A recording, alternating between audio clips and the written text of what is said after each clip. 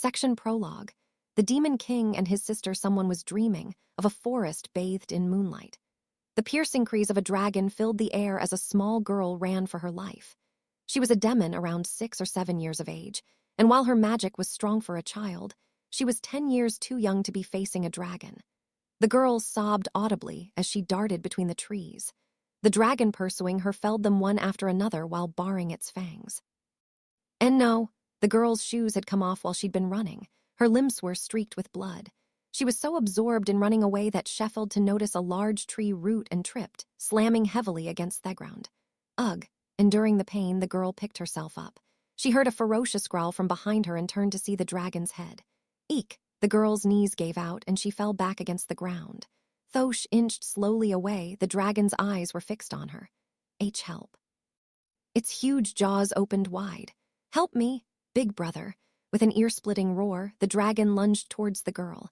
Its jaw snapped shut with a sickening crunch, but the girl was not devoured. Dragons normally avoid this forest, said the demon boy who had appeared. He held one of the dragon's long fangs while stomping down on its lower jaw. The boy looked to be around 10 years old with black hair and black eyes. If the right person looked at him, they would be able to see he had an abnormal amount of magic hidden within him. His name was Anos Valdigode. He was yet to be called the Demon King of Tyranny at this stage. Gryad. The dragon shrieked as scorching black flames were shot down its throat. Unable to extinguish the flames within its body, the creature was quickly roasted from the inside and crashed to the ground.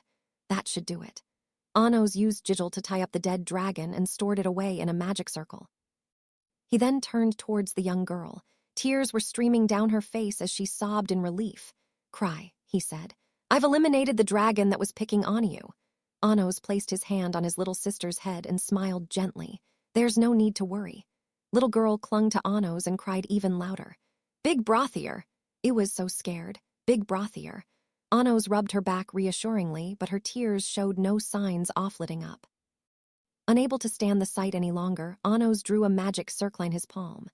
Look, he said, opening his hand to reveal a scarlet gemstone. Wow, the girl's eyes sparkled as she stared. I figured out how to use Iris this morning. You can have this. Are you sure? Of course. The girl beamed from ear to ear. Thank you, big brother. Well, aren't you? Not a material. I'm a demon. I'm your little sister, after all. Anos smiled at the childish rebuttal and picked her up in a princess carry. The light of healing magic surrounded her body. Then he rose into the air using flesh and headed deeper into the forest. It seems the dragons have sniffed out this place as well. We'll relocate as soon as the sun rises tomorrow. I know of a good place we can go, said the girl in Anos's arms. Where would that be? Do you know what a town is? There are lots of people who live there, and there's a magic wall that protects them, so they're safe from dragons too. She smiled brightly. If we go to a town, we won't have to run anymore. Where did you hear about that? Oh, it was in a book I read. That's why I know there might be a town nearby. Anos paused to think before answering. Unfortunately, we can't go to a town. Don't you know where a town is? Do you remember how I told you the dragons will keep chasing us? The little girl nodded. That was the truth, but dragons normally shouldn't have followed you all the way to this land. This forest, in particular, is full of magic, which they usually avoid. It's because I'm here that they're drawn to us. The dragons are after you. Yes, that's why I cannot go to a town. I'll end up endangering the demons that live there. Besides, I won't be very welcome once they realize I'm the one the dragons are chasing. That was how Anos explained it. The truth was that his little sister was the one being targeted. He didn't want to burden the young girl with the blame for their constant running. I'm sorry we have to keep moving from place to place because of me. I could have left you somewhere safe like a town, but I wanted to betoger with you despite everything. The girl's expression brightened. It's okay. I'd rather be with you than wait alone in a town anyway. I love you, big brother. She hugged Anna tightly and giggled. What's wrong? You know, I thought I wasn't of any help to you. You always have to protect me, but I can't do anything in return. She smiled happily. But as it turns out, you need me just as much as I need you. Anos nodded and smiled back warmly. Yes, you're my only family after all. You know you can rely on me more, right? You spoil me enough. She grinned shyly. You know, when I grow up, I'm gonna marry you. Do you know what marriage is? Yup, it's a promise to always be together. I'm gonna marry you because I love you. Will you marry me? Anos chuckled. If you still want to when the time comes, the little girl giggled. It's a promise, okay? We'll be together forever and ever. Yeah, that's for sure. Soon, a wooden house came into view. The two landed and the girl ran towards it. Just as she was about to open the door, she paused and looked back at Anos. "Ah, I'm dirty. Is there anywhere to bathe?" She looked down at the dust and dirt on her body. Anos drew a magic circle and created a bubble of water. A tree grew tall around the bubble, the branches and leaves forming a curtain. It was an impromptu bathtub. "It isn't the most spacious, but it'll have to do, big brother." The girl discarded the clothes she was wearing and dived in, but not a moment later, she stuck her head back out. "Do y'all want to come in too? I've already washed. I'll be preparing for tomorrow."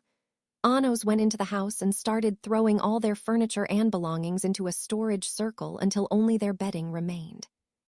He then went back outside and drew a magic circle on the ground, retrieving the dragon he had restrained with Jiggle. For some reason, the dragons weren't chasing them by scent or sight. They were following his sister's source. With that in mind, he cast Nas on the dragon, disguising its source to resemble hers. By doing so, he would lure the remaining dragons here after they had relocated. Anos's Nas still wasn't the most developed, but it could fool a dragon's magic eyes to some extent. He spent his time carefully refining the spell's precision, then returned inside to find his little sister drying her hair with a towel. "Will this do?" she asked. "You'll catch a cold like that." Drew a magic circle over her head and dried her locks with warm air. She smiled happily at the pleasant sensation. "We're leaving early tomorrow. Let's sleep now," Anos said, drawing Ganother magic circle to change them into their sleepwear. "Okay." The two siblings proceeded into the bedroom. There were two beds side by side. Anos took the right one, while his little sister took the left. Once the lamplight had been put out, faint moonlight filtered in through the window. Anos closed his eyes and contemplated their next destination. The dragons chased them ceaselessly. The siblings moved about Dilhade in search of a place the beast's fangs would not reach, but they had yet to find somewhere safe. The forest they currently occupied hadn't boasted a dragon sighting in several hundred years, but that record had come to an end less than a month after they'd moved there.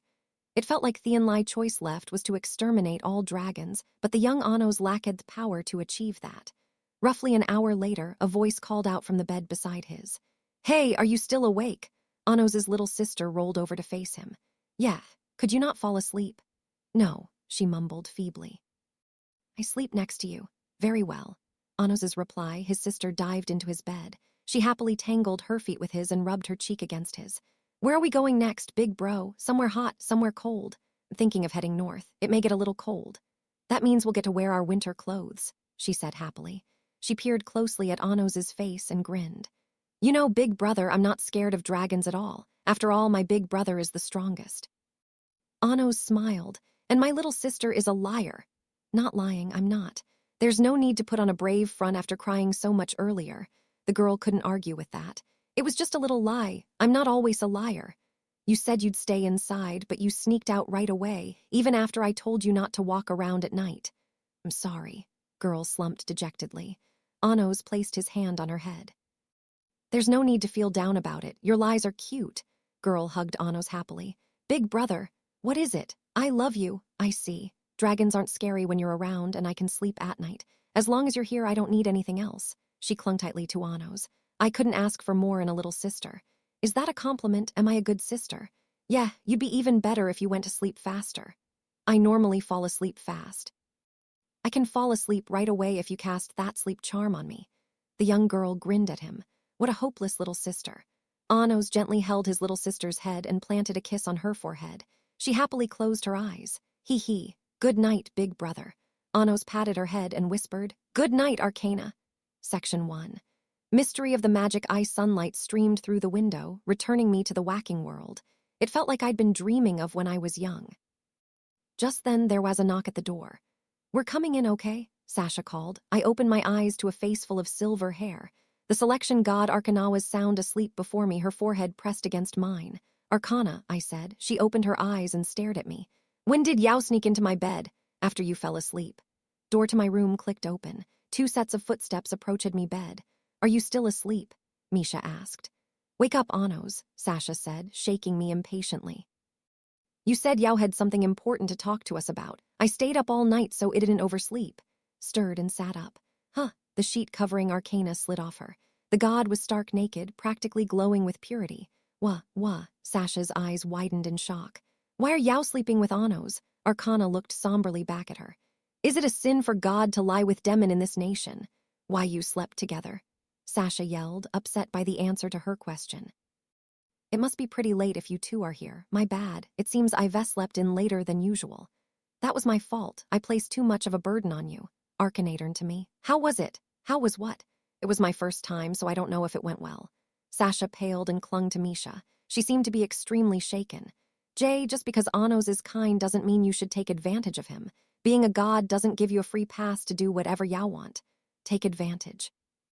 Arcana looked at me questioningly, unsure what Sasha meant. Wait, do you mean Anos initiated it?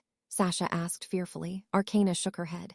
I did what I thought best. I believed he desired it too. That, Sasha snapped. Anos wouldn't have wanted that. It's what everyone wants. As a god, I wish to grant him salvation. How dare you lump him in with other men? Sasha faltered for a moment, then glared sharply at Arcana. Unfortunately for you, my demon king has no interest in such things. Arcana stared straight back at Sasha with unclouded eyes. HMPH, I guess there are immoral gods out there too. You're greatly mistaken if you think such things count as salvation. Why do you think that? Arcana asked simply. Because he's never even asked me. Arcana, still confused, looked at Sasha. That's why there's no way he'd ask you whom he just met. This isn't something you can do. That's why I did it. Sasha flushed. I can do it too. If Anos asked me to do it, if Anis wanted me to do it, then I would. There's nothing I would do. Filling his void isn't easy. Even the body of a god cannot handle it. C can't handle it. Is it that much? Sasha glanced shyly at me, flushed even redder, and then resumed glaring at Arcana. What, are you scared? I'm not scared. He can mess me up if he wants. I'd be happy with anything Anos does to me. Besides, I'll get Misha to use her magic ice-off creation to make me stronger. Misha tilted her head and muttered quietly. What do you mean? At any rate, Anos wouldn't want anything like that. Isn't that right, Misha? Sasha clung to her sister and looked at her imploringly. Misha blinked several times before looking at me, tilting her head as if to ask if this was yet another chain of misunderstandings. I nodded. What did you do to Anos, Arcana? She asked out loud. Exactly what I just said. I was attempting to recover his lost memories, Arcana replied. Sasha stared at her. Anos lost his memories when he reincarnated. My body has consumed Laino Ga Rose, the god that governs memories. I was trying to use that order on Anos's memories, but retrieving those from before his reincarnation isn't easy. That was what had placed a burden on my body, and what Arcana's own body couldn't handle. Why, you didn't have to be so misleading about it, Sasha mumbled in embarrassment. And you didn't have to crawl into bed with him either. Spill from dreams and drift. Laino Ga Rose is the keeper off dreams. The order works the best when inside a dream. Then at least put some clothes on. There needs to be no boundary or distinction. The blessing of an order is strongest when God and mortal are in direct contact. Arcana looked at me clothes. In order to make the most of Laino Ga Rose's order, I should have removed his clothes as well. Absolutely not. Why is the magic of God so immoral? Yao said you forgot your name as a god, but are you sure you weren't some immoral god of some immoral order? Demon girl, I am a god, not a mortal. The undress of a god is sacred and free of immoral concern. Your worries are unfounded. Sasha looked to Misha for help. But you should put on clothes for now, she said plainly. Arcana seemed to accept that and drew a magic circle over her body. Divine garments materialize. Garments of Geordal clothed her small body. Memories spill from dreams and drift, I muttered to myself. Arcana looked at me. How was it? She asked. I had a dream of when I was young, of back before I was called the Demon King of Tyranny. I thought back to the dream. I lived with my little sister. You had a sister, Anos? Sasha asked in surprise. You said you didn't, Misha said. I thought I didn't. I didn't even know my parents 2,000 years ago. My mother died when she gave birth to me. Are your memories wrong? She asked. It would be quite troublesome if they had been altered. That, or I've forgotten them. She could have been my half-sister from a different mother, or she could have been born from magic. There's no guarantee she was even related to me by blood. Little sister had been on the run from dragons, but I had never heard of dragons chasing down a single person before, not even 2,000 years ago. If those memories were correct, there had to have been something special about my little sister. Why had dragons been chasing her? It doesn't feel real. Did I really have a sister? The fact that her name was Arcana was also quite the coincidence, or was it? You merely saw your memories drifting in your dreams, Arcana explained. That probably meant it wouldn't feel real until I actually remembered. I wonder if the god I was before I forgot my name governed an order that conflicted with the Keeper of Dreams. My compatibility with Laino Ga Rose is bad, so I can't fully control the order. That's why you weren't able to recall everything in one go. An order that conflicted with dreams, huh? What could that be? It certainly sounded like something to note for later. If we continue, you may remember something. You want to keep going, Sasha yelled. Missing memories may be the result of someone's schemes. Like Arcana said, it wouldn't hurt to remember them. That's true. Are gods that govern memories more extensively than the Keeper of Dreams, Arcana said. Using an order like that, you may be able to remember everything. We can meet a god like that so conveniently, sure. Do you have Somion in mind? Arcana nodded. Then please fill me in later. There was a reason I called Misha and Sasha here. I'd first like to confirm something. Confirm something? Sasha asked. What do you know about the blasphemous god, Genidonov, goddess of absurdity? That was what the Draconid soldiers had called them upon seeing the magic eyes of their fused form. The two girls were demons, but it wasn't impossible for them to have some relation to the gods as well. We questioned them like you said, but they wouldn't tell us anything, Sasha said. They were angry and scared, Misha added. Blasphemous gods are gods that antagonize other gods and seek toadstray order, Arcana explained. The goddess of absurdity was the first god to do so. The magic eyes of absurdity can destroy all magic and reshape all things. The power of the goddess of absurdity is said to be able to disrupt logic and recreate the world. Sasha looked puzzled. But our eyes aren't the magic eyes of absurdity. They're just the magic eyes of creation and the magic eyes of destruction being used simultaneously. It only looked like one pair of magic eyes because we were fused together. Misha nodded. Would you be able to tell if you saw it in person? I asked Arcana. I've never met the goddess of absurdity, but I should be able to recognize the divine power of an order. Then it's worth a try. Sasha and Misha nodded. The two linked hands and each drew half of a magic circle, combining them into one. Then they drew another magic circle over it and activated the spell. Dino Jixes. Particles of light rose from the circle and lit up the room. Within that blinding light, their two bodies melted into one. Soon, a single girl with silver hair and silver eyes emerged. Just have to show you our eyes, right? Yeah. Following Sasha's question, Misha created a mock Delsgate in the sky above my house.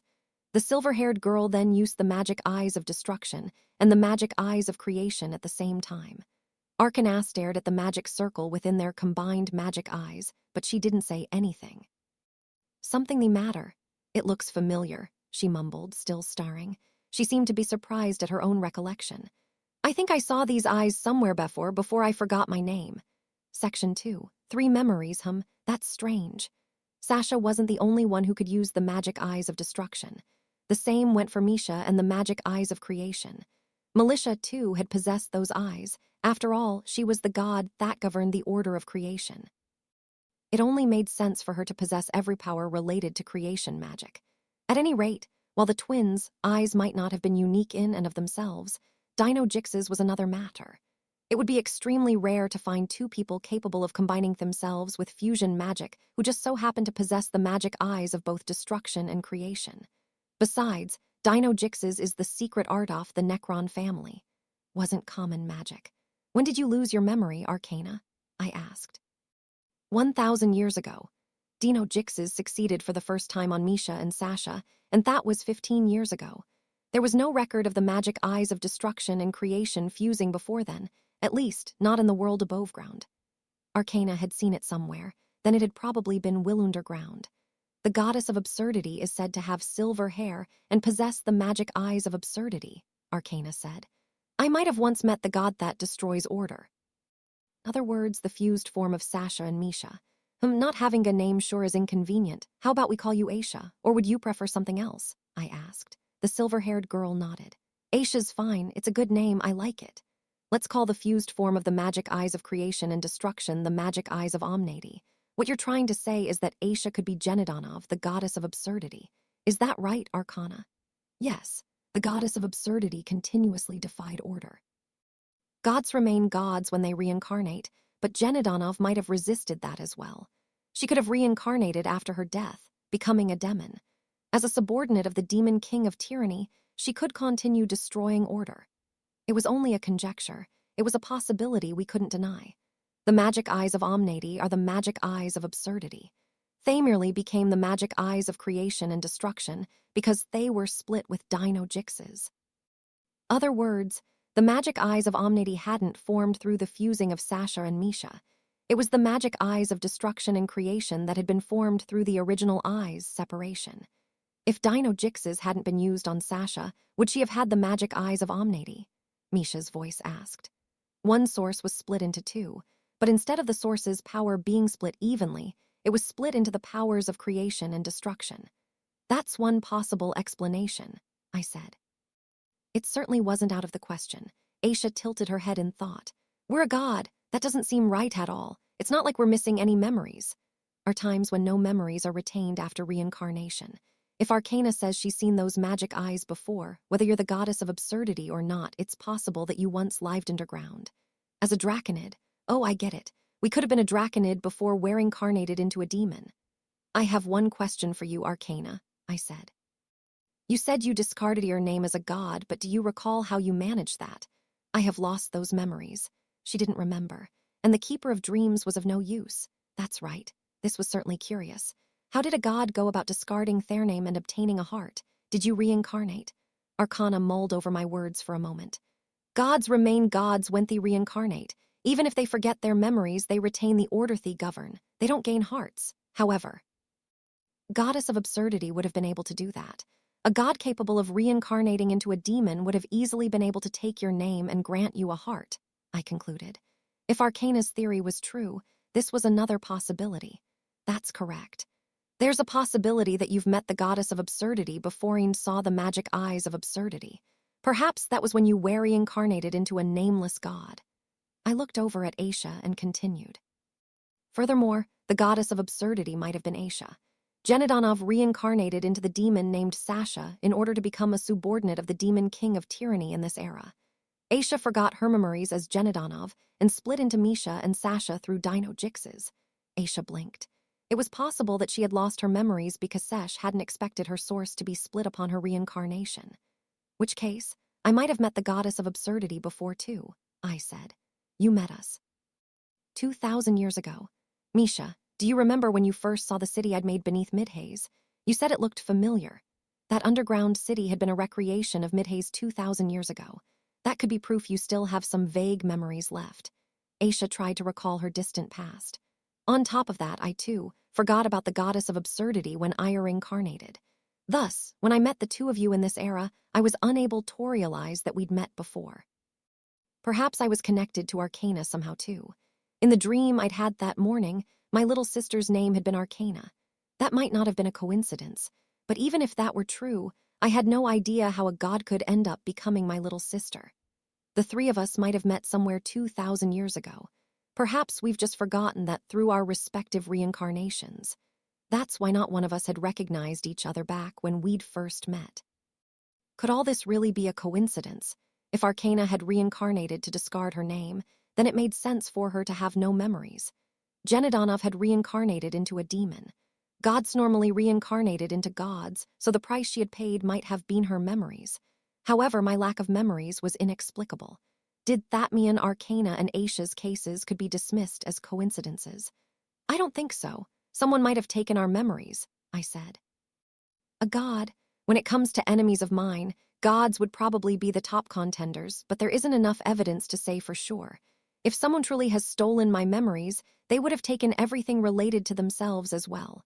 Short, I probably couldn't remember who my enemy was in the first place. Someone stole Anos's memories, and you can't even remember them. Isn't that pretty bad? Aisha said worriedly. It's not a problem.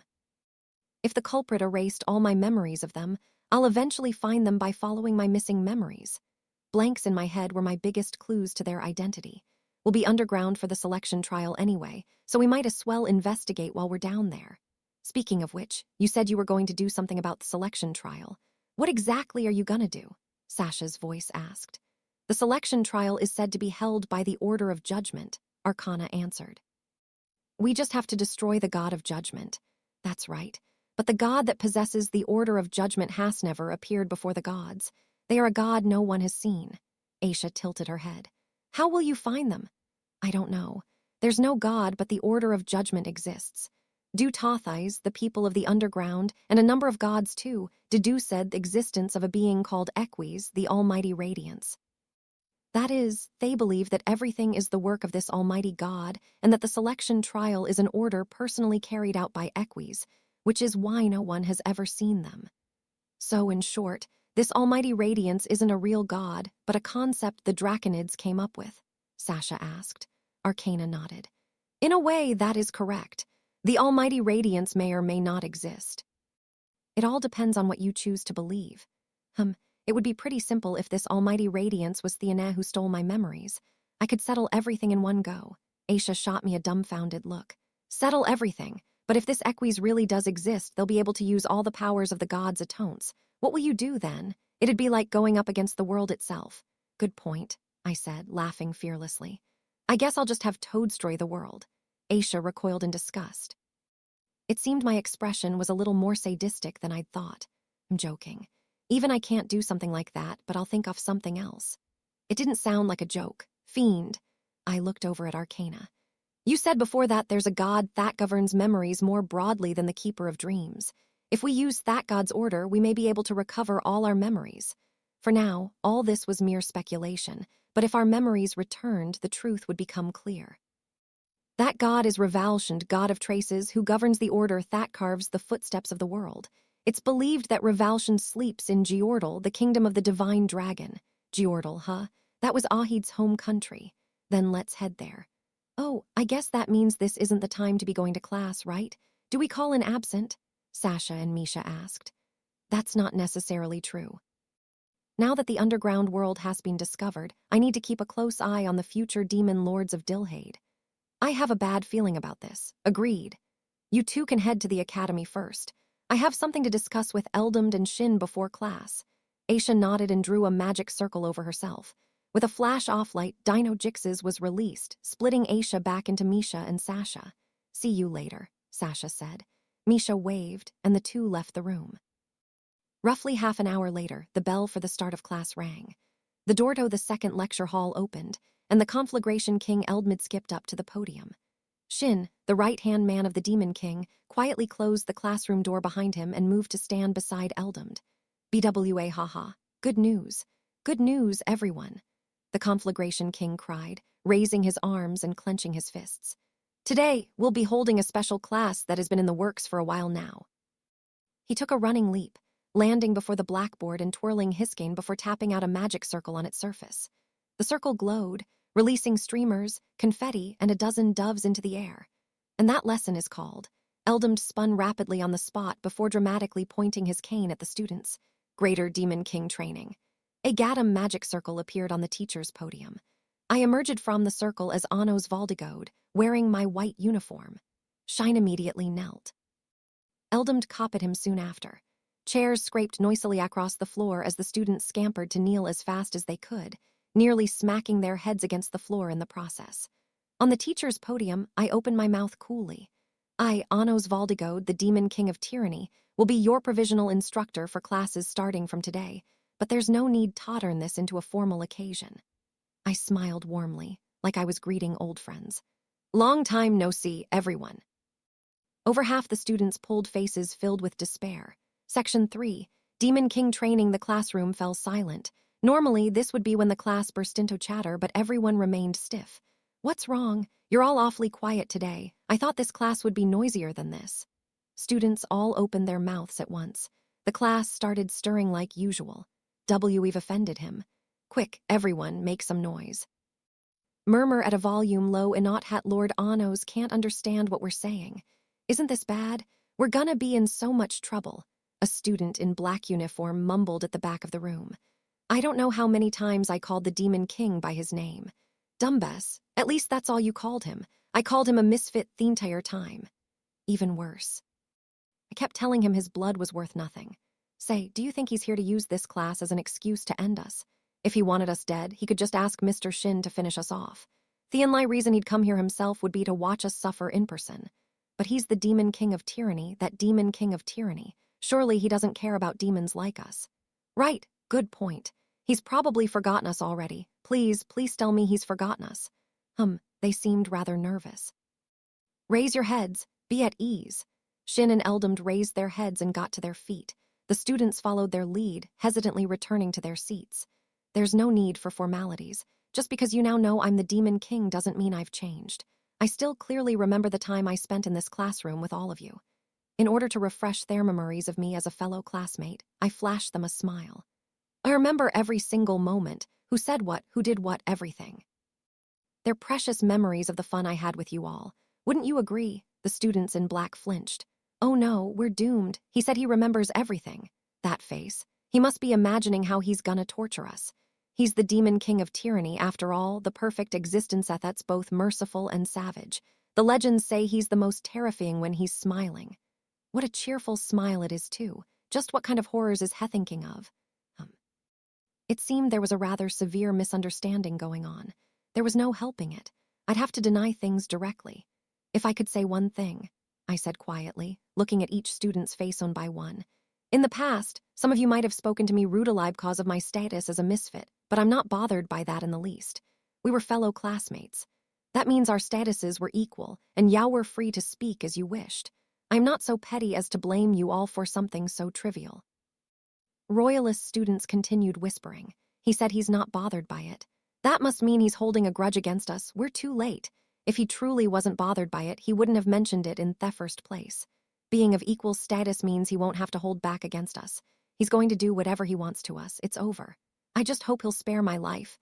So that's how it was. "Sasha, do something. Don't just show up and demand things from me."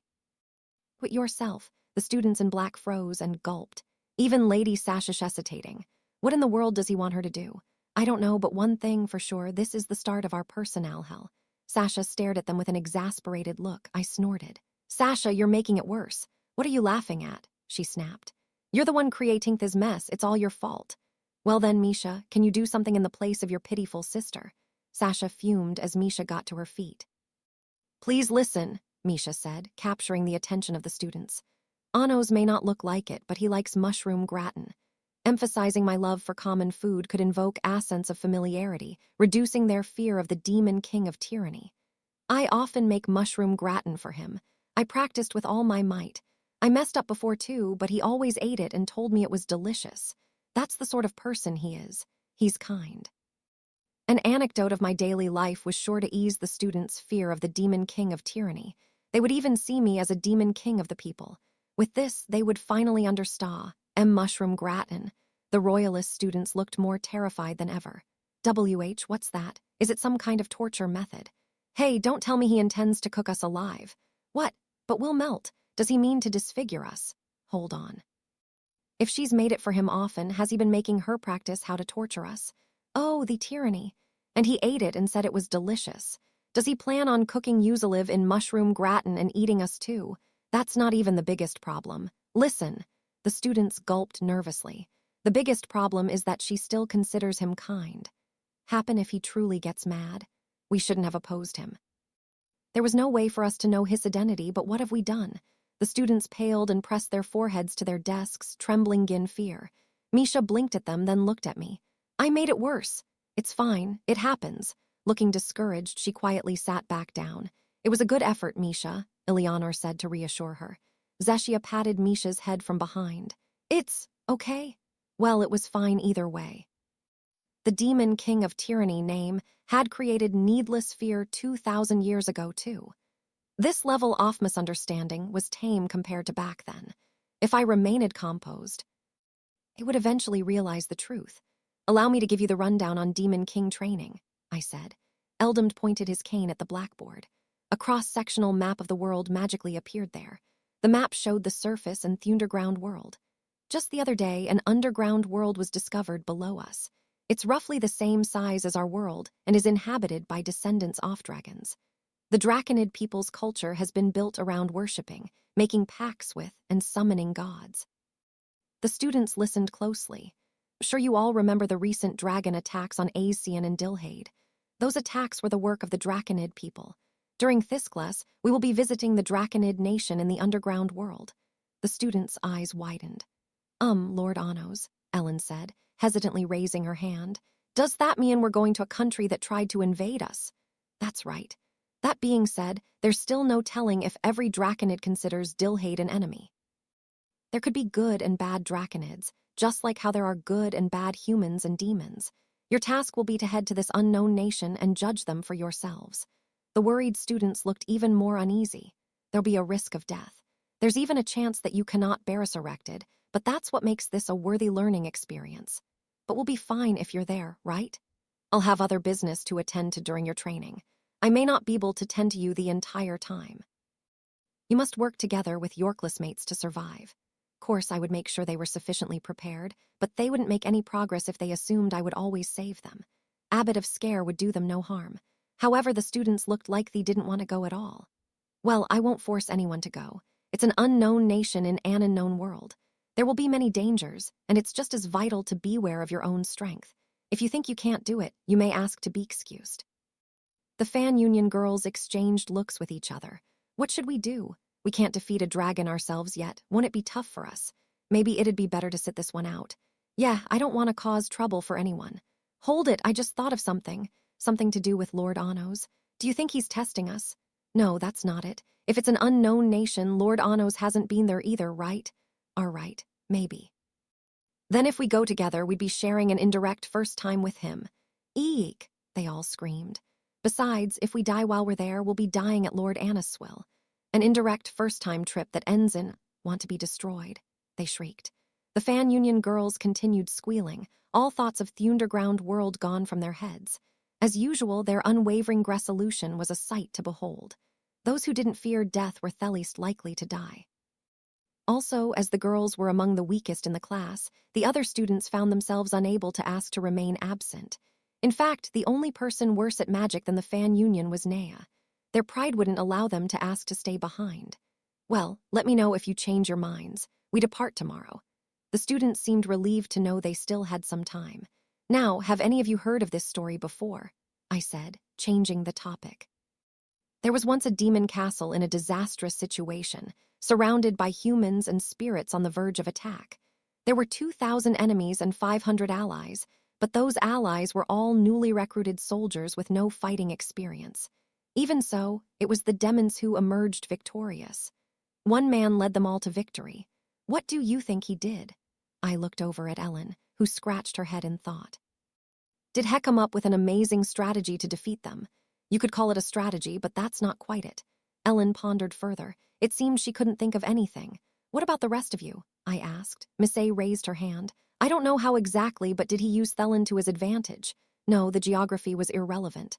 I know, pick me next, Eleanor said, raising her hand. Hear it. He tried really hard. I'm sure he did his best, but no. Raised her hand in imitation of Eleanor. Yes, Zeshia, he tried. Even harder, she answered confidently, clenching her fists.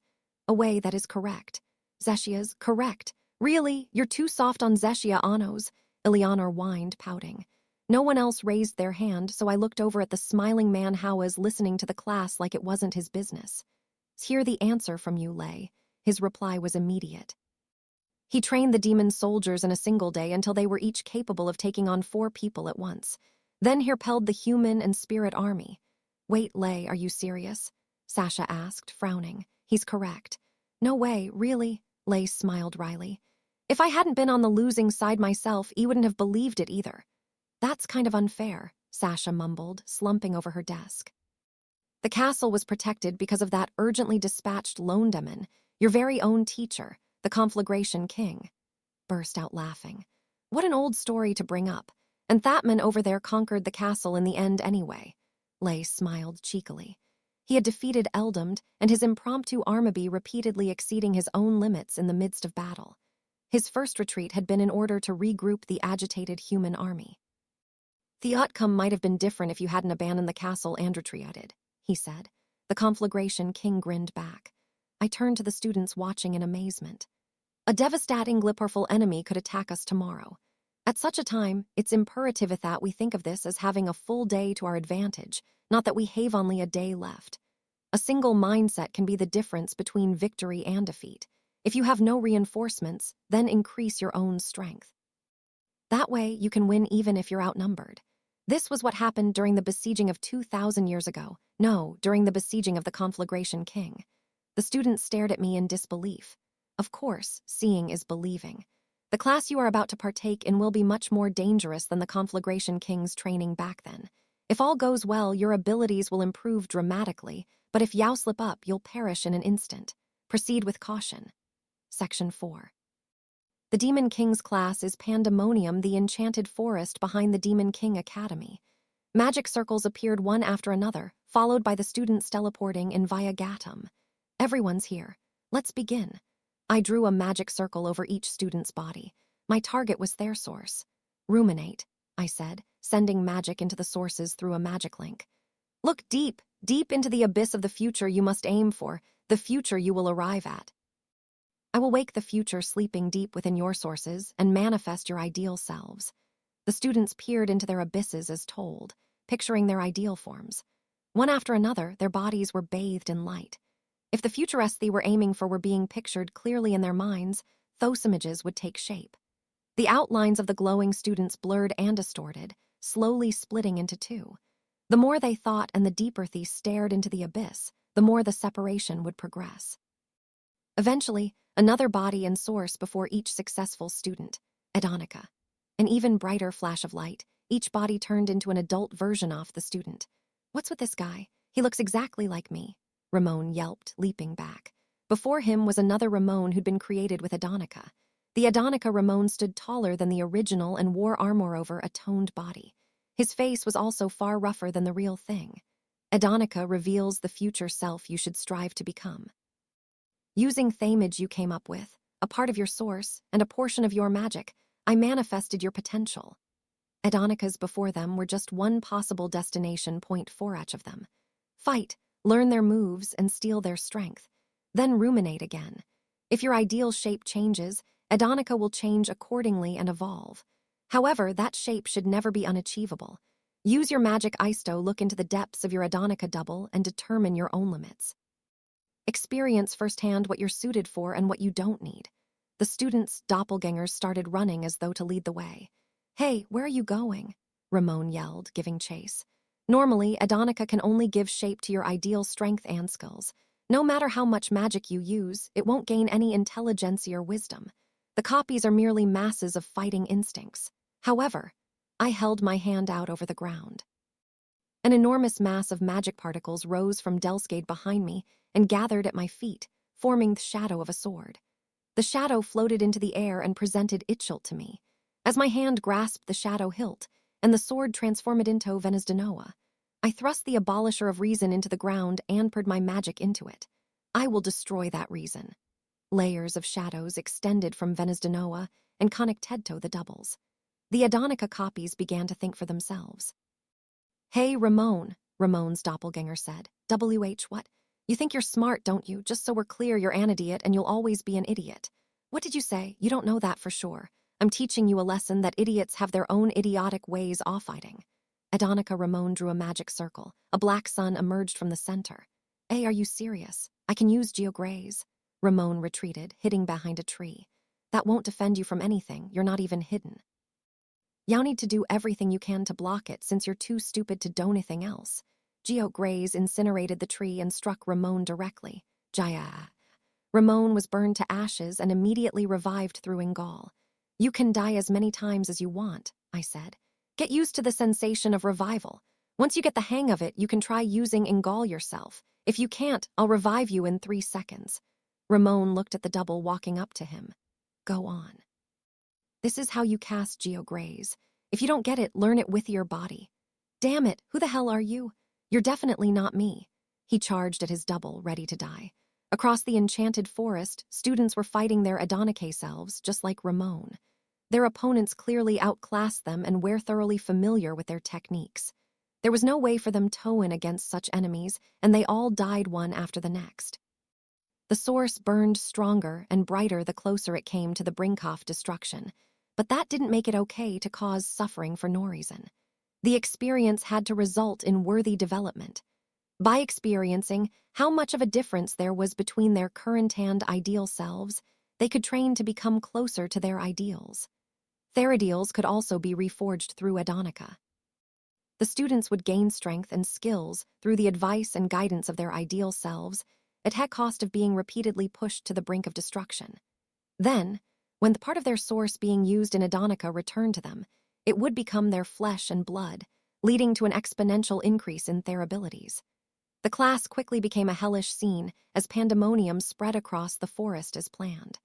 Among the carnage, I looked over at a certain student, the one Eldamd had nicknamed Bookworm Nea. There was an Adonica double in front of her, but it was completely frozen. It looked exactly the same as her in appearance. The Conflagration King looked away from the suffering students and cheerfully made his way to Nea. "BWA, haha, why the long face, Bookworm?" he said, leaning on his cane to peer at her. Her gaze remained fixed on the ground. "I'm no good. Even the Demon King's Adonica of me won't move," she mumbled. The Conflagration King listened quietly. "Unlike everyone else's, my Adonica looks just like me and has the same amount of magic. That means I don't have any potential, right?" Eldamd laughed. "No potential? What makes you say that? If the Demon King's magic and magic eyes made me like that, then that has to be it," she said glumly. "Indeed, you have a point. The Demon King's magic eyes are absolute. The Demon King's Adonica is flawless. Anyone who fails his judgment is bound to be lacking in talent. Anyone would think that." His merciless words discouraged her further. Still leaning on his cane, the Conflagration King stared at her. "I, the Conflagration King, am not just anyone." Nea looked up and met his eyes. "Have you heard of this story before? There was a demon who took the Demon King Academy's entrance exam and was judged to have no magic at all. He became the first misfit in the history of the academy and was shunned by the entire school," Eldamd said smugly. "That's..." "Yes, it's the story of the Demon King of Tyranny, Anos Valdigode. Someone with as much magic as he has was determined to have no magic at all."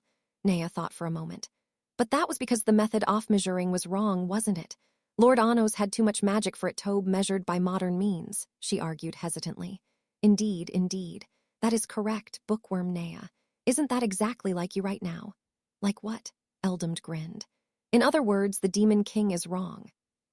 Your future holds so much potential, not even the Demon King himself can foresee it." Nea shook her head furiously. "There's no way, someone like me could never." She looked over at me worriedly. The Conflagration King continued. "Someone like you could never, why not?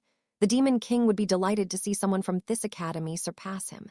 In fact, that man will try to surpass anyone who surpasses him." Eldamd cackled in delight. "Adonica is merely one meansof measurement. It is no more than a single form of training. Perhaps your future is beyond the Demon King's means of measurement. Isn't that marvelous?" He looked as if he was enjoying himself from the bottom of his heart. "Do you have no potential, or is it merely unable to be seen by anyone? There's no telling the answer, and an uncertain answer is marvelous. It means there are endless possibilities, no matter how unlikely they may be. Personally, my heart races at the thought of the uncertain," Eldamd said firmly and cheerfully. Nea seemed somewhat encouraged as the life returned to her eyes. Eldamd took off his top hat, reached inside, and took out a long rod. It was a magic tool called the Staff of Knowledge. "Allow me to teach you how to use this. You are far too young to have reached your limit already. At least reach my age before you say such things." Nea rubbed at her eyes as though to wipe away tears and then reached for the staff. Her expression was much brighter than before. "Yes, sir." "Please teach me, Mr. Conflagration King." As always, Eldamd had a sharp eye for those who could potentially become my enemies. At least Nea should be fine in his hands. "Say, Anos," Sasha called. Misha was by her side. "How come we don't have an Adonica? Lay, Missay, Eleanor, and Zeshia were in the same situation. Why would you? You four have long surpassed the need to train with Adonica. So what do? I've prepared the perfect practice opponents for you." I took out my selection pledge jewel and channeled my magic into it. Magic circles appeared within the jewel, layering on top of each other one after another. Gualanade Fortios. With the light of summoning magic arcana, the silver-haired selection god appeared. "If we're going underground, you may as well get used to fighting with gods." Sasha looked at me dejectedly. "I've always wanted to say this, but don't you think your training methods are kind of harsh?" Misha nodded in silence. "Use dino jixes. Not even you two could face arcana in your current forms." Looked around the area, then up at the sky. "We can train up there." She probably intended to move away from the other students so they wouldn't get caught up in their fight. The three proceeded towards the sky. "Eleanor, please train alone with Zeshia for a while." "Got it. Zeshia, we're going over that way. That way, okay?" Zeshia will do her best. The two ran deeper into the forest. "Now, as for you two." And Missay looked at me. Shin immediately appeared behind me. The love magic you used against the royal dragon was most impressive. Ahaha, I don't really want to be reminded of that. In fact, I'd love to crawl into a hole right at this moment, Misfit mumbled, looking down and turning bright red.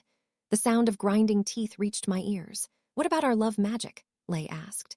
A thought came to me that perhaps gods are weak to the power of love. According to Arcana, love and kindness could disrupt order. In fact, it was possible that love magic was the natural enemy of the gods. Thus, I've recently spent some time looking into the abyss of love magic. Your love can still reach greater heights, so you'll be training in that today. The fastest way of doing so is to fight against other love magic. That sounds great, Lei said, linking hands with Misfit and activating their love magic. The light of Tio Ask gathered around them and extended into the sky. Misfit looked at me curiously. I know you can use Ask, Lord Anos, but are you able to use love magic? I ask because, it requires to people. Shin immediately took a step forward and drew his steel sword from its sheath. He handed it to me quietly and knelt, bowing his head. I solemnly took the sword and pointed it at him, then softly tapped the blade on his shoulder. The next moment, light flooded from us, shooting upwards to pierce the heavens. Isn't this? Tell me, Anos, did you think you had to be lovers to use Tio Ask? I asked. The two immediately recovered from their daze and tensed up. They had realized the point of this training. I thought I could take it easy in this class, but it seems we can't afford to lose. Right, we have to win no matter, a battle of love magic. Victory depended on the stronger feeling. If their romantic love couldn't amount to the love between Shin and myself, the shame would be immeasurable. That was how their love could grow further. Love knows no limits. Come at me with all you've got, I said. Lei and Misfit looked at me with determination. Meanwhile, Shin stood up and moved to my side, calmly prepared to take them on. We'll show you too that love can take many shapes. Section 5. The shape of love, 2 pillars of light rose from the enchanted forest. One of them was from Lei, who drew a magic circle and summoned the sword of 3 races. The blade, which had once been transformed into the sword of the Almighty, had been returned to its original form by Arcana. Lei and Misfit's Tio Ask converted their love into magic and wrapped around Evansmana, extending the blade into a longsword. Lei took several steps forward. Misfit, he said with a gentle smile, looking back at the girl behind him. Wish me luck. What to say? Misfit briefly looked down in embarrassment. Then her gaze met his. I want to see you win today, my beloved. Next moment, in an explosion of light, the Tio Ask around Evansmana shone brighter than ever before. Lei and Misfit's love was shining brighter now than it had when they'd faced Avos Dilhevia or fought the royal dragon. Of course, their opponents were none other than Shin and myself. Even though they had lost to us before in demon sword battles, the couple couldn't afford to lose in a battle of Tio Ask. That was why the bond between them. Their love was blazing passionately, but there was one man who was glaring at that glittering fruit with fierce contempt. Shin took a quiet step forward towards Lei. I have a humble request of you, my liege, he said to me. Please allow me to be the first to demonstrate true love to them. Allow it. Demonstrate to your heart's content. I returned Shin's steel sword to him. Bright light had gathered around the blade. I had activated Tio Ask to convert our love into magic. How many times have we faced each other like this, Lei Gransley? Shin asked. I couldn't say. I lost count some time ago. The two held their glowing swords at the ready, and their gazes met. The normally smiling Lei was unusually serious even before crossing swords. He had even more drive than he'd had that time he'd said he'd protect me. That was how strongly he felt about this. Ever since that demon sword class, I've been thinking. There's one thing I swore to myself, that the next time I faced you, I'd definitely land on hit. Save the chatter. I'll land 10 hits on you in that time. Shin's eyes were as cold as a sharpened blade. His bloodlust was as spare as the first time I met him. However, at the same time, there was an emotion contrary to the yearning for death swirling around him. He was about to fight with an emotion he had never fought with, not even 2,000 years ago. Lei was the challenger. Shin was his opponent. Both knew they couldn't lose. Their feelings of love poured into their swords. Here I go. Bring you down. And Shin raised their swords of love higher. There were no tricks involved. They weren't about to flee using their skills. This was a one-on-one fight between love and love, emotions and emotions. The slightest step back would end in defeat. With a quick breath, Lei moved first. Lifting his longsword overhead, he charged straight at Shin. His His love flowed out of his body, scattering particles off-light. Anyone with magic eyes would be able to see his determination. If I win, I'll have you listen to me, father-in-law. Howling won't make your love any stronger. Shin kicked off Theground and started running, lifting his blinding sword to repel Lei's emotions. Save your nonsense for after you land a hit, boy. Two swords of light collided fiercely. Love and love competed for dominance. You will listen to me. I shall not. No, you will listen. I have something important to say regarding your daughter. Suddenly, there was a deafening explosion of light. Propelled by the force of the explosion, Shin was sent flying back. Father, Miss A shouted. Lei had used a Traloth that had been refined to its limit. It was a pleading blow to the stubborn father who refused to listen to his daughter's lover, which demonstrated the extent of his love.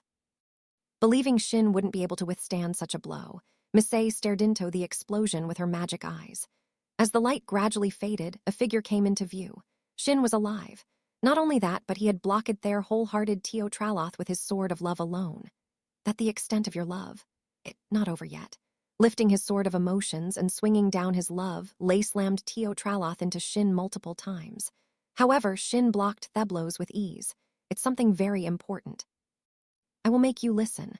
I swear on Thislove. I will not, I will not, I will not. Is that all you've got, boy? Shin was affected by neither Lei's words nor his attacks. The next time their swords locked together, Lei was breathing harshly. They crossed blades, sparks flying from the intensity of their gazes.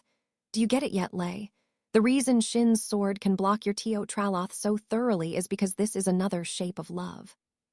Like a boyfriend persistently waiting under the eaves for his girlfriend's stubborn father to give in, Lei detonated Traloth Agonand again. With each booming flash, he bowed and pleaded, over and over through rain, shine, and snow. However, Shin's sword shot those pleads down. Seeing his daughter's lover bowing on his front porch, the father felt unfathomable hatred towards the man attempting to steal his daughter. Despite knowing that his actions would make his daughter hate him, his awkward heart prevented him from allowing the boy inside. Dio Grezias, I said. Lei's sources started exploding one after another. Blown into the air, he died 5 times, revived 5 times, died another 5 times, and then revived the same number of times once again. In the brief moment Hess staggered as his feet touched the ground, Shin landed 10 hits on him. WH, what was that just now? Lei asked. Something new I developed. Dio Grezias is an explosion of love and hatred. Normally, Tio Ask requires the love of 2 people, but this version uses both love and hate. Hatred. Is that even love magic anymore? Miss A asked.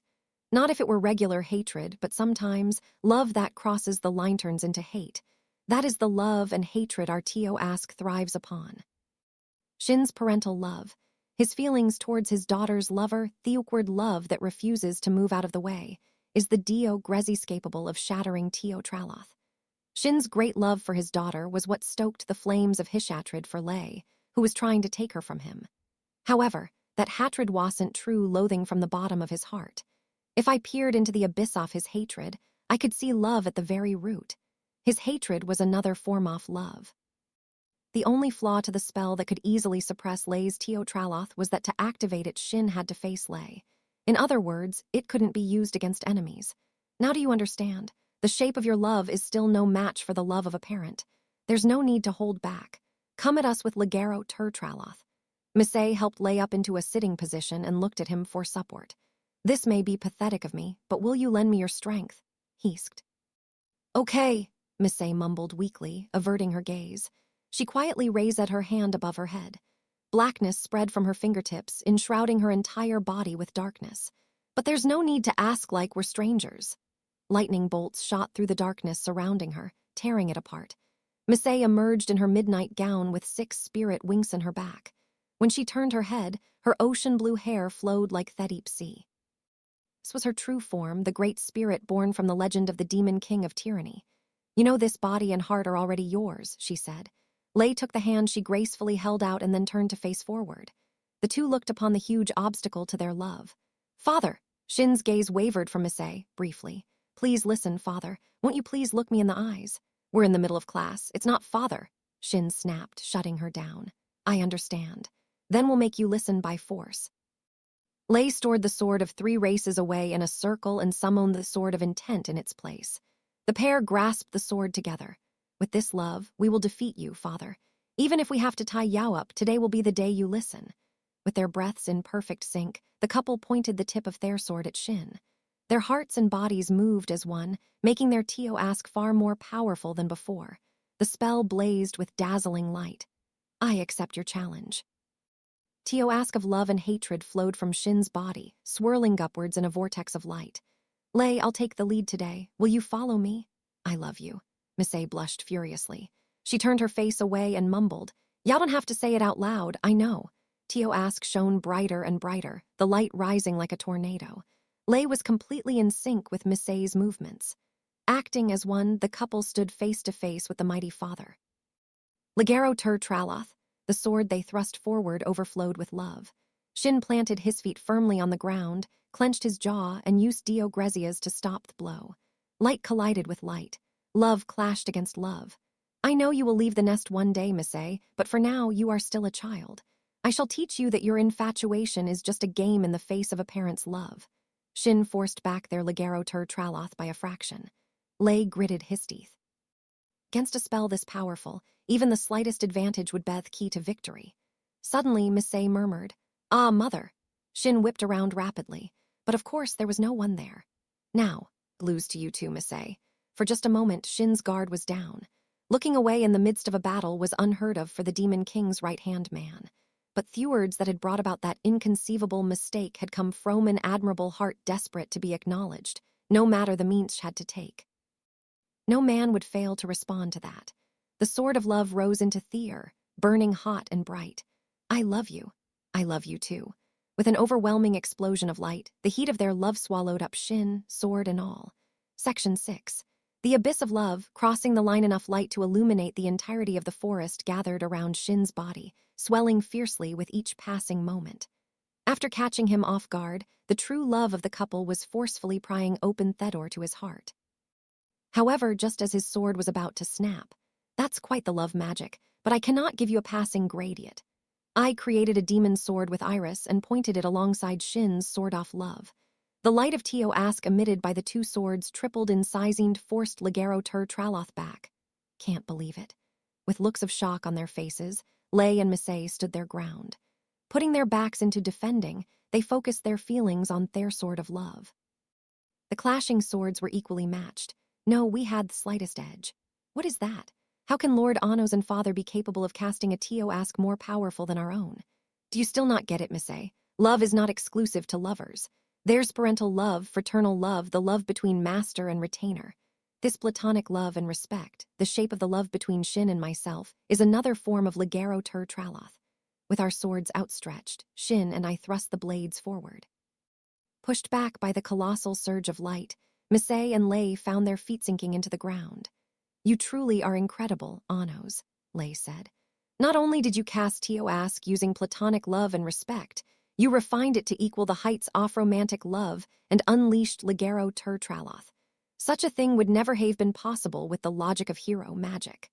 Love between a man and woman was superior to any other form of love. That was the unspoken rule written into the spell formula of love magic, but I had discovered a flaw in that structure. That is mere prejudice. Love would never be so restrictive. Just look, our platonic love has surpassed your romantic one. Ligero Tur Traloth Shin and I emitted shone even brighter, blowing like a tornado to repel their sword of love. There is no love greater than the love I have for my liege, Shin said calmly, pointing his sword together with mine. Do you understand now, Misei, Lei? Your childish crush will not lead to happiness. Demons live long lives. Your passion will eventually cool off. Spurred by Shin's words, Lei and Misei's hearts united before the Great Wall obstructing their love. Lord Anos, Father, if you say your platonic love surpasses romance, then we'll surpass romance with our childish crush. Unyielding determination flowed from their hearts, blocking the light off our love head-on and pushing it back. Look over there, Zeshia. They're up to something incredible. I've never seen love like it before, a platonic Tio Ask. It actually looks a little dangerous. Let's move away, shall we? Understood, retreating now. Eleanor and Zeshia, who were well-versed in hero magic, could easily recognize the scale of the magic being used. The collision of Ligero Tur Traloths had another effect, too, on Adonica in the midst of the students straining from hell. Hey, where are you going? Huh, mine's running too. Is this because? The Adonika's doubles were scrambling away from the center of the explosion and through the enchanted forest as fast as they could. Does this mean we should run? Uh-oh, if they're running away, it must be serious. Look, they're so far away already, but they're still running for their lives. Are we gonna be destroyed by the shock? Mean. Hey, is this really a class? Lord Anos and Mr. Shin aren't trying to destroy Hero Canon and Avos Dilhevia, are they? Are right. Greater magic like that has no place in class. This is bad. We have to get as far away as possible and put up our words. Trembling in fear, the students started running for their lives. Standing still among their fleeing figures were 8 girls staring at the explosion. Hey, you guys, did you hear what Lord Anos said just now? Ellen asked. You know that thing about how love sometimes crosses the line into hatred? The rest of the fan union gasped. He did say that. I heard it too. There's no mistaking it. Then does that mean? Does that mean Lord Anos and Mr. Shin's love has crossed that line? Look, our Adonikas are. Eek, they're running towards the light. They must be telling us to follow them. Unlike the fleeing doubles of the other students, the fan union Adonikas were charging towards the center of the explosion. We have to go. The girls made up their minds and started running. You girls, it's dangerous that way. If you get dragged into that, there won't be anything left of your sources. Eleanor called, but Thamerly shouted over their shoulders back at her. We have to see it. It is our duty. As the Demon King's choir, no, as the Anos fan union, we are obligated to witness Lord Anos's love from as close as possible and translate that love into song. But you won't be able to do anything if you perish. There's nothing we could wish for more than to perish by Lord Anos' love, especially if it's love that's crossed the line. This is the best time to perish in this century. If we don't risk our lives, sure, when will we ever risk them? This is our fight. The fan union girls pressed forward without paying heed to Eleanor's warning. What should I do? I don't understand them at all. For their safe return. And Zeshia watched as the 8 girls disappeared through Thetries.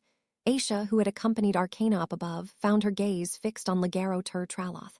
Hey, someone's using some ridiculous magic down there. That's dangerous.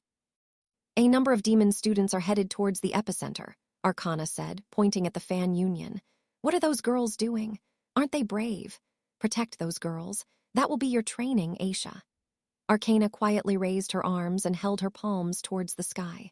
Night falls, day passes, the moon rises, the sun sets. Her order obeyed her divine magic and covered the light with darkness. In no time at all, day had turned to night, and the wondrous moon of creation hovered in the sky, radiating a warm light. Snow falls, illuminating the earth. Snowdrops fluttered down from Altir to Noah, covering the enchanted forest. It was almost as if the snow-like flowers were protecting students. Look at the moon of creation, Aisha, Arcana said. The silver-haired girl looked up at the sky. The magic eyes of absurdity are said to be able to rewrite a god's order. If your eyes have that same power, you should be able to change the moon of creation from a crescent moon to a half-moon. Aisha sent magic into her eyes as she gazed at the crescent moon Altir to Noah. The outline of the moon blurred briefly, but nothing changed. That kind of impossible. We don't have enough magic. Aisha focused her magic into her eyes, but she didn't have enough strength to reshape the moon of creation. Altir to Noah isn't a crescent moon because of a quantity of magic. It's merely following divine order. However, with the magic eyes of absurdity, you can defy that order, Arcana explained. That's easier said than done. We still don't know whether these eyes really are the magic eyes of absurdity. It's hard. Arcana held out a hand and sent lunar snowdrops fluttering upwards. And I shall give you some magic. The glittering flowers released silver light. Fleeting snow disappears as it melts, leaving its traces in your heart. Snowdrops landed on Aisha and melted, transforming into magic. The reflection of Altir to Noah in the magic eyes of Omnity began to glow slightly. I think this'll work. I don't really get it, but all we have to do is make it a half-moon, right? First, we'll try a quarter moon. Aisha poured all her power into her magic eyes of Omnity and glared at the moon. Altir to Noah's outline blurred, then slowly began to shift from its crescent moon shape. It transformed into a first quarter moon, glittering with mystical silver light. The rain of lunar snowdrops intensified, protecting those standing on the ground with greater efficacy. Inside the enchanted forest, the fan union girls looked up at the half-moon. What is that? It suddenly turned to night. Did Lord Anos and Mr. Shin cross so far over the line, day and night have lost all meaning? You mean there's no need for day in their world? Hey, look over there. A silver moon I've never seen before is blessing Lord Anos's platonic love. The battle must be close to the end. Look, their swords of love air shining so brightly. Light collided with light, love collided with love. The explosive sounds off their tremendous struggle for dominance rang out over and over. This was truly the epicenter of love, where love, respect, and affection met in a state of frenzy. Missy, I love you. Love you too. Every time those words were repeated, their ligero tur traloth burned hotter and hotter than before. There's no way we can lose. I love Missy more than anything else. No matter how strong you are, Anos, I won't let you win against our love. Lay and Missy's sword of love pushed back our own. That's how it should be, Lay, Missy. Love burns brighter and more fiercely the greater the hardship before you. There is no limit to that feeling. However, the midst of the fierce struggle, I exchanged glances with Shin. That was all we needed. We understood without words. I slowly moved Thesword in my hand. Our two swords touched at the tips, creating a V shape. You still haven't crossed the line far enough. Your love still has flaws, the most fatal of which is that your love is so hidden. Pushed back Lay and Missy's ligero tur traloth once again. No way. How do they have this kind of love left? Lay and Missy gritted their teeth as they desperately tried to hold back the blow. I won't say your love is inferior to mine and Shin's, however you are critically lacking in resolution. Resolution, Lay muttered. That's right. The both of you still think love is an embarrassing thing, do you? Embarrassing? We're long past the stage of embarrassment. Not referring to shallow feelings like that. Look deeper into your abyss, deeper, then deeper still. At the bottom of your heart, in the abyss off your love, there's a bashfulness you cannot hide. That is what's creating hesitation and dulling your love. That bashfulness doesn't exist in respectful and platonic relationships and is the flaw of romantic love. Gasped.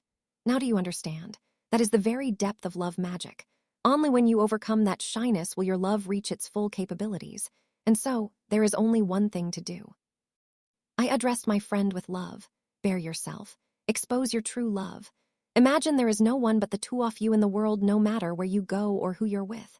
I took a step forward. Shin mirrored my movement as though he'd known exactly what I was going to do beforehand. Show them, Shin. The swords pointed in a V shape were dyed black with the light of love magic and increased in size. Vaviro Varch Triath, two black swords of love crossed tips. At the end of the blades, a large mass of pure white light shot forward like a bullet. The bullet of love tore through space, blowing apart Lay and Missy's sword of love and sending it flying. Gah! Ah, eek!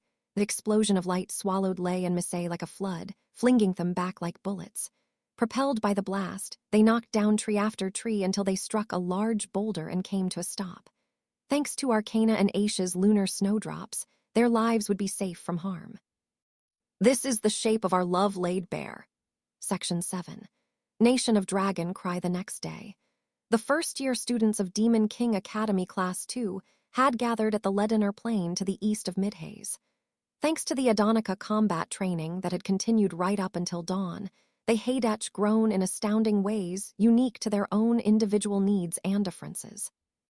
Being forced to overcome death so many times had completely worn them out both mentally and physically, leaving some looking a little worse for wear, but that was to be expected. If anything, with their training still fresh on their minds, now was the perfect time to toss it off. After all, there was no telling what would happen in the underground world. Right, it's time to head underground. Lord Anos, Nea said, raising her hand. What's wrong? Anosh isn't here today. Is he okay? She asked curiously. She's right, someone murmured. Come to think of it, did anyone see him during training? I sure didn't, but I was kind of occupied with my Adonica. The students continued murmuring to each other noisily. I could just say Anosh was absent, but admitting that he was absent only during Demon King training could potentially arouse suspicion. On the other hand, having to control a separate body would be quite the annoyance. He would have to do so in a pretty convincing manner to avoid detection. And so. Haha, what are you saying? Anosh has been here the whole time, I said, looking into empty space. Huh, is Anosh over there? He is. I walked over to the empty space and spoke to it. Lionel and Najira, is it? You must think you're quite the prankster to try to hide from, but you have yet to reach the depths of the abyss. This class will be a good opportunity to change that. Stay hidden this entire trip. I'll give you a passing grade if you can evade my eyes even once. The students stared in the direction I was looking. Man, I can't see anything at all. There isn't even a hint of magic there. Anosh really is a child genius. Even Anosh is nothing more than a kid to the Demon King. He's hidden himself so well, yet Lord Anos saw right through him. That should do it for the Anosh problem. Now, let's be off, I said. Arcana, who had been waiting behind me, quietly stepped forward. I should have introduced her earlier, but this is Arcana. She's from the underground world, but she isn't a Draconid. To put it simply, she's a god, and she'll be the one to show us the way to Geordle. Arcana vanished, then reappeared several hundred meters away from the students. What was that just now? Gadam. It couldn't be. I didn't see a magic circle. More importantly, did he say god? As in, she's an actual god.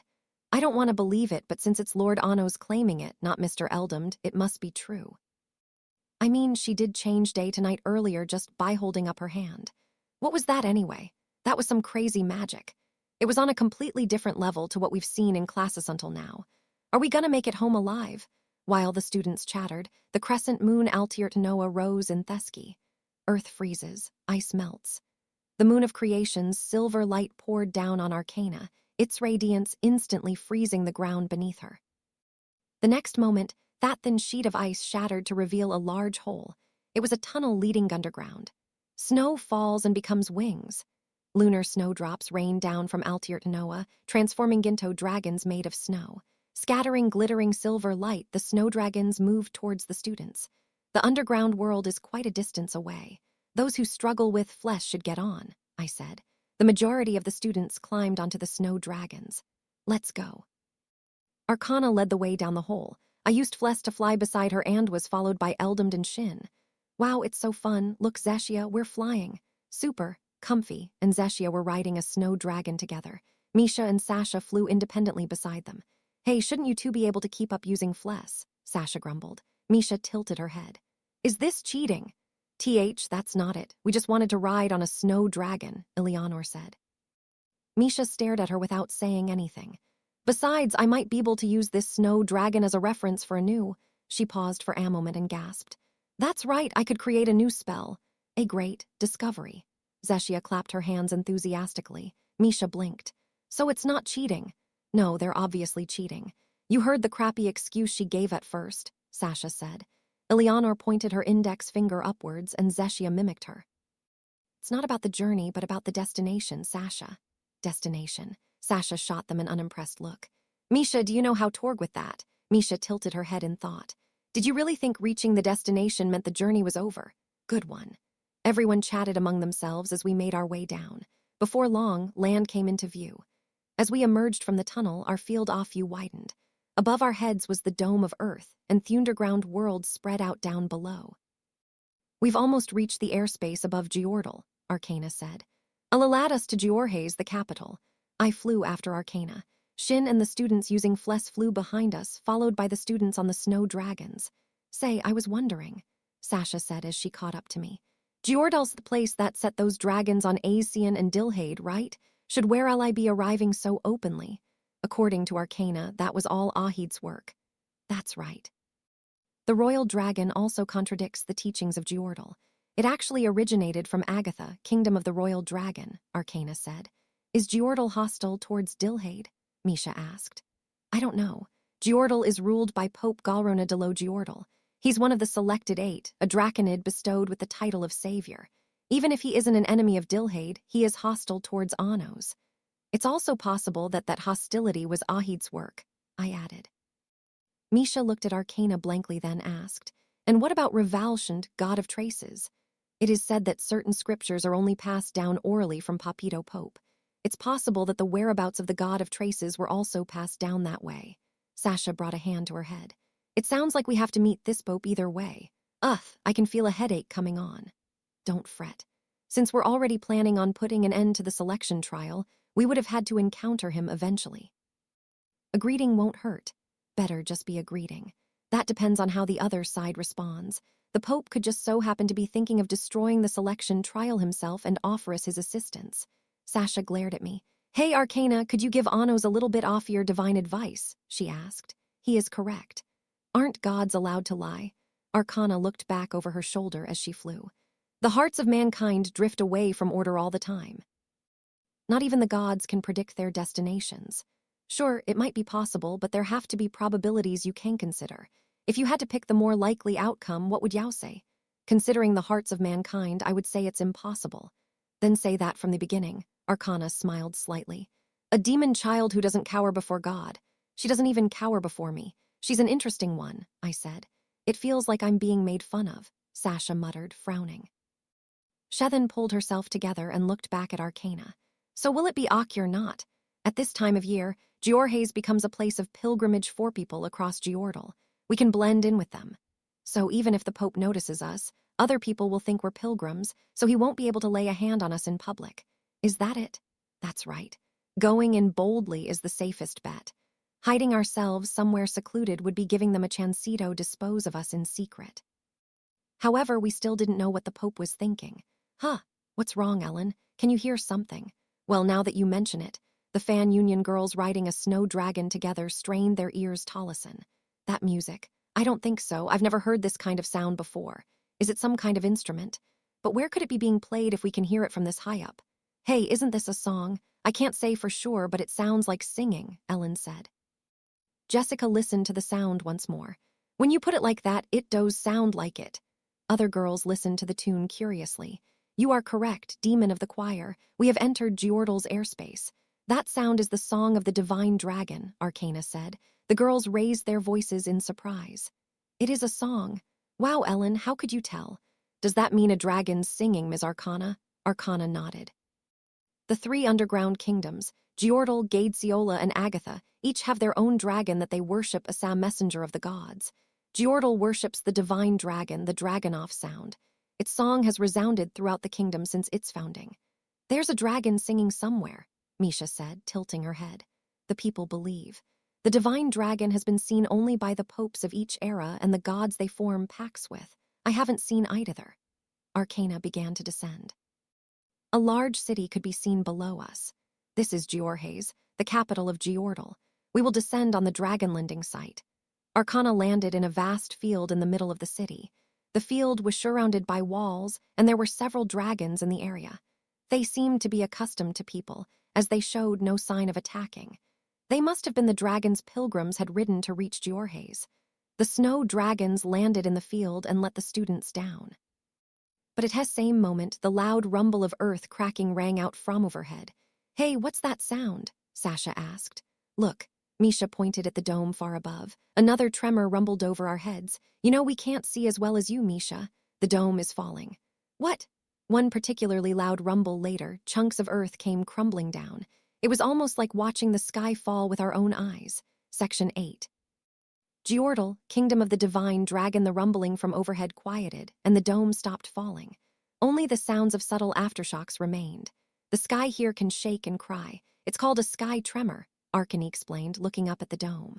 I suppose earthquakes occur on the surface as well, but at this rate the dome will eventually fall. Underground world is supported by divine pillars. The fallen pieces of the dome will be raised by those pillars. No damage had been done, huh? How curious.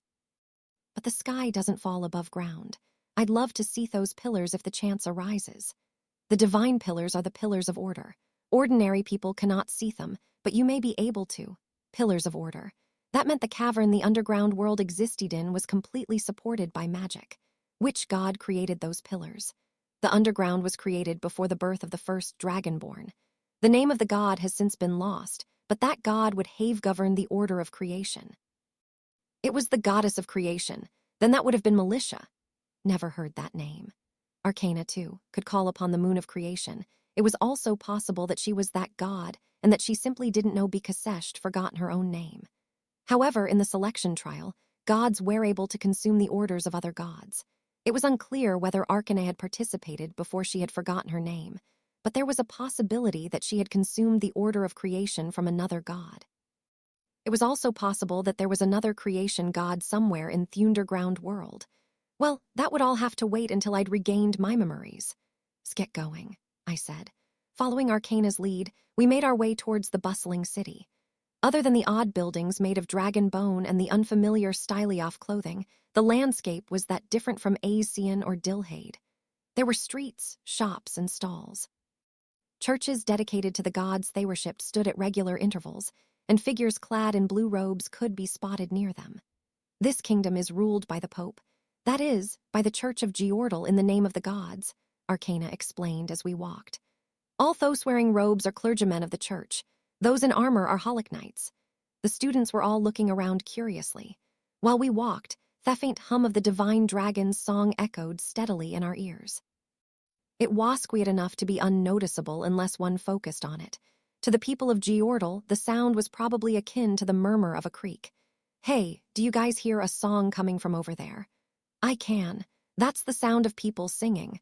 What kind of instrument is that? It's got such a pretty tone.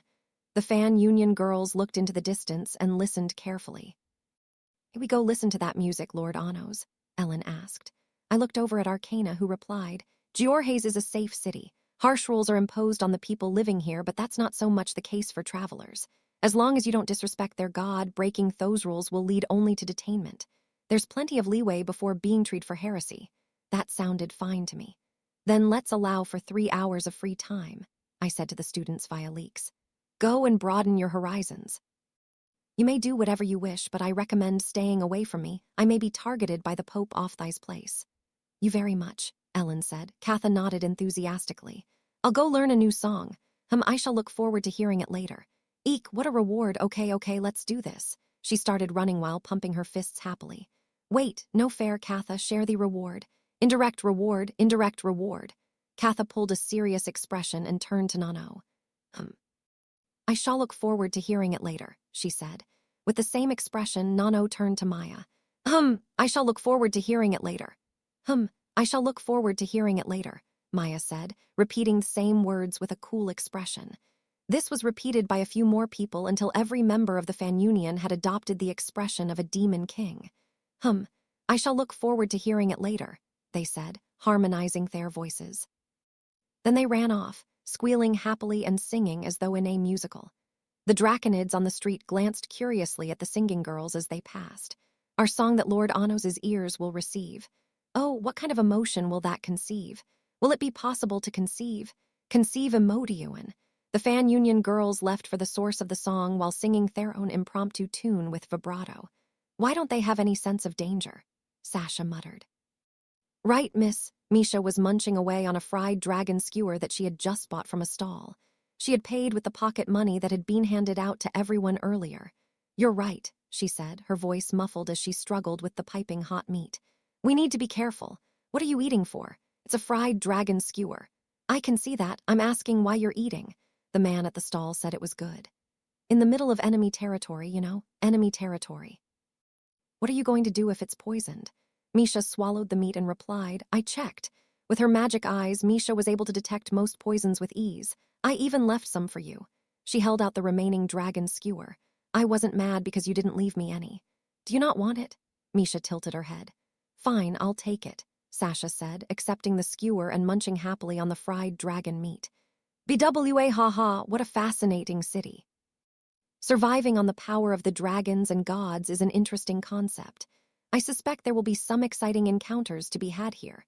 Eldam's cane tapped along the ground as he walked towards a nearby church without hesitation. It was the largest and most extravagant church we had seen so far. Mr. Conflagration King, where are you going? Nea asked, following behind him. BWA haha, I'm interested in the church. The draconids living in this world excel at summoning powerful magic beings like dragons and gods. The clergymen in particular possess pledged jewels that anyone can use. Of course, summoning magic also exists above ground, but the people here are clearly superior at it. It's truly fascinating. I see. The Conflagration King stopped and whirled around to face her. Do you wish to come along, bookworm? When I get in your way, sir. BWA haha. I would never disregard a student trying to learn, but Yao must be careful. There's no telling what will happen here. Took Nea and stood before the church. He knocked on the door and it soon opened, revealing a kind-looking draconid. According to Tohat, Arcana had told them the robes he was wearing were those of Abishep. You don't look familiar. How can I help you? He asked. Eldam leaned on his cane and said boldly, I've come from the world above ground to join your religion. So has this girl here. Wah, MRGH.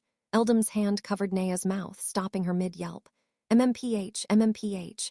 Don't be so surprised, bookworm. I just told you to be careful, did I? There's no telling what will happen in this underground world. Isn't that right? Nea nodded in her confusion. BWA haha, what an obedient student. Eldam removed his hand and turned back to the bishop. Sorry for the wait, there's no problem here.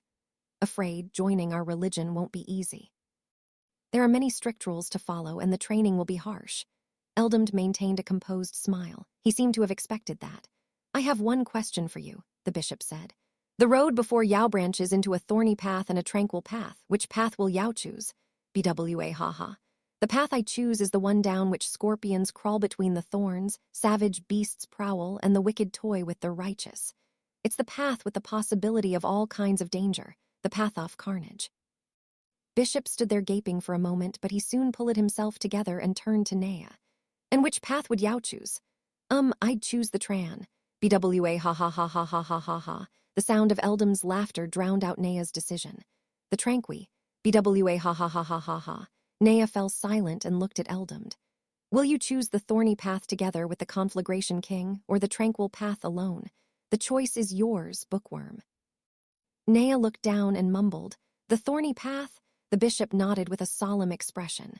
We will extend the hand of salvation to those who knock on our door prepared to offer their lives to our God. Please enter. We will begin with a pledge jewel baptism. If your prayers are answered and you receive a divine call, you will be bestowed with a vocation. Bishop entered the church. Ha ha ha, looks like it went well. The fastest way to obtain a pledge jewel is to join the church and become a clergyman. But what do we do after this, sir? Wouldn't becoming believers of Geordle cause problems? Hey now, Bookworm, who do you think I am? You're the Conflagration King. Precisely. If I had feared the gods, I would never have dared to challenge the Demon King, although that wasn't enough to avoid being thoroughly defeated by him last time. BWA haha. Eldamd marched into the church without hesitation. Nea stared after him in a daze. What are you doing, Bookworm? Come along.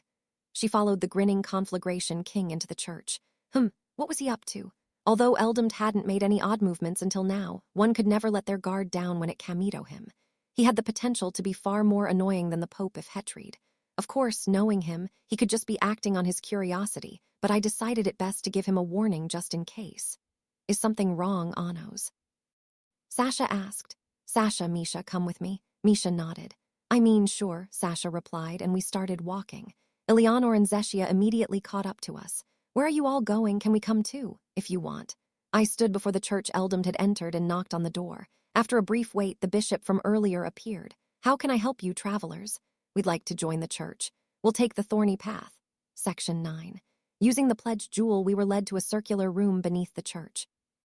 Beacons were lit at regular intervals, creating a solemn ritual space. The two demons who had entered before us were also there. Nea yelped in surprise when she saw him. Lord Anos. Oh, are you already acquainted? Eldamd grinned at the bishop's question. BWA haha, acquainted. That man is the Demon King of our homeland. Demon King. The bishop tilted his head, unfamiliar with the term. I apologize for my lack of knowledge. What is the name of the nation Yao hail from? He asked me. It's Dilhade. Not going to hide that, Sasha mumbled behind me. And thank you for visiting from afar. The gods must haveled you here. Bishop showed no particular reaction, as though he assumed we were from a small country in the underground world. This meant that the Enlai ones who knew about Dilhade were the cardinal and other church members directly involved in the invasion. The Almighty Radiance grants followers who walk the thorny path the right to undergo the pledge jewel baptism. Behold the divine flames before you, the bishop said grandly. I gazed into the fire to see several floating rings set with clear crystal gemstones. Can you see? The rings within the divine flames are pledge jewel rings. As you might already know, pledge jewels have been used since ancient times to form pacts with dragons and gods, according to the teachings of Geordle. They are ritualistic instruments that deliver prayers to the gods. Bishop covered the ring on his right hand in prayer. Reach into the divine flames and take a pledge jewel ring in your hand. That is the baptism a follower must undergo. Those chosen by the heavens will obtain the ring without being burned. They can then proceed to the summoning ceremony. Magically created fire, was it? The slightest anti-magic would be enough to prevent any burns. The baptism seemed to be separating those who had magic from those who hadn't, to allow only the magically gifted to proceed to the summoning ceremony. It is said that only 1 in 10 people will proceed to the summoning ceremony. One of you may be chosen by the heavens today. Please attempt a prayer now. Only 1 in 10 draconids had enough power to use summoning magic, It was a higher proportion than humans, but lower tandemans. Would it be better for one of us to fail? Sasha asked. Need. It isn't impossible. I plunged my hand into the fire and grasped a pledge jewel ring. How wonderful, and without a single burn. You have most certainly been chosen by the heavens, Toda, huh? Eleanor grabbed a pledge jewel ring and claimed it unscathed. Easy, Zeshia's chosen. By the heavens, too. Bishop's jaw dropped. 3 people in a single day? What is? Misha and Sasha also obtained rings without any burns. F5. BWA, haha, what a simple task. Picked up a ring. Nea gathered her courage and boldly reached into the flames, too. While she was considered an inferior student compared to her classmates, she was still a student of the Demon King Academy. There was no way she would be burned by fire like this. She silly grabbed the pledged jewel ring, which proved it. I did it, she said, sounding relieved. The wide-eyed bishop looked flabbergasted. All of you were chosen by the heavens. What a day it is. O almighty radiance, thank you for allowing me to witness such a miracle through this wonderful encounter. To hide his excitement, the bishop prayed as though he had witnessed a once-in-several-centuries miracle. Now, let us proceed to the divine calling ceremony. Please look over here. The bishop reached into the fire with his right hand and drew a circle. Flames poured out of the pledged jewel ring and formed the shape of a magic circle. This is the magic circle for Lytold, the foundation for using the pledged jewel.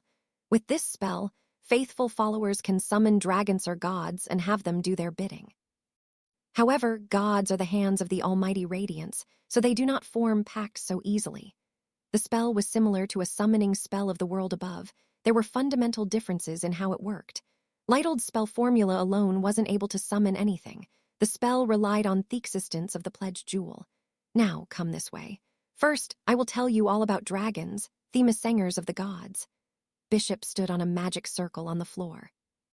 We stood inside the circle with him, and he used his magic to teleport us to a room farther beneath the ground.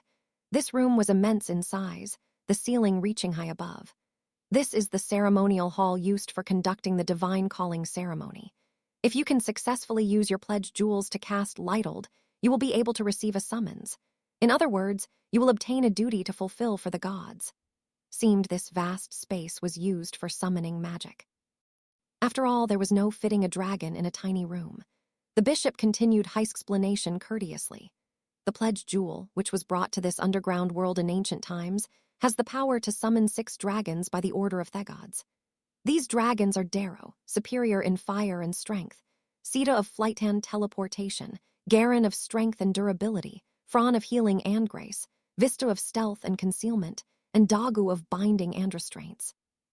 When summoning a dragon through Lytold, it isn't a dragon from the underground world that gets called. The pledged jewel is actually opening a gate to the divine realm and calling a dragon from there. As Asservant of gods, that dragon then descends into this land in an appropriate form. Bishop showed us his pledged jewel ring as he spoke. Through Lytold, the messengers of the gods appear underground, blessing the lives of the people here. Dragons are the messengers that sustain our lives.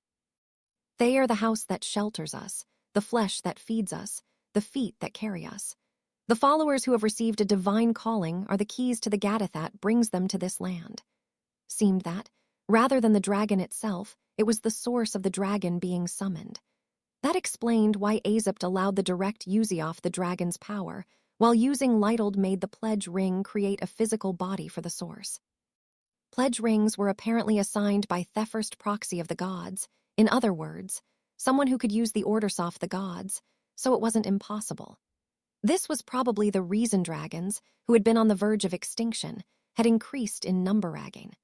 The pledged jewels and summoning magic of the underground had been created in order to prevent them, and perhaps draconids too, from going completely extinct. Summoning magic doesn't rely on how much magic one has, but the size of one's vessel. The greater the vessel, the more powerful a dragon that can be summoned. Allow me to show you an example. Bishop poured magic into his pledged jewel ring. Several magic circles appeared within the crystal, overlapping each other. A large fire rose before the bishop's eyes, within which the faint shadow of a dragon was visible. Lytold Darrow. Suddenly, the flames dispersed to reveal an enormous dragon. It appeared to be under the bishop's control, as it remained still and silent. Now, let's see you all have a go. The task may seem daunting at first, but rest assured, You may attempt the divine calling ceremony as many times as you wish. It is a difficult ceremony in which only 1 in 100 people succeed on their first try. Your goal for today is to Merilituch upon the hand of our God as the first step of your divine Kali. The bishop's jaw dropped. Misha and Sasha had drawn magic circlets within their pledged jewels. The shadows of 2 dragons were visible in the flames before them. I've never used magic like this before. Does this mean it went well? Sasha asked. I think so, Misha replied. The flames dispersed to reveal 2 dragons, both larger than the one the bishop had summoned. I cannot believe it. A dragon superior to mine was summoned on the first try, and there's 2 of them. The next moment, the bishop's eyes grew even wider. 2 more fires had risen, and 2 more dragons had been summoned. Eleanor and Zeshia had both cast Lighthold, and their dragons, too, were larger than the bishop. Heh, looks like it worked. Big dragon. They looked up at their dragons excitedly. F4 of you. Oh, Equis, what an incredible day this is. But where are you leading me? The sight before him silenced him. Eldam's summoned dragon was large enough to reach the ceiling. The sheer size. It's as large as the dragons that have lived for a millennium. Now it's your turn, Bookworm. Drew a magic circle within her pledged jewel and activated Lighthold. A small fire appeared before her, the shadow of a dragon visible within. However, the dragon was oddly small, even for a young dragon. When the summoning flames dispersed, a dragon the size of a cat emerged. It's small, but I made it, Nea said, seeming somewhat ashamed. However, Eldam approached the dragon with fascination. He stopped right before the dragon and observed its body closely. I've never seen such a dragon before, he muttered to himself. The small dragon squawked and opened its mouth. Huh. The next moment, the 6 dragons in the room were surrounded by transparent magic bubbles. The inside of the bubbles distorted and collapsed, shrinking the dragons within them before our eyes. Before long, the magic bubbles were each the size of a fist. They flew over to the small dragon's mouth and were sucked inside. The dragon chirped and munched in the small balls. Its green scales gained a slight red hue. It ate the dragons, the bishop murmured, unable to keep up with the situation. No, I've never heard of a dragon eating other dragons before. What an odd dragon. I stared at the small dragon Nea had summoned. It was indeed different from all the others. Even 2,000 years ago, there had been no dragons like this. On top of that, it had changed color when it had consumed the other dragons. Let's see it consume my dragon as well. I drew the magic circle for Lighthold and looked over at the frozen bishop. Bishop of Geordle, you may be in danger over there. I haven't attempted this spell before, so I may not be able to control myself. Oh, the bishop finally returned to his senses. And no, it's fine. The summoning flames that grant the dragons their bodies would never burn us clergymen. Never. Yes, never. We are protected by divine order. I doubted that was true, but it was possible I was the ignorant one here. But it's better to be careful. You may die. Rest assured, the protection of the gods will prevent that. Please understand that doubting this is an unforgivable sin for a follower of Geordle. I see. I shouldn't have said that then. Was better to follow the customs here. If their faith was strong, nothing I said would make a difference anyway. I sent my magic into the magic circle and watched as flames appeared before me. They burned fiercely, rising and swelling in the blink of an eye. This. I've never even heard of such intense summoning flames. The bishop screamed at the sight of the flames filling the entire room. It placed wards around him for protection. Quiet down. You're burning after all. My warning, the bishop nervously stepped out of the wards. Rest assured, there is no way I would burn, no matter how fierce the flames look. They are for creating a dragon's body, not harming clergymen. Hey, Anos, the entire room is dangerous. The spells of the underground world are a little different from what I'm used to. I adjusted my magic, but it didn't have much effect. Defend yourselves so that you don't die. As expected of Anos Valdigode. This is why you're the demon king of tyranny. The bishop burned up, Misha mumbled. That was why I'd told him to stay still. I used Ingall on him, Eleanor informed me. The next moment the flames, which had swelled to their limit, suddenly vanished. What appeared before me was a crimson dragon, or rather, the foot of a crimson dragon. Its body was so big, it had broken through the ceiling of the basement, destroying the church as its head broke through the ground above us. Rubble fell from the destroyed bedrock and building, raining down on our heads. Now, Nea, make your dragon eat this one. A dragon that big. Nea looked up at the enormous dragon, which was so big she couldn't grasp its full size. If it can shrink other dragons, it can eat this one. Right, but Sorry, I don't know how. Nea didn't know how to control her summoned dragon. As she looked at it in confusion, the small dragon chirped. A clear bubble began to wrap around the crimson dragon, but it popped before it could completely cover it. The small dragon let out a sad whine. No chance of that, huh? The crimson dragon shifted slightly, further devastating the church. Rubble rained loudly down around us. Hey, Anos, do something. We'll be buried alive at this rate. There's no need to worry. I fixed my gaze on the crimson dragon. Fly somewhere out of the way. Gruuwar. The dragon's mighty roar shook the basement, ceiling, and church above, sending more debris crashing down around us. Then the huge dragon spread its crimson wings, destroying the foundations of the entire building, and took off into the subterranean sky. The church had been destroyed beyond recognition, leaving an open hole all the way to the basement. There's no more rubble to fall upon us. Are you stupid? Section 10. Vessel of God, the small dragon squawked happily and started flying in laps around Nea. Eek, stop. Stop that. Nea was running away in fear, but the small dragon playfully stuck by her side. Be so frightened, bookworm, Eldam said. That's the dragon you summoned, is it not? But sir, this dragon doesn't listen at all. BWA, haha, stop running from it first. But sir, it'll be fine, just stop. From what I can tell, it has no hostile intentions. Or are you planning on running for the rest of your life? Nea made up her mind and came to a stop. She clenched her eyes shut as the small dragon flew straight towards her, chirped, and then landed on her shoulder. She immediately exhaled in relief. You've summoned quite the interesting dragon, bookworm. A dragon that eats dragons. Not even the Demon King has seen such a thing before. Eldam approached the dragon and stared at it with his magic eyes. He then shoved his finger into its mouth. Is it magic that you're consuming? Try and make a bubble like you did earlier. That's dangerous, sir. BWA, haha. I'm just letting it have a taste of my finger. The Conflagration King tapped the dragon's snout. A tongue shot out and licked him. I see. So a demon's magic isn't to your liking, cannibal. What do you mean? It's this dragon's name, or did you want to do the honors? Nea shook her head rapidly. Eldam tapped his cane on the floor and peered into her face.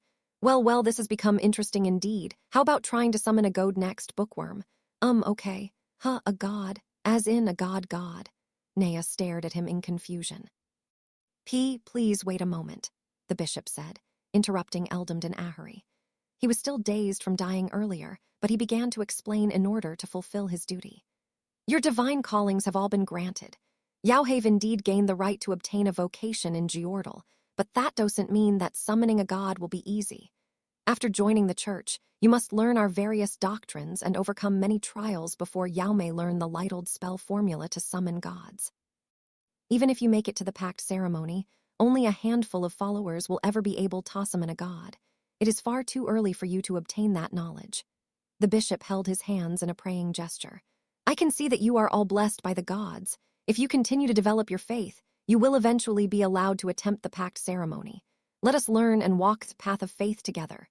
Bishop looked at us with a pious expression. The Conflagration King burst into laughter.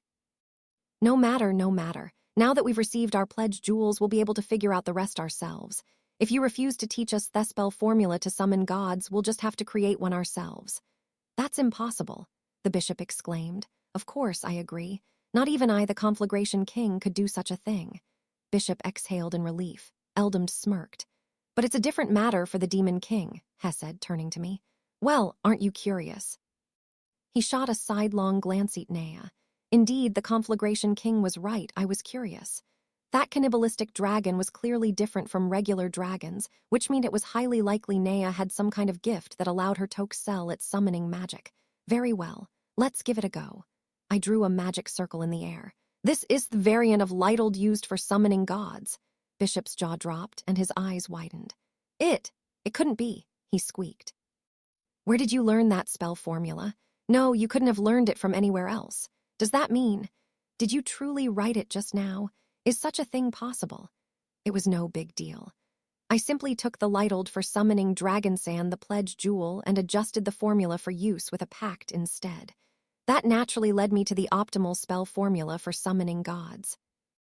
Besides, the base structure of the spell formula wasn't that different from the Gualanate Fortios used to summon arcana. I'm at it. This is Azept. I drew a different magic circle. Azept as well, the bishop gasped. Such a thing shouldn't be possible yet. Ah, but knowing the spell formula alone isn't enough. Toss 'em in a god. You must form a pact with one before you can do so. Unlike dragons, they won't appear if all you do is use the spell. I marched over to Eldamd, lifted my right hand, and drove it into Hishist. Gah, El Lord Anos, what did he do? Nea looked at me in confusion. BWA haha, no need to panic, bookworm. The divine body of the conflagration king cannot manifest order unless on the brink of death. Coughed up blood and smiled. Fool who spits on the heavens, thou wilt face thy punishment for defying order. Behold the true form of a goad. Were the same divine words Niscalia had once uttered when creating miracles. Blinding light enveloped the conflagration king as his magic swelled to an extraordinary level. BWA ha ha ha ha. Eldam's body transformed. His hair turned blonde, and his magic ice took on a fiery red glow. Particles of magic gathered at his back, forming wings of light. With a low rumble, the earth began to quake. His Mara presence was causing the air to burst and the world to shake. Like a mass of tremendous power, the true form of a god had appeared. What is this? Azept? No, it couldn't be. He didn't use any magic. Bishop turned his magic eyes to the god and cried out in fear. Don't tell me. It couldn't be, it couldn't be, it couldn't be. Tremendous shock shot through his heart. Are you telling me this is a god? A god sent from the heavens has descended to this land. Oh, what a miracle to behold. O Equis, the almighty radiance, please enlighten me on what kind of god highs. Clutching his hands in prayer, the bishop fell to his knees before the greatest miracle he had seen today. Sir, you've grown wings, Nea murmured. Her focus on his appearance probably meant she was unable to see his current power with her own eyes. BWA haha. You see, bookworm, I've usurped the power of a certain god. In other words, I, the conflagration king, am basically a god myself. Huh, you're a god. Nea appeared unable to keep up with the conversation. Precisely. Shall I show you some proof? Eldam took off his top hat and juggled it a few times. Then the top hat split into 4. BWA haha, go! He threw the 4 pieces forward. After flying a short distance, they suddenly froze in midair. In compliance with the Heavenly Father, I, the conflagration king, command 4 orders to be born. Arise, new keepers of reason. The 4 silk hat pieces burst into confetti, ribbon, and sparkling light, like a cheap magic trick that formed the shape of divine bodies. 4 new keepers were born before us. A girl with unnaturally long hair and a staff in each hand, Nutraduhiana, keeper of restoration. A winged lady with the body of a centaur, Riaz Na'il, keeper of the sky.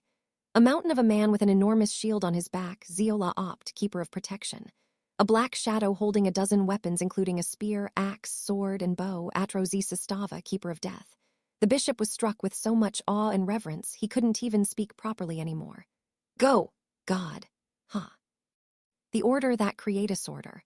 The god that emits light closest in resemblance to the almighty radiance. The Heavenly Father, Niscalia. That insect seemed awfully well regarded in this world. Ooh, what a day it has been to think I would live to witness a day like this. Ooh. Overcome with emotion, the bishop fell to his knees, tears streaming down his face. BWA haha, it seems all went well. Now, bookworm, exchange a pact with them. AA pact, with these gods. Nea glanced at the keepers fearfully. Red eyes appeared on the keeper of death, making her flinch. Nea hid behind Eldam's back to escape the gaze. I don't think I can. No, you can do it. I know you can do it, for you are one of my students. These keepers are basically my children, and they will obey me. There's no way they wouldn't respond to a pact with you. Just take my word for it and give it a go. Nea nodded hesitantly and held her pledged jewel ring before the keepers. What do I do? These gods do not understand words. Use your mind. Tell them you want to make a pact for them to become your summonable gods. They may present some kind of condition, but it should be fine to agree to hate for they want. Try. Nea took a few steps forward and said her words both out loud and in her head. I'll do whatever you say, so will you become my summonable gods. Several seconds of silence passed. Then crackling particles of magic began to rise from the keepers. Their outlines blurred with light before vanishing like they had been called to the heavens. Unsure of what had happened, Nea stood there and stared. Meanwhile, the conflagration king smirked with satisfaction. You succeeded. Now try to summon them. Nea nodded and poured magic into her pledged jewel ring. El Lightled! Fire rose within her pledged jewel. The 3-dimensional magic circle within was calling the keepers. The air crackled as 4 orbs of light gathered before her. This is...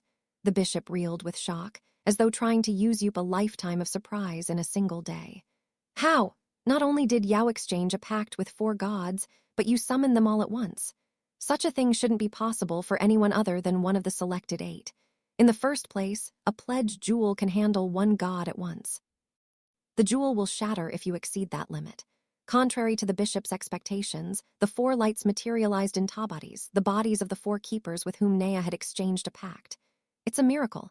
Oh, Equis, how many miracles are you going to show in a single day? Ooh, ooh. The bishop resumed bawling as if he had received a divine revelation. Did it work?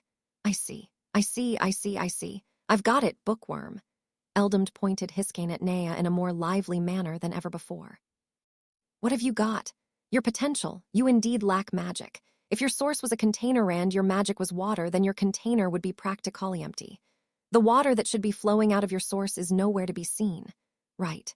Nea looked down dejectedly, but the conflagration king placed his hand under her chin and forced her to look up.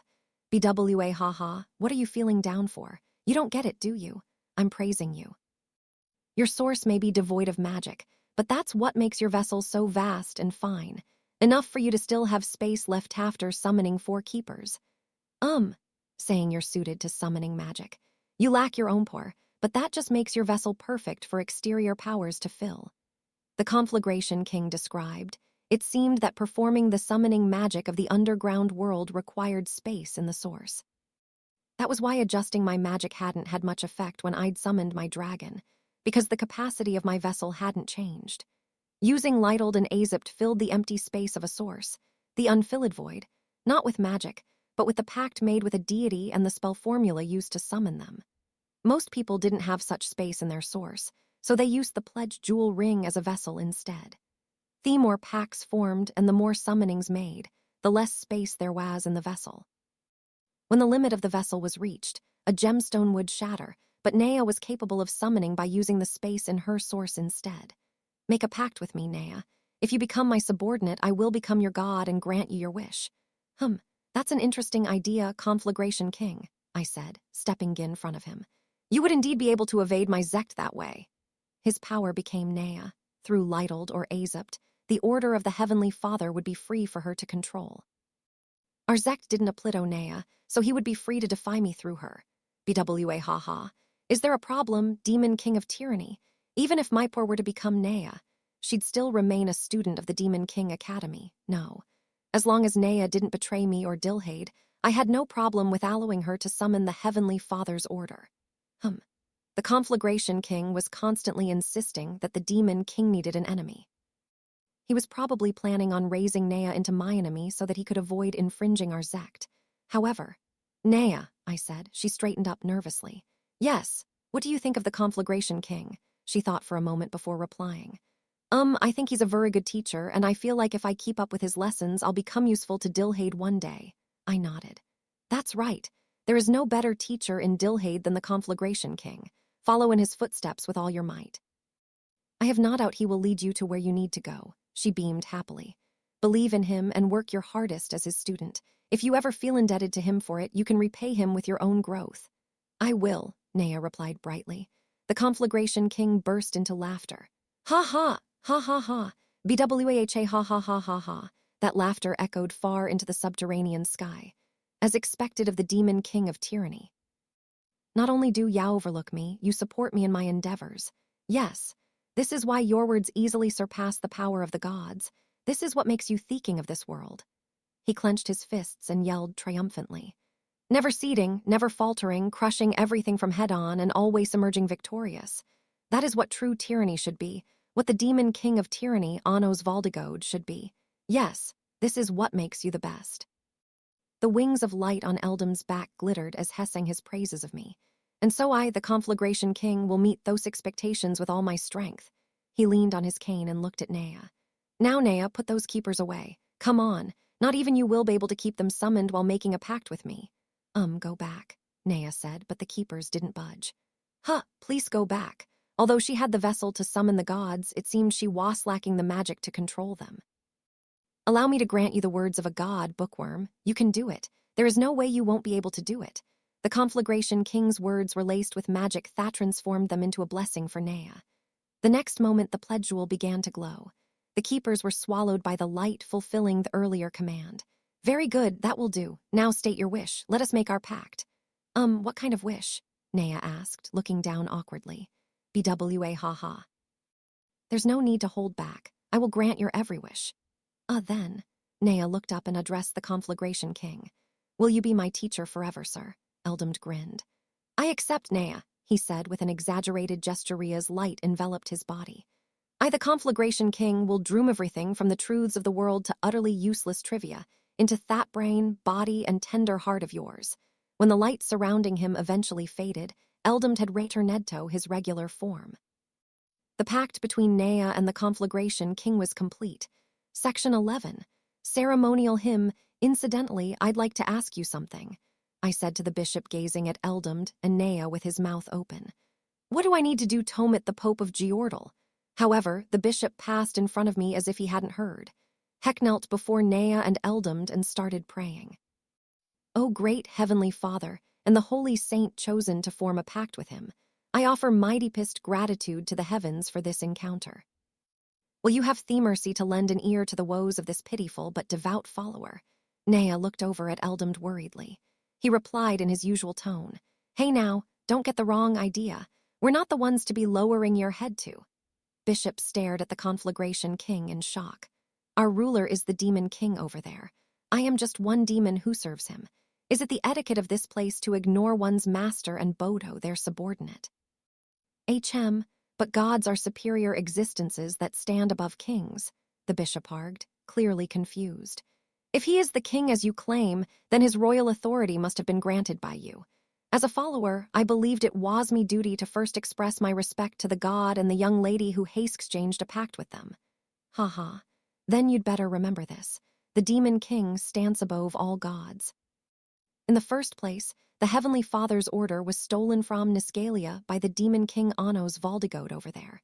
He was Theone who granted the order to me. The bishop turned to me with a look of reverence. He who stands above the gods, granting them and depriving them of power. Is that not the very power of the almighty radiance? He walked in front of me and fell to his knees, clutching his hands in prayer.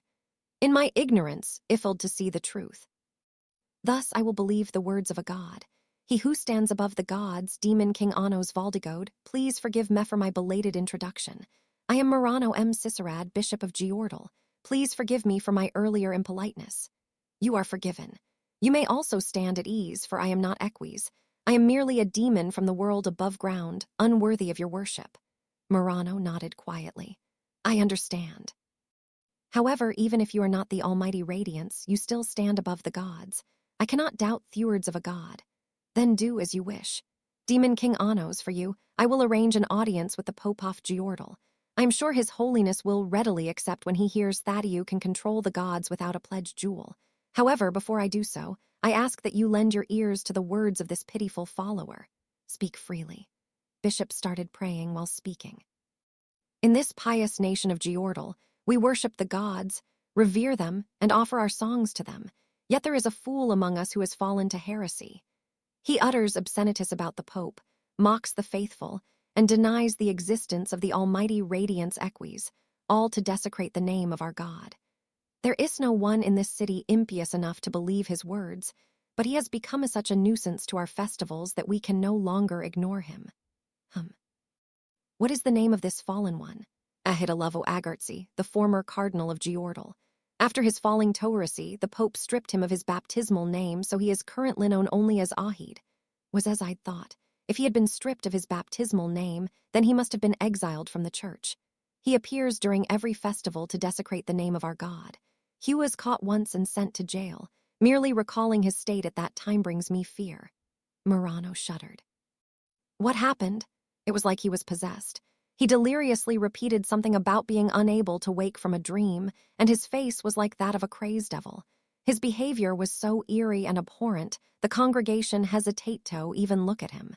He took that opening to his advantage and escaped.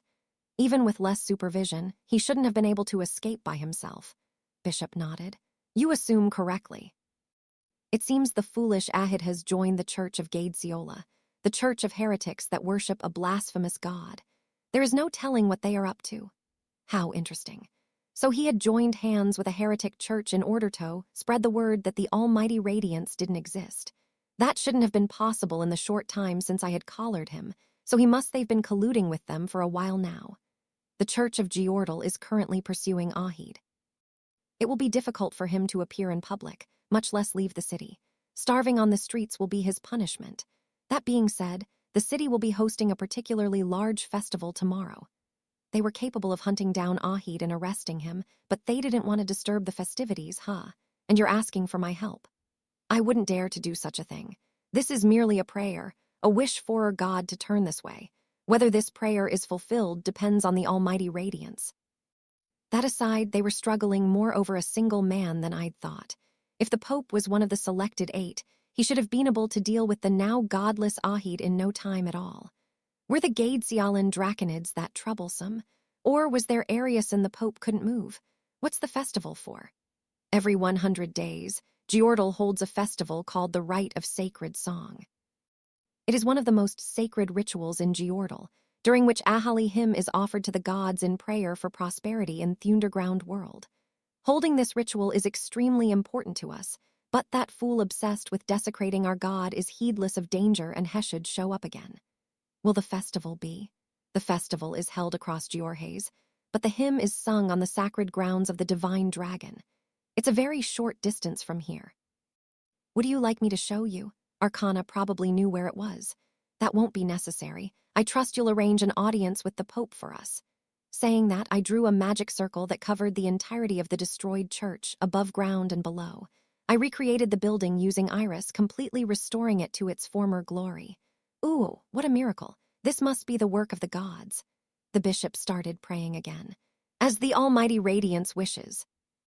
His manner of speech was hard to get used to, but it seemed he was willing to arrange our meeting. See you tomorrow. I'll bring Ahid as a souvenir for the Pope.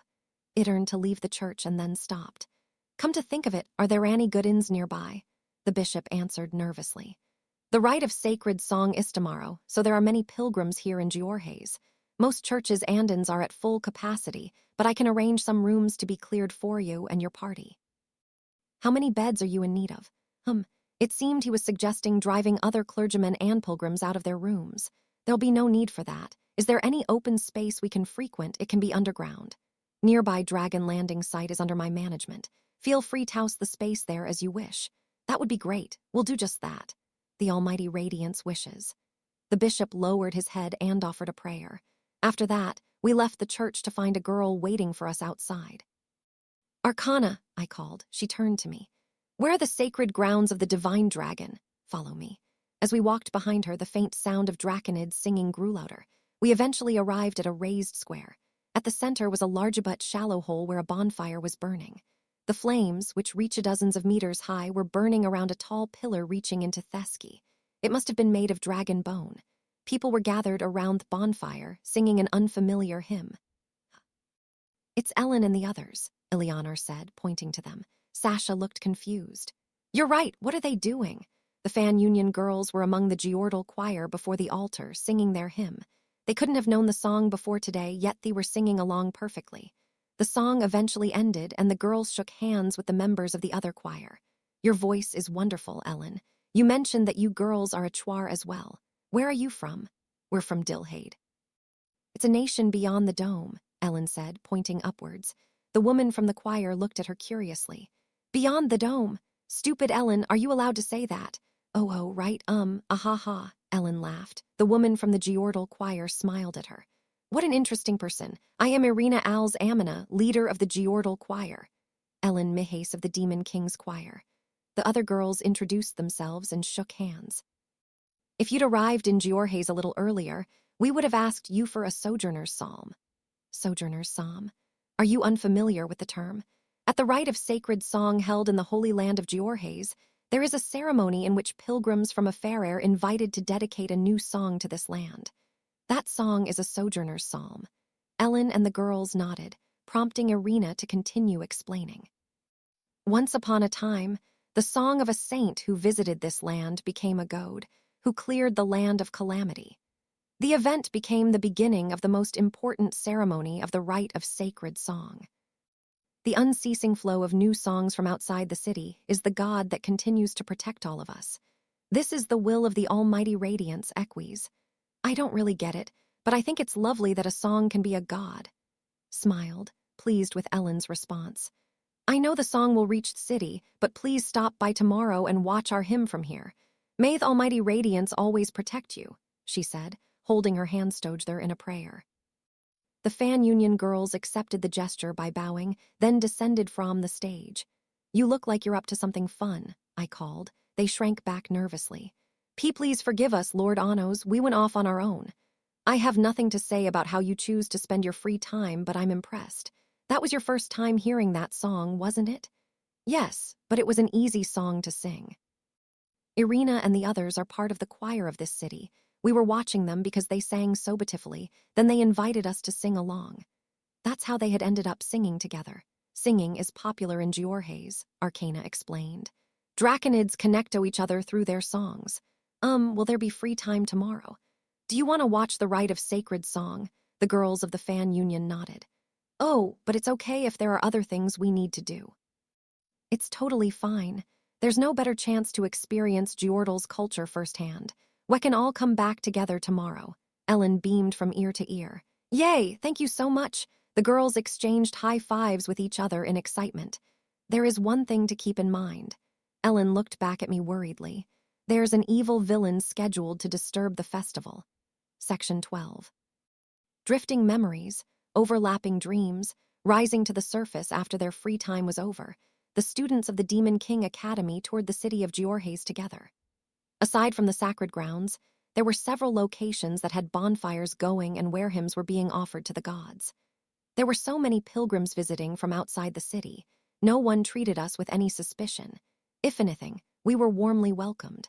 We found a restaurant to have lunch at, then returned to the dragon lending site. There, I drew a magic circle and used Iris to build a Demon King castle.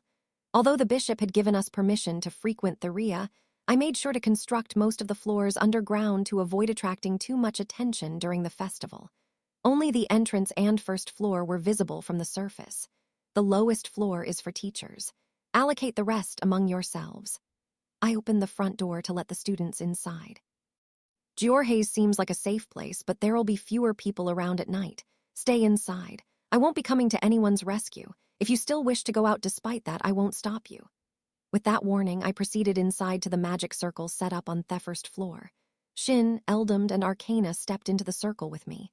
When I sent my magic into it, it teleported us to the bottom floor. I'll take the room at the back. Use the rest however you please. Shin immediately walked forward and opened the door right next to my own. In the unlikely event that an enemy attacked, he would be able to obstruct access to my room from there. Then I shall take the room over there, Eldamd said, entering the room farthest from mine. What about you? I asked, turning to Arcana. She quietly pointed at my room. Unlike other parts of the castle, Thedor was made of wood. Does that mean something? She asked. I made it for fun, just in case it brought back any memories. Let me show you. I walked up to the far room and opened the door. The inside was made entirely of wood and wasn't particularly spacious. The furnishings weren't of the highest quality either, and were in fact rather mundane. It was a recreation of the house in the woods I'd seen in my dream in which I'd lived with my sister. If those were my real memories, I would have mad at that house using Iris. But though I'd recreated the room, there was nothing particularly familiar about it. This what you saw in your dream. It was the house I lived in with my little sister. Arcana's gaze wandered around the interior of the house. I don't know, but it feels like I've seen this place before. She took a step forward and touched the door leading to the other room inside. Is this the bedroom? That's right. Be 2 beds. Arcana opened the door. She stared curiously at the 2 beds placed side by side. Come to think of it, I haven't told you my little sister's name yet. I came up behind Arcana, who tilted her head back and looked up at me. Her silver hair swayed with the movement. It was Arcana. She paused before responding. Why is it the same as mine? I don't know. Perhaps we were siblings 2,000 years ago. For a brief moment, Arcana gazed at me curiously, but she quickly turned away and entered the bedroom. After looking at the bed, she turned back to me. You mean before I became a nameless god? That's the only possibility I can think of, but I understand your doubts. I can't imagine what sequence of events would have led to such a situation either. I walked over to one of the beds and sat down. That being said, it wouldn't be impossible for you to be different people. The sister in Midream had a significantly different personality to yours. I looked back at Arcana, who seemed lost in thought. Just to confirm, you do wish Torgen your memories, do you? If it will bring you salvation.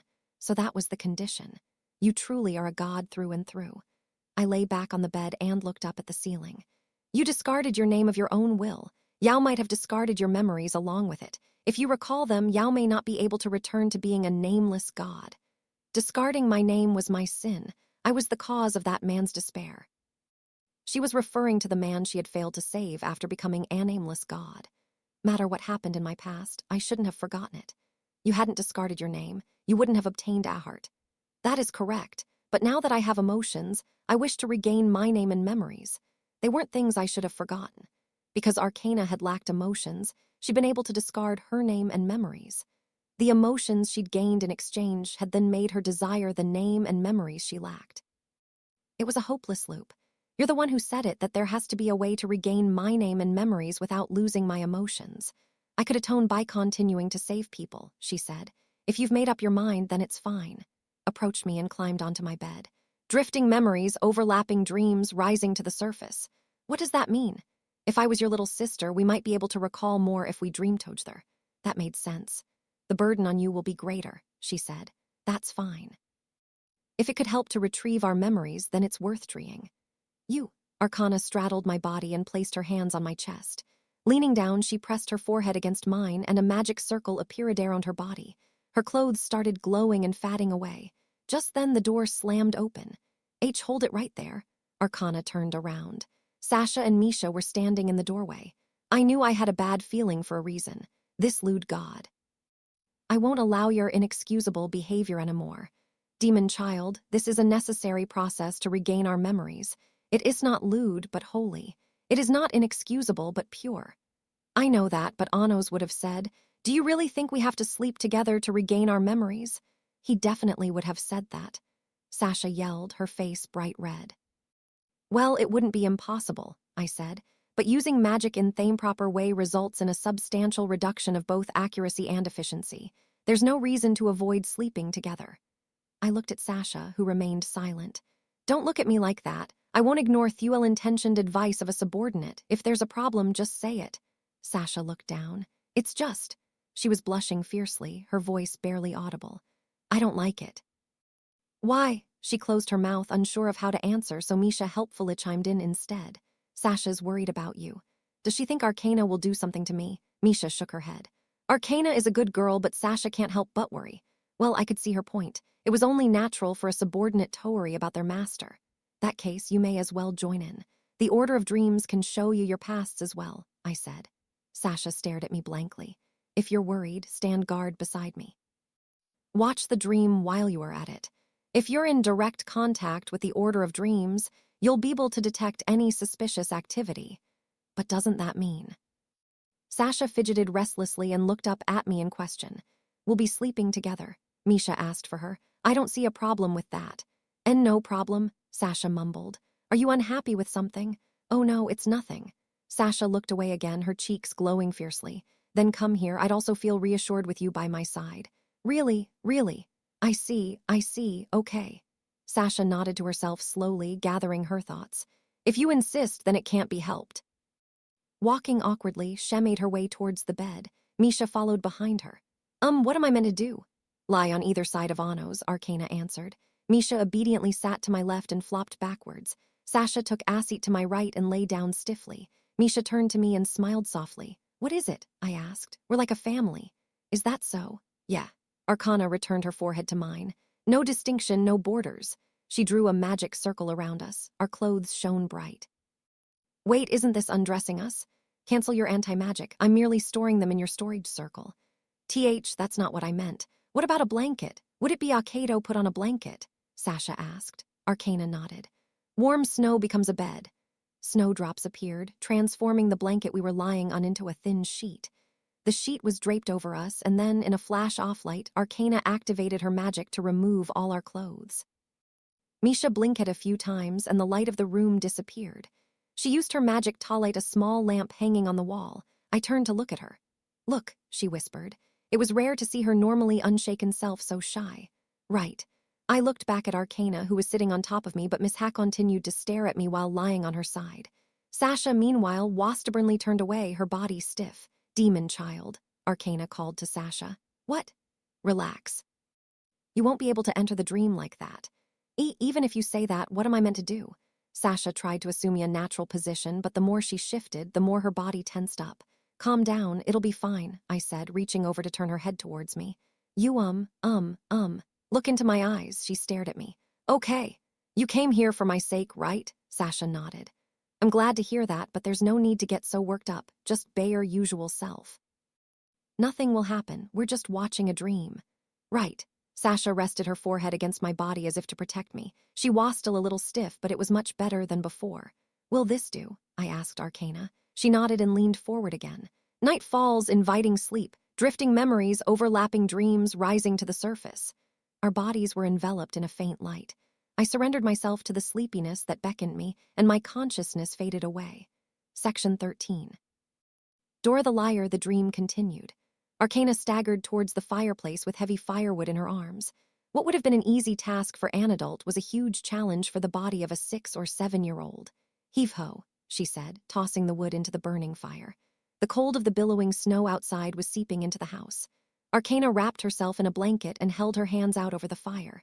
Just then 2 knocks rang from the front door. Arcana's eyes lit up. Big brother.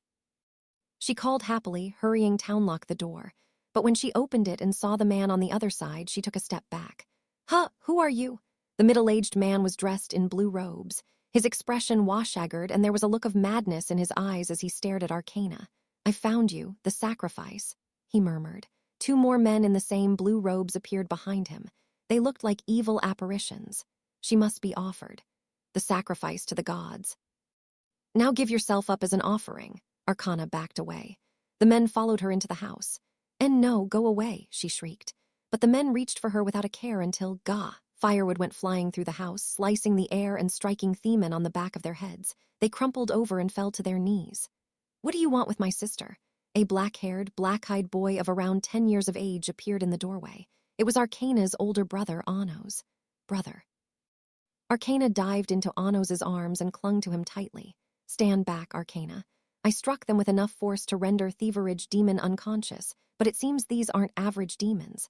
The men struggled to their feet, clutching their heads. Why do you defy the teachings, boy? That child is the sacrifice. The dragons will not be appeased until she is offered to the gods. Ignorant outsiders should stay out of this. The dragons are running rampant because you took the girl. Arcana trembled at the men's wrath. What are you talking about? If the dragons are out of control, suppress them by force. Full-grown adults like you shouldn't be foisting the blame onto my sister and me. Up, you dumb brat. An idiot that doesn't understand logic that's already been explained to them has no right to open their mouth. The men drew their swords and swung at Anos. He held up a hand and created a barrier, making the swords snap on impact. And as Akontaratek, Anos used Gryad to burn the men, but scales appeared on their skin to block the obsidian flames. You're unusual demons. I've never heard of anyone who could grow scales. The wavelength of your magic is slightly different, too. Anos glared at the men with his magic eyes. Are you really demons? We're not obligated to answer a fool. Die, brat. The men opened their jaws, revealing their sharp fangs. Scorching fire shot from the back of their throats, consuming Anos. Brother. Fine. Today was a little chilly anyway. This is the perfect temperature. Erasing the fire breath with his anti-magic, Anos drew 3 magic circles. A small black sun peeked out of each. I just learned this spell. Let's see how you take it. Geo-Grays shot forth from point-blank range. The men tried to deflect the small suns with the backs of their scaly hands, but their bodies were ignited by the black flames. Gaia, this can't be. I'm burning. Why does a brat like him have so much power? The scales that had blocked the earlier Gryad were completely useless in the face of Geo-Grays.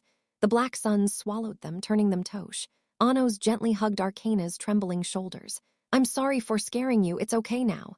With her face buried in Anos's chest, Arcana shook her head. Yeah, no, I wasn't scared at all. Oh, because I knew you'd come to save me, she said, bravely despite her trembling. You're always so quick to lie. It's not a lie, I really believed it. Anos patted her head softly. Really? Yes, really. You're strong. Anos drew a magic circle to clean up the piles of ash and repair the damaged house. He then drew another magic circle, reached it inside, and pulled out a load of bread. "Let's eat," he said. After that, he heated some soup in the kitchen, poured it into 2 mugs, then brought it out to the table in front of the fireplace.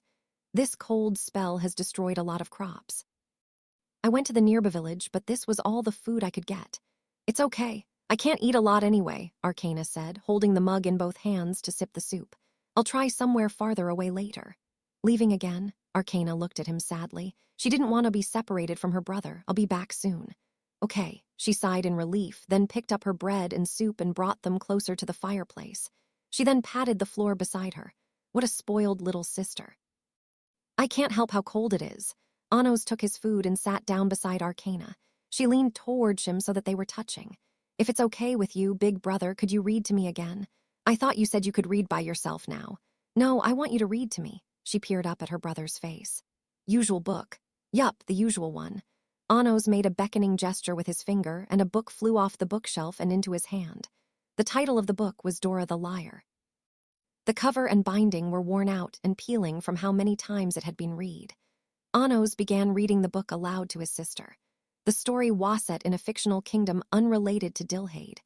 There was once a girl called Dora. Although Dora lived in a village, she was actually the daughter of a noble family.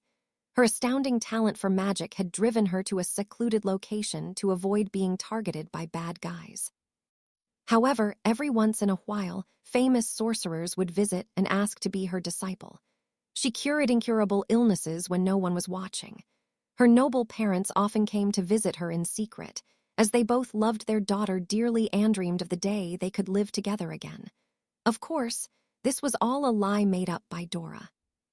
Dora's constant string of lies had the villagers running about doing her bidding, until one day, a boy the same age as Dora exposed her lies. No longer trusted, Dora lived out the rest of her lonely life all by herself. She was unable to accept her own lies and believed that her non-existent parents would come for her someday. After lying for so long, she had convinced herself that her lies were the truth. In the end, no one believed her ever ragging, and she died alone. As usual, I don't get what's so interesting about this story. What do you like so much about it? I think Dora's lies were lots of fun. I also like how a small lie could lead to so much trouble and make everyone. That's why she likes to lie so much, Anos thought. He couldn't understand young kids at all. If you say things like that, you'll end up like Dora one day. No, I don't want that. I like Dora, but I don't want to end up like her. How honest of her, Anos thought. Then you'd better not lie so much. Arcana puffed up her cheeks. I have you with me, so I'll be fine. That's a good point. Arcana giggled happily. Read more, read more. Anos continued reading the book. Arcana cried, accidentally dropping her bread. The loaf rolled across the floor and into the fire. She watched the flames sadly. What's wrong? Anos turned to her, but she waved her hands. Oh, it hurt when I took a bite. You must have swallowed too much at once. Read more, read more. Anos continued reading. When Arcana exhaled in relief, her stomach rumbled. She pitifully stared at the bread in the fireplace, but it was no longer in an edible state. With no other choice, she slowly sipped her soup, unaware of Anos glancing at her as he read. Arcana, he said, offering her his bread. Drop it this time. She hesitantly took it. What about you? Well, actually, I ate something unique in town. I'm not that hungry. That's so unfair. She exclaimed, pummeling him with her fists. Forgive me, I'll buy you something next time. It's a promise, you have to, okay? You can't just eat it by yourself. Anos nodded, and Arcana happily chowed down on the bread. Lies aren't like Dora's, Anos said. Arcana looked at him while munching away. You were concerned I'd have trouble finding food again, weren't you? It's so cold outside. You shouldn't have to go. Anos petted Arcana's head. Your lies are kind lies that don't hurt Neon. You'll never be like Dora. Arcana beamed and rested her head on Anos's shoulder. They continued to read the book, pausing every now and then to merrily discuss the mayhem Dora had created. Section 14. Sojourners saw a small hand reach through my dozing consciousness and shook me awake. Wake up, a soft voice said in my ear. I opened my eyes to see soft platinum blonde locks. Misha smiled faintly. Is it morning? I asked. Yeah. I sat up, and Misha quietly distanced herself. Sasha seemed to have been woken first, as she was sitting in a chair with a faraway gaze. Both girls were in their Demon King Academy uniforms. We watched your dream with you, Arcana said. She was seated on the edge of the bed. The dream about draconids coming after my sister. That one. That had been quite strange. The underground world hadn't existed 2,000 years ago.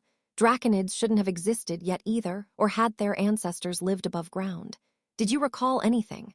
I asked. I don't know, but it felt like I'd seen that dream before.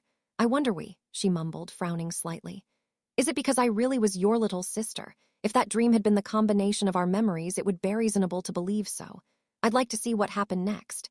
Tonight, she said. I nodded. I had plans to attend to. We couldn't be dreaming midday. How was it for you too? Arcana asked the twins. We saw the same dream as Anno's, Misha answered. Arcana contemplated for a moment. What about afterwards? Misha shook her head. Does the same go for you, demon child? Arcana asked Sasha, how is still staring into space. Misha walked up to her sister. Sasha, did you dream anything? She asked softly. Yeah, I had a dream about a tiny Annos and his little sister, Sasha replied vaguely. Anything else? Anything else? Nothing, she said sleepily. After they finished watching our dream, I showed them a dream of their past life. So why don't they see anything? I asked. Because they have no memory of it. Either they didn't have a past life, or they've forgotten it more strongly than we have. Was possible, but at the very least, this meant that Misha and Sasha's memories couldn't be retrieved using the order of dreams. It can't be helped. We'll just have to recover their memories by other means, such as finding the god of traces or something. I got out of bed and headed for the door. Out of the corner of my eye, I saw Sasha's vacant gaze abruptly snap into an alert one. Hold it, Annos. Clothes, put on some clothes, I can see everything, she cried, pointing at me in a panic.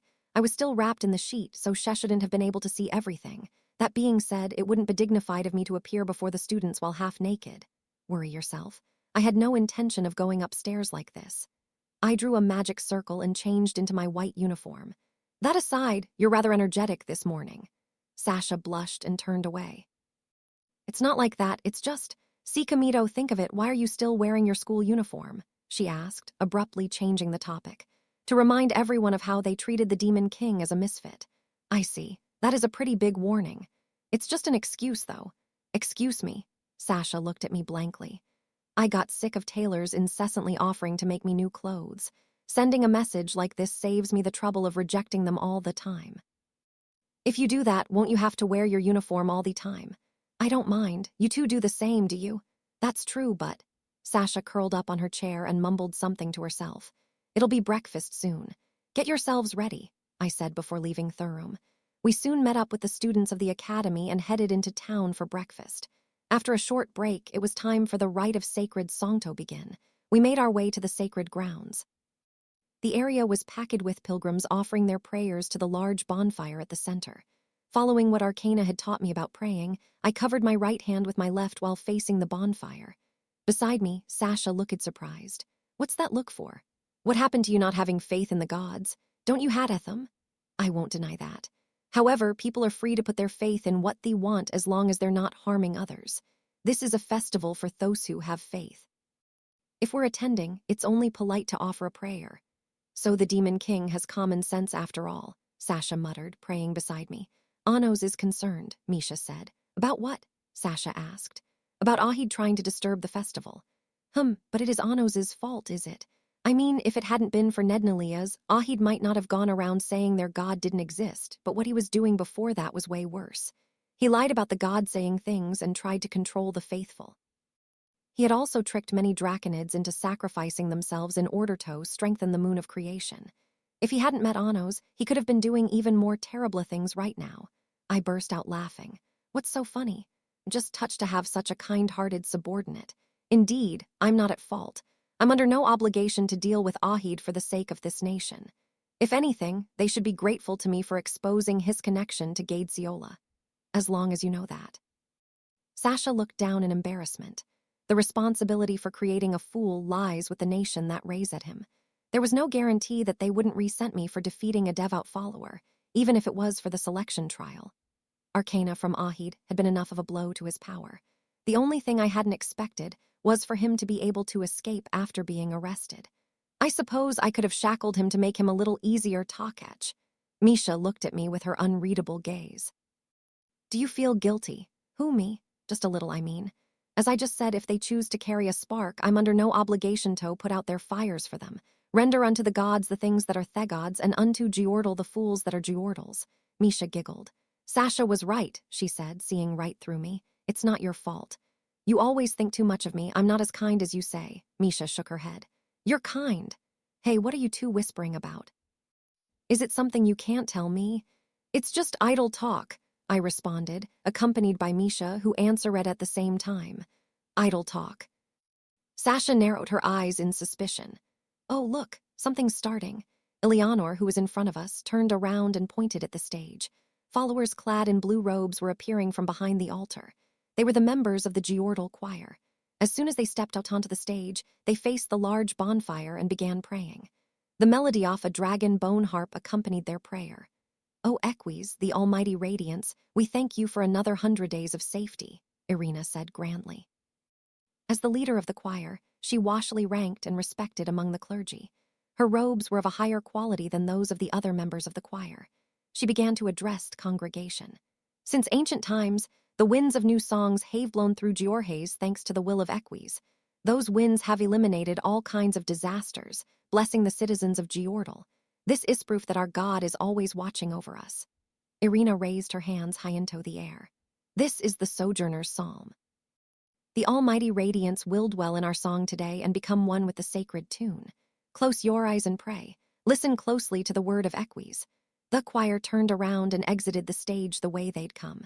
The rite of sacred song was performed by pilgrims visiting from outside of Giorges. The choir was probably leaving to allow them on stage. The followers around us closed their eyes obediently. Then a voice rang out. Closely, people of Giordal. Was a familiar voice. The God we all desire does not exist in this world. Gods are merely order. They are not existences that bring salvation. The almighty radiancy is a fabrication devised by the first pope. The present pope, Galrona de lo Giordal, knows this and has been covering up the fact this entire time. The congregation stirred noisily. I am Cardinal Ahida Lovo Agarts of Giordal. As the oracle, I know thy's truth, and I have come to you today to share this knowledge. There is no Equis. The almighty radiance is a complete deception. As proof, I shall end the Sojourner's Psalm that has continued for 2,000 years. If almighty radiance truly exists, the song will not end here. With this, it shall prove that there is no God in this underground world. Wasn't nearby. His voice was coming through leaks. The song of the divine dragon had an effect similar to a dragon's cry. Because it covered the entirety of Giorges, it was difficult to determine where the magic was being transmitted from. The Sojourner's Psalm will come to an end, one follower murmured. Nonsense. The words of a fool fallen to heresy are worth nothing. Dare he shamelessly call himself a cardinal, but no one's coming on stage. Psalm choristers would normally be ready by now. O Equis, please grant us your guidance. Show us the way. Bring your divine retribution down upon the heretic Ahid. The congregation prayed in unison, but the pilgrims meant to sing the Sojourner's Psalm. The psalm choristers didn't appear on stage. I wonder what's wrong, Ellen murmured worriedly behind me. This was probably Ahid's doing. Ellen, come with me. We're going to ask the choir leader about the situation. Okay. I took Ellen's hand and cast my magic eyes towards the altar. Behind it, hidden from the audience, was a staircase leading underground. I used Gadam to teleport Ellen and myself there. After starting down the stairs and continuing for some distance, Irina's voice reached our ears. What have you done to the psalm choristers and priest Elnor, a heretic? The gods will never forgive acts of violence. Ha ha ha ha. Who needs a god's forgiveness? The gods are only order, nothing more than symbols.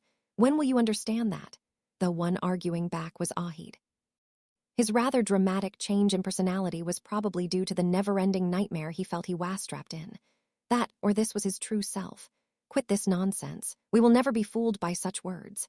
In that case, you're free to look all you want, but you'll never be able to find them, Ahid said smugly. Couldn't you tell? Priest Elnor was me all along. I used magic to change my appearance. You people were completely fooled. You were disguised as a sojourner. How sinful. Sin. Ha ha ha. So what if it's a sin? With this, the Sojourner's Psalm will come to an end. The people of Giordal will finally realize that the almighty radiance doesn't exist. Now it's about time. With this, I should be able to finally awaken from this dream. Suddenly, he began yelling like a madman. Now wake up, wake up, wake up, wake up from this dream. There is no Equis. The almighty radiance doesn't exist. Wake you already. This lunatic. Feel the wrath of God. There was a dull thud as someone was punched. Gah, we finally reached the bottom of the staircase to find Ahid apprehended by Irina's choir. Why am I still not waking up? This is meant to be a dream. Why can't I wake up? Why won't it end? I've done so much already. Why won't I wake? The choir members thrust their swords through the crawling Ahid, pinning him to the floor. Gug seeped from the many wounds that ran along his body, but Ahid merely glared up at them, his vacant gaze distorted by insanity. Why? Why won't I wake? Ahid's body burst into flames, which swiftly spread to the members of the choir. His limbs still skewered by swords, he forced himself to his feet, spewing fire from his mouth. What is the reason? However, the flames rapidly closing in on the choir were tragically erased by my magic eyes of destruction. What? Surely you've started to realize it by now, Ahid. This is reality. You've exposed all the lies you've accumulated until now and lost everything as a result. It's time to accept the truth. Misfit? Ahid clenched his teeth. No, you're wrong. This is a dream. Reality would never be like this. It could never be this ridiculous. Ahid opened his mouth to breathe fire again, but I drew close to him long before he could succeed. Og, huh. My right arm dug into his abdomen, but something didn't feel right. This is a dream, isn't it? It has to be. Otherwise, all my efforts have been for nothing. My position as cardinal, the power of a submissive god, followers who moved exactly as I wished. Do you know how much effort I put into obtaining those things? Anything we obtain by lying is nothing more than an illusion, which Iswi you were consumed by your nightmare. From the very beginning, Yao had nothing. I clenched my fist, crushing his organs. His body turned tautust. As I'd expected, I couldn't grab his source with Vebzud-like thighs. A fake created by magic, huh? Then his true body, elsewhere. Are you okay, Irina? Alina asked, offering the choir leader her hand. Irina accepted the help and sat up. Her body had been burned by the fire. This is nothing. What's important now is the Sojourner's Psalm. But, ma'am, it's too late to search for pilgrims now. No, there's still one option. This must be the will of Equis. Irina's gaze fell on Ellen. Have a request for you, Ellen. I believe you will be able to fulfill the duty of the Holy Psalm chorister. Would you please lend us your assistance? What? But there's no time to practice. Shook her head. Dilhade, was it? Please sing a song from your nation. The singing of the Sojourner's Psalm is a ceremony that ushers new winds to Jorhaze. If you bring your song, the song of the Demon King's choir, into this land, the result will be the same. So please, Ellen, consider my request. Bowed her head deeply. Ellen looked over at me. I would also like to see how your song resonates with the God-worshipping people of the underground world, I said. With that single sentence, the hesitation vanished from Ellen's eyes. You understand, Irina, I don't know how well we'll be able to do it, but you'll give it a go, Ellen nodded. It'll be a thank you for letting us listen to your sacred song yesterday. This time you can listen to a song of our nation, the song of a demon king wishing for peace. Section 15. Demon King Hymno. 6. Neighbor. The sacred grounds stirred noisily. There was no sign that the Sojourner's Psalm was about to begin. Ahid's earlier words must have flashed through the minds of the congregation. The 2,000-year tradition was about to end. Such an event would indeed be proof that there was no almighty God of the underground world. While the people of Geordle weren't about to believe him blindly, they couldn't hide their agitation and anxiety. Restlessness was spreading through the grounds by the moment. Just as that restlessness reached its peak, a single girl appeared on stage. It was Ellen. She raised her hand, and the fan union girls before the stage responded in kind. I had informed them of the situation via leaks. S'go, okay. The fan union girls climbed onto the stage and lined up in their usual formation. I drew a magic circle over their bodies. And ceremonial ropes appeared. Sorry for the wait, everyone. My name is Ellen, and I'm a member of the Demon King's Choir of Dilhade. We will be your psalm choristers for the rite of sacred song. The congregation looked relieved and began praying anew. Our country is located far, far away from here, farther than you could ever imagine. We're ruled by a man called the Demon King, and the people live in peace. We came to Geordle to learn more about this place. The Demon King told us to look closely at the people who live in this land. He wanted us to see what you all believe in and what kind of future you all dream of. She smiled brightly. We only just arrived here, so there's still lots we don't know, but there is one thing I'm sure of. The people of this nation love music. Our country is the same. The Demon King of our country loves music as well. The fan union girls smiled cheerfully in agreement with Ellen's speech. Each of them drew a magic circle that began playing an orchestral tune. The spell was called Sinial. This is a song for you to learn more about our country and our demon king. He is a great ruler who loves every aspect of all people. We are the bridge that helps convey that great love of his. That is the purpose of the Demon King's choir. Please lend us your ear. Demon King hymno. 6. Neighbor, the girls said in unison. The elegant sound of stringed instruments began to flow throughout the city. The melody reminiscent of the sky had a different ring to it in this land beneath the earth. It enveloped the city of Georges like a refreshing breeze. The draconids prayed as they enjoyed the unfamiliar music. Their magic trembled as though they were captivated by the refined notes. What kind of austere hymn was about to begin? The congregation eagerly leaned forward to listen. "Oh my," the girls sang. "I didn't know such a world existed." Until the sudden chorus at a completely different key was thrown in as if to ruin the mood. Cum, incoming, woo-woo. However, the stark contrast seemed to grab the hearts of the congregation. The Demon King's choir sang with an upbeat rhythm and melody to keep those hearts enthralled. "Open the door. Woo-woo. Don't open the forbidden door. Woo-woo. No, don't open it." The Demon King's choir sang brightly to the rhythmical tune. The people of the underground world had probably never experienced such a lively hymn before. They all seemed flabbergasted. "Tell me, gods, what is this? What is this? The ding-dong. Go on, start with a knock. No, gentle taps are no good. Incoming, woo-woo. I am a neighbor, just a mere neighbor. It should have been peaceful all by myself. But it was extending before I knew it, like a ruinous hand. Your ding-dong. It's the Demon King. Oh, it was the gods who said it. Love thy neighbor. Go on, open your heart, open the forbidden door. Oh, but it's dirty there, the place no one knows. It's dirty there, so please don't come through the door. Saying he won't fit is no good. Teach you everything the scriptures missed. Incoming, woo-woo. Oh my, I didn't know such a world existed. Incoming, woo-woo. The springy rhythm and lively tune had the solemnly praying congregation shifting restlessly. Perhaps they had been yearning for a song like this, a song unlike the strict hymns they were used to. Ellen made her way to the front of the stage, walking to the beat of the music. "In our country, both the choir and the audience have fun singing the song together," she said, her voice carrying far and wide. "Please sing along with this song from Dilhade. Income is a phrase that means fun without reason in the ancient magic tongue. We believe this means that no matter what's going on, why not have some fun?" The devout congregation listened attentively to her words. "I don't understand the complex relationship between nations, but I do know that we can all have fun together. You don't have to understand Thesong to have fun singing, so let's sing together. We believe that relationships between all people can start from there. Let's not sweat over details until we've had fun." What a wonderful song, I think. Yes, but it sounds somewhat irreverent too. If this is a sojourner's psalm, then that must be the will of the gods of song. Besides, it's rare to hear a song that's so deeply moving. How are these lyrics meant to be interpreted?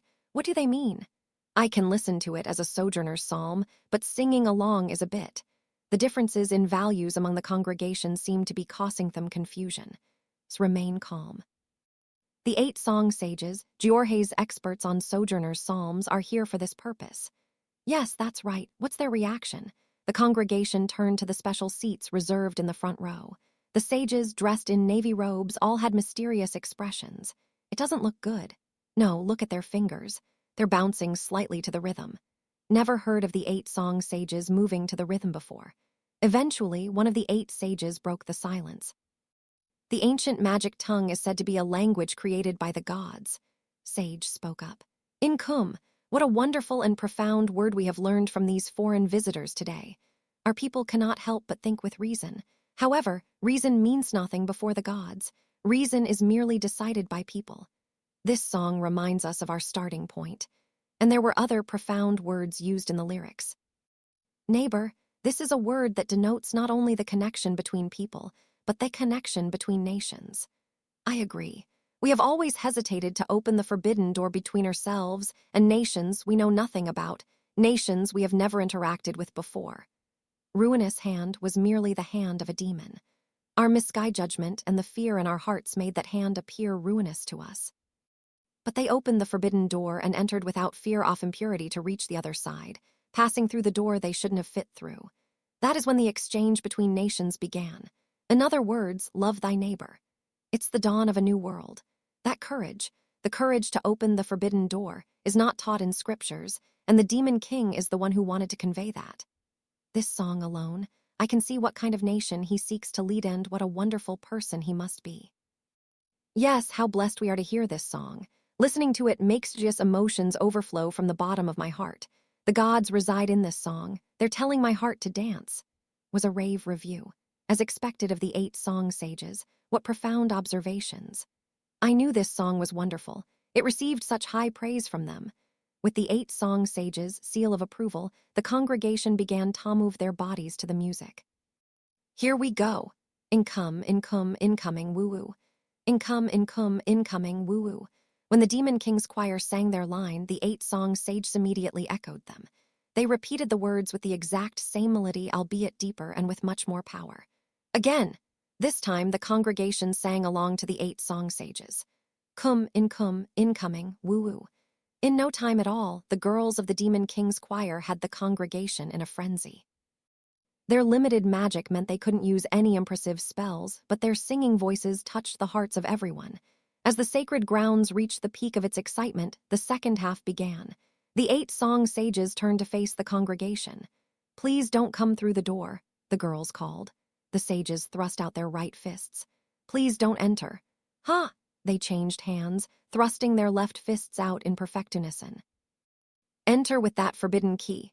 Ha ha ha. As one would expect from the highest musical authority of the nation of music, the 8 song sages had grasped the essence of the Demon King hymn in no time at all and created the perfect choreography to go with it. Their adaptability was on another level. The congregation rose to their feet to mimic them. Tell me, Demon King. Ha! 20,000 followers faced the altar and thrust their fists out in unison. What is this? The ding-dong. Ha! Ha! Burning fists of passion flew out, interchanging between right and left. The people raised their voices and shouted along to the lively tune as if training in martial arts. Music, lyrics, martial arts, and fervor. The miraculous harmony between them enlivened the atmosphere to no end. Place no one knows. Ha! The fists of 20,000 devout followers were thrust forward with all their might. It's dirty there. Ha! They thrust and thrust and thrust, as though they were trying to break through the forbidden door itself. This was a foreign land that had been isolated until now, but music easily transcended borders. It was the power of Inkum, to have fun no matter what. As though to embody those words, the Demon King's choir and the followers of Jordal discarded Therizin and yielded themselves to the fun of the hymn. Section 16. Prophet the Demon King hymn playing in the distance behind me was approaching its end. I stared down an alley in Giorhaze while listening to the merry tune. Anos.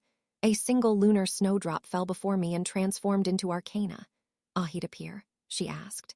Yes. He was disguised as the psalm choristers, but that was a fake buddy as well. I've tracked his magic here. I drew a magic circle on the ground of the alley and blew the dirt away using Deas. When I beckoned with my index finger, the pledged jewel buried there flew towards us. It seems he used this as a decoy and fled. Ahid's magic was contained in the pledged jewel. He had probably used it to activate the spell that shared his magic with the fake body. He cast Duggan alongside Azept and Vista to craft a body Fromarth, Arcana explained. A Duggan body can be supplied with magic through the pledged jewel, but it cannot think for itself. The caster has to control it. In other words, he was connected to his clone via magic link. Yes, he discarded this to run away. Arcana took the pledged jewel into her hands. Her body started glowing brightly.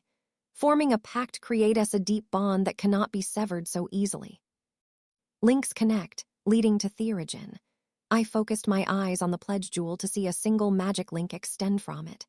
The power of the Keeper of Restoration, Nutraduhiana, had restored the magic link.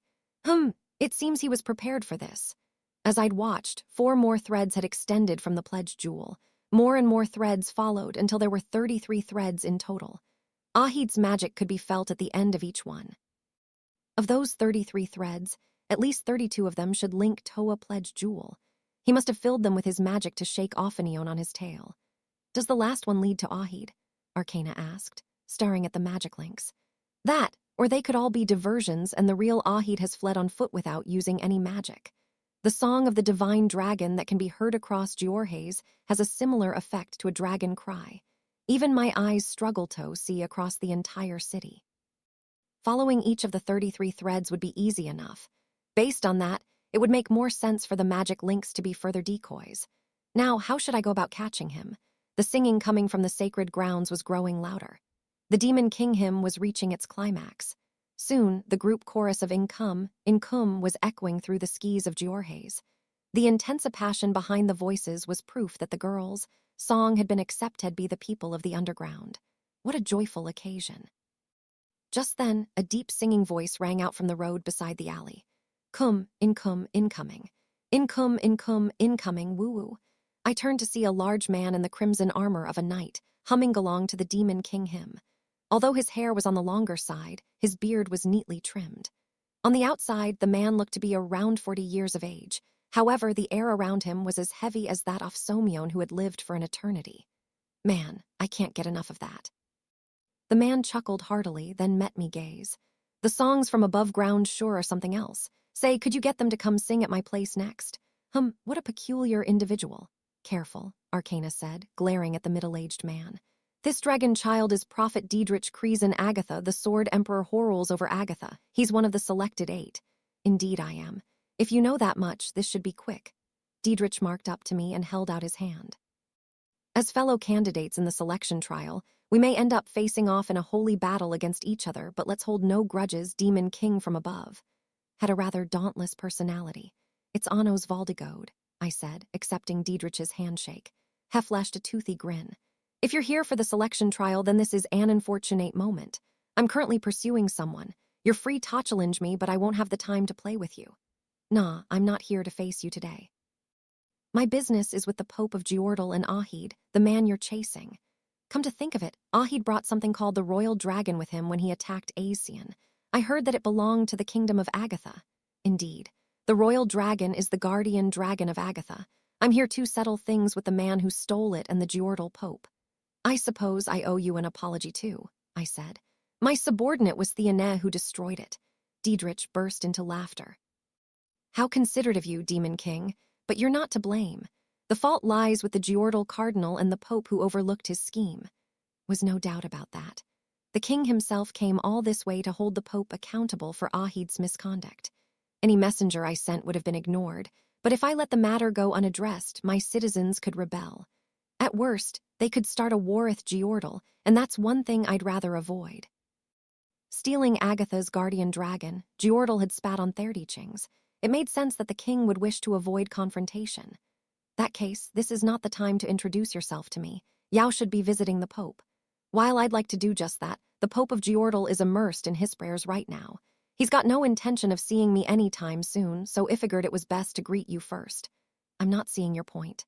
That moment, a clear voice cut in from behind Diedrich. The prophet Diedrich can see a countless number of futures. His sight extends into the distant future, to factors no ordinary man can see. This allows him to walk the correct path. The space behind Diedrich warped, and a woman in aqua robes appeared. Her shoulder-length hair was indigo blue, and both her eyes were closed. In her hands was a clear crystal ball. The magic around her wasn't that of a draconid. She was a god like Arcana. This is Nafta, goddess of the future and my selection god. Yao could also say that she's the reason they call me the prophet. Of the future, huh? If Nafta truly possessed the order of the future, the prophet title was far more credible than Ahid's garbage title had been. Other words, greeting me here would lead you to the Pope. Is that the future you saw? I asked. Right you are. If I were to make one more prophecy, I would say that Ahid Alevo Agartz will show up at the sacred grounds. Ahid think I wouldn't revisit the areas he had already shown up in. I supposed fleeing among a crowd of draconids made sense. When will he show? Around now, actually. Then let's confirm that. I turned my magic eyes towards a gap in the dragon domain. This should work. When I cast Gadam, the scene before me turned white, then a large bonfire came into view. I had arrived at the sacred grounds of the divine dragon.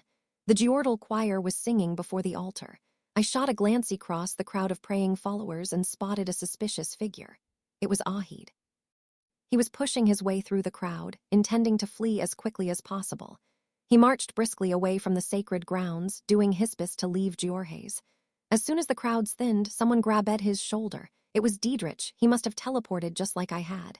Hey there, former Cardinal of Giordal. I hear you had some fun while I wasn't around. Ahid's face paled. Diedrich?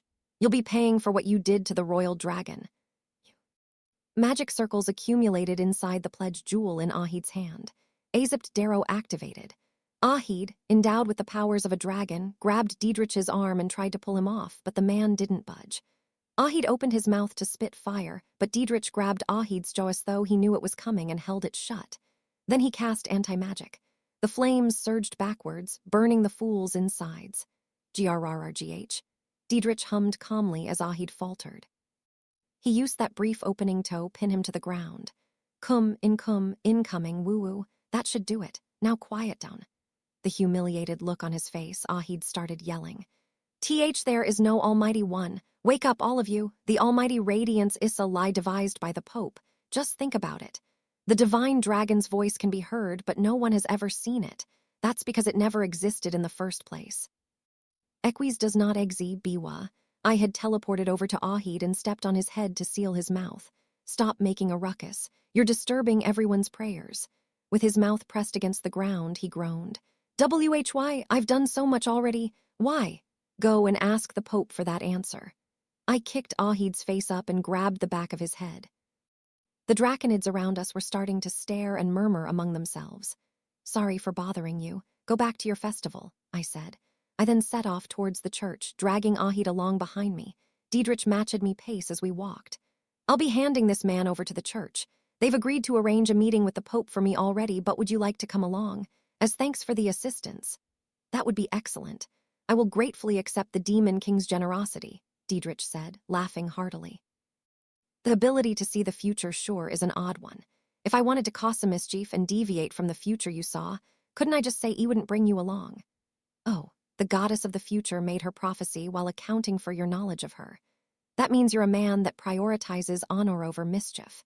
He had known not only Ahid's location, but also what it would take for him to feel like bringing him to the Pope, and that I wouldn't cause any mischief. It seemed his ability was the real deal. Why did you let him steal the royal dragon if you could foresee it? Seeing the future can be a rather fickle thing. Protecting the royal dragon could mean failing to protect something else. It's normally the dangers you can't see that must be removed. The best option had been to abandon the guardian dragon of his own kingdom. How far into the future do those prophecies go? Who knows? Diedrich said, staring into the distance. As far as Thede, the underground world comes to an end, probably. Section 17. The Pope, by the time we reached our destination, the underground world was growing dark.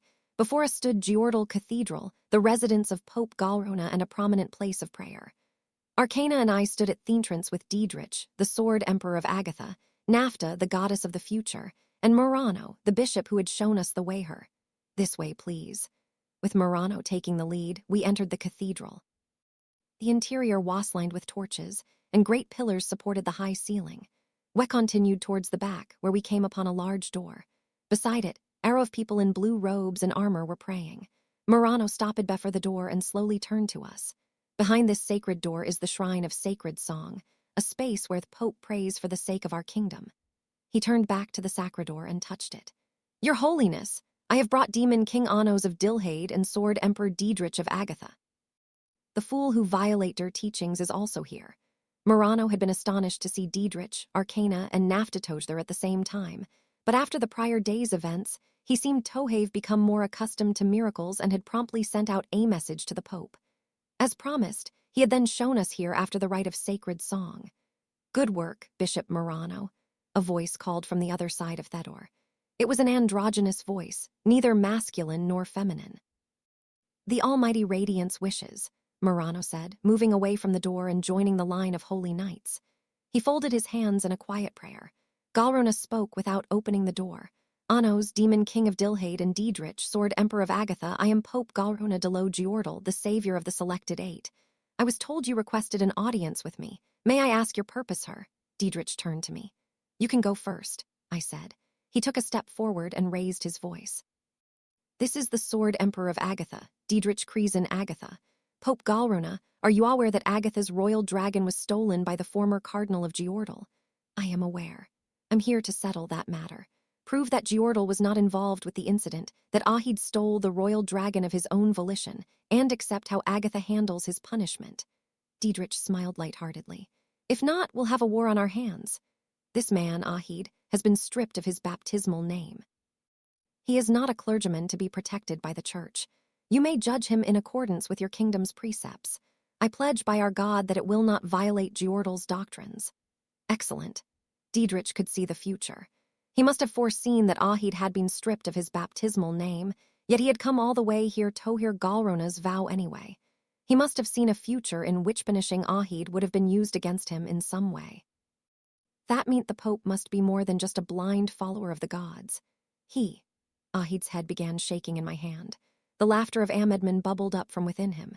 Hee ha ha ha ha. I've finally made it to you, Pope Galrona. The time has come for my speech. Listen closely. Equus does not exist. The almighty radiance is just a fantasy made up by our Draconid ancestors. The area was silent, allowing Ahid's voice to echo even more fruitlessly. The holy knights lined before the sacred door all shot him looks of contempt, but Ahid wasn't concerned by that at the moment. A look of utter despair had crossed his face. Why won't the dream end? He had traveled around Giordal to spread the word to the people that their god didn't exist, and now he had directly conveyed that to the Pope, the head of the church. There was nothing more he could do. I don't know what spell it is you're under, but you must have realized it already, Ahid. This is no dream. It is reality, he muttered slowly, as though he had lost all hope. He must have realized something was off, yet he had desperately averted his gaze. But there was nowhere he could run from here. Are you saying this is my reality, my efforts, my faith, my position? The almighty radiance sees all. If you wish to know why this happened, ask yourself. You could call this karma for your actions. That can't be.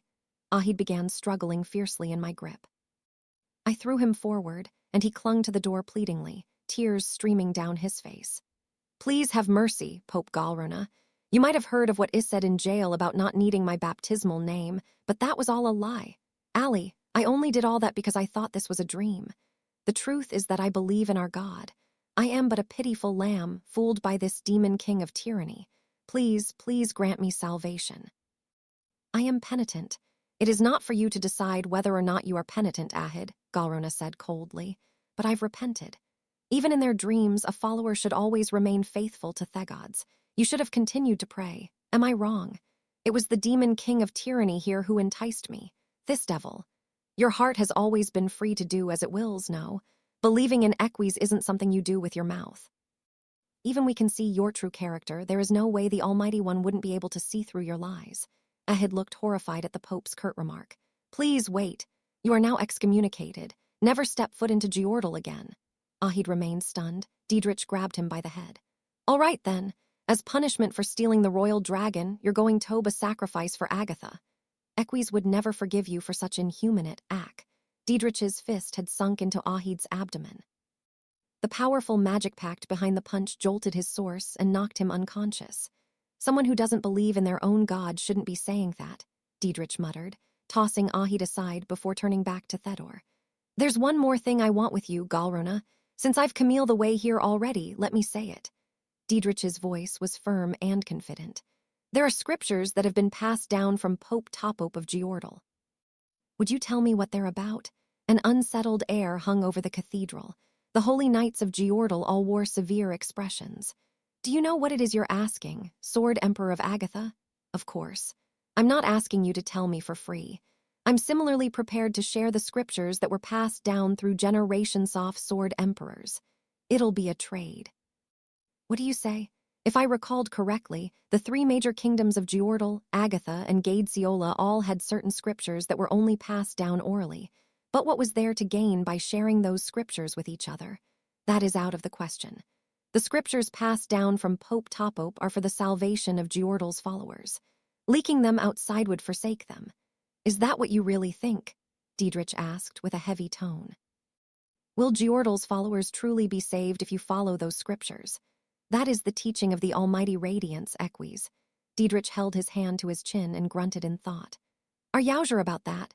Well, I know Giordal has its own teachings. I'm not asking to see the scriptures directly. Instead, why don't you open this door so we can talk properly? Have a heart-to-heart about the future of the underground world. Well, what do you say? After a brief pause. Galrona answered. I understand your request, Sword Emperor of Agatha, but before I give my answer, I would like to hear from Demon King Anos. Or would you prefer to be called Misfit? Either works for me. Then I shall use the title bestowed upon you by the gods. Misfit Anos Valdigode, what business do you have here in Geordle? To speak plainly, I'm here to broaden my horizons. I came to learn how the people of the underground live and think. Then what business do you have with me? The Pope asked. I have a few questions about the selection trial and Revalshant, the god of traces. I understand. Galrona started addressing us both solemnly, as though imparting a message to his followers. The Almighty Radianciant said this. He who grants salvation will be sought by many, but there will be no salvation if he accepts every hand and neglects his prayer. By your own means, you must choose which of you will be heard. You'll only listen to one of us, but it's up to us to decide how that'll be. Is that what you're saying? That is correct. How annoying. That being said, he wasn't showing any hostility towards me. I could break down the door and force him to talk to me, but the fastest option wasn't always the best. Well, at least he was willing to listen to one of us. How unfortunate, Diedrich, I said, turning to Agatha's sword emperor. You came all the way to Geordle to be turned away. Well, at least the matter with Ahid has been resolved. You still got something to go home with. Diedrich grinned broadly. You sure are confident, Anos. We still don't know which of us is going home yet. The prophet, aren't you? I said to the calm man. If you can't tell that I'll win no matter the match you pick, then that's not much of a prophecy. Diedrich laughed heartily. Oh, I don't know about that. So he wasn't going to back down despite knowing the future. Then you decide how we'll choose, I said. We can't hold a proper holy battle in a place like this. How about we each face the other's selection god, and whoever holds out the longest wins? In other words, I would face NAFTA, and Diedrich would face Arcana. The 8 were meant to be inherently weaker than the gods. Him suggesting such a match probably meant that he was confident he could last against Arcana for a long time. But how much of my power was Hessying? Very well, I replied, turning to find NAFTA already waiting. She must they've seen this coming too. Arcana! Arcana disappeared with a flash of light, teleporting before Diedrich. The man will be strong. Fight with all your strength, I told her. As you wish. She raised her hands and slowly turned her palms to the ceiling. The moon of creation appeared in the dome above the underground world, though we couldn't see it from inside. King of the demons, I grant you this prophecy, the goddess of the future said as she turned the crystal in her hands towards me. When Thessi eyes open, I, NAFTA, will be able to see every future. Every possible future, every miracle yet to pass, exists in the hands of the goddess of the future. The victorious future you seek will spill from your hands, and you will be deprived of any possibility to resist it. She spoke in a matter-of-fact tone. People can die of aggravated colds. They can trip over their own feet and lose their lives. Everyone in this world lives by the rolls of the gods' dice. Facing me means facing the worst possible day for you. Oh, in that case, I have a prophecy for you too, God who governs the future. The moment you open your eyes, your defeat will be decided. Section 18. Who will obtain the victorious future? With both eyes closed, NAFTA filled her crystal ball with magic. Sinner who stands before the goddess of the future, you will now be judged by Candiquizort, the future world crystal.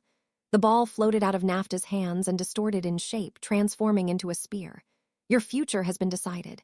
You have been sentenced to impalement, she pronounced like a judge. Interesting. Just try it. Goddess of the future held her hands out before her. Divine magic flowed into the surrounding area, shaking the cathedral. The crystal spear turned towards me and shot forward faster than the eye could see. I turned my head to avoid it, but the spear turned at the same time, following my face.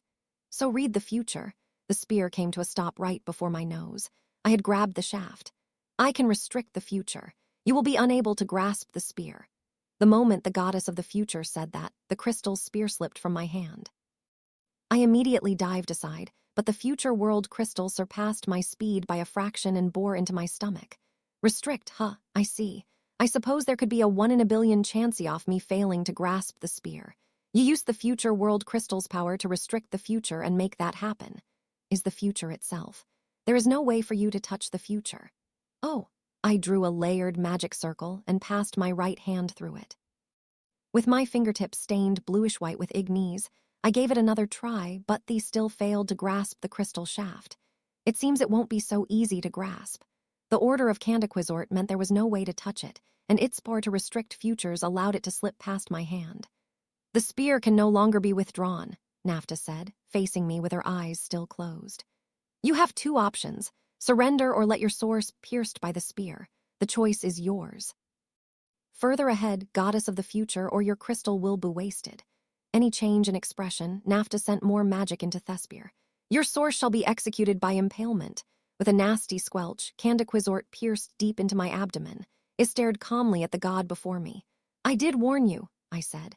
The spear that had pierced my body began to blacken with rust at Thedip. What is that? The holy knights in front of the door looked baffled by the sight. How is that man still alive after being pierced by a god's spear? Candaquizort. Rumor has it that anyone pierced by the goddess of the future's spear will have all possibilities of their future stolen and destroyed. A mortal was able to resist that miracle. In contrast to the holy knights, there was one person nodding along in understanding. It was the Bishop Morano of all people. Another day of miracles, I see, he said. I took several steps forward. Even if I can't touch the future, if Yao wished to attack me, it must touch me. Long as it was piercing my abdomen, I was in contact with the spear. Better take it out quickly, before Candaquizort is corroded by the blood of the Demon King, I said. The future world crystal is the countless futures of this world. It is the shape of the world itself. What you are doing is competing to see Hodgetts destroyed first between the world and yourself. The result should be clear as day. The tip of the crystal spear clattered to the floor. Blood can corrupt the world. Had completely rusted. Pitch-black pieces crumbled away and dispersed into nothingness. The blood of the Demon King couldn't be used against most attacks. The substance was so destructive that the world itself could be irreparably damaged if the subject couldn't withstand the force of the destruction. As one would expect of the goddess of the future, you are quite strong. But it's time to get serious and prophesize properly, or you'll be destroyed here. I walked towards Nafta without stopping. Just then, the crystal spur that had rusted away reappeared in the air as countless glittering fragments. I, Nafta, swear to you that as long as we remain in the present, the future will resurrect no matter how many times you destroy it. In order to destroy the future world crystal, you must destroy all possible futures. The crystal fragments rapidly increased in number and wrapped around us like a glittering sandstorm. This is one more possible shape of the world. Sinner, you will now be condemned to exile in a restricted world. The crystal sandstorm dispersed, revealing a whole new landscape. We were standing in an unfamiliar city. Every building, every plant, and every person was made of crystal. The mountains in the distance, the dome fair overhead, and the flowing rivers were all crystal too. Each object contained an unfathomable amount of magic. A world created by Candaquizort, huh? So this is a god's domain. I, Nafta, swear to you that this world has been restricted to produce the worst possible result for you in every way. Your victory is not possible in this world. Interesting, I said, staring at her calmly. Come at me then, future. Let's see what you can do. No sooner had I said that than the ground below fractured with a loud crack. As I floated into the air with flesh, countless crystal spears began flying up from the newly formed rift. I cast Beno Ivan in an attempt to tousle the rift, but the spears passed through it easily, striking my body. The next moment, crystal spears began appearing from the buildings around me. More crystal spears appeared from the dome above until they were being fired from every possible direction. While the spears carved away at my body, the clock tower up ahead separated from the ground and floated into the air. Its pointed spire rotated and shot forward, crashing in tome while I was pinned in place. Blood poured from every part of my body. It's been a while since I've bled this much. Black blood of the Demon King rusted the clock tower, the crystal spears, and all the crystal surroundings until everything crumbled away. All that remained was black rust. You said that this world would be the worst result for me, that he would succumb to the worst possible day. I held out my hand and drew a layered magic circle, pointing it towards Nafta like a cannon. That's some terrific authority you have over your order, but if you're that strong, I have some magic up my sleeve too. Black particles overflowed from the magic cannon. Every possible miracle will befall you. I sentence you Toadspare. Crystal spears flew at me once again, but the moment they touched the black particles hanging in the air, they crumbled into pieces. Fire, water, lightning, earth, trees, the dome, every conceivable element attacked me. It was like witnessing a miracle, but I wasn't deterred by Thurald that bared its fangs. Using origin magic, I borrowed the power of Militia, goddess of creation, Aberniu, goddess of destruction, and the demon king of tyranny of 2,000 years ago. I also added the magic of my current self. This is a forbidden spell that can't be used in any old place. Even I've only used it twice. Jet black particles swirled around like they were alive, enveloping the magic cannon. The reverberations shattered all the crystals in the area, reducing them to dust. Nafta's divine domain had cracked and was beginning to break down. When you open those divine eyes of yours, make sure you restrict things properly. Once I release this spell, Candaquizort's world will be annihilated at best. Goddess of the future faced me in stunned silence. If you don't restrict things, the real world will perish alongside this one. Particles formed a 7-layered spiral at the center of the cannon. A bottomless rift opened in the crystal ground. There was nothing to be seen past the rift. It had split the restricted world completely in two. Egil grown Angdroa of doom were unleashed from the magic cannon. The 7 layers of spiraling roared as they advanced. Thanks to Candaquizort's divine protection, the flames passed through Nafta's body and traveled all the way to the horizon far behind her, where they lit the entire world in fire. The dome burned. The horizon burned. The ground, the mountains, and everything else in the world burned and turned to ash. There was a reason this spell surpassed Geograze yet wasn't considered the highest grade of fire magic. Though it took the form of flames, it wasn't truly fire. It could burn the unburnable, destroy the indestructible, and reduce the whole world to ash. It was, undeniably, the magic of destruction, the type of magic I specialized in above anything else. Before the flames of doom, the restricted world was reduced to jet black ash. The ash was whisked away by a wind to reveal reality. Nafta and I were standing before the sacred door. It seems you've finally gotten serious. Who was holding the future world crystal in her hands, had both eyes open. As the god that governed the order of the future, she couldn't allow the world's possibilities to be closed off. In order to restrict Egil grown Angdroa, she had gazed at all the futures she could. Other words, this match is over. Nafta nodded quietly. Cracks ran across her body. I, Nafta, declare defeat. No matter how much the future is restricted, zero cannot become yon. There is no world in which you can be defeated. Cracks ran along the goddess of the future's body as she began to break down. No matter how much she restricted the world, the only future in store for one facing me was destruction. That future was fast approaching Nafta. Gods couldn't defy order. Nafta had kept her eyes closed to avoid seeing this result.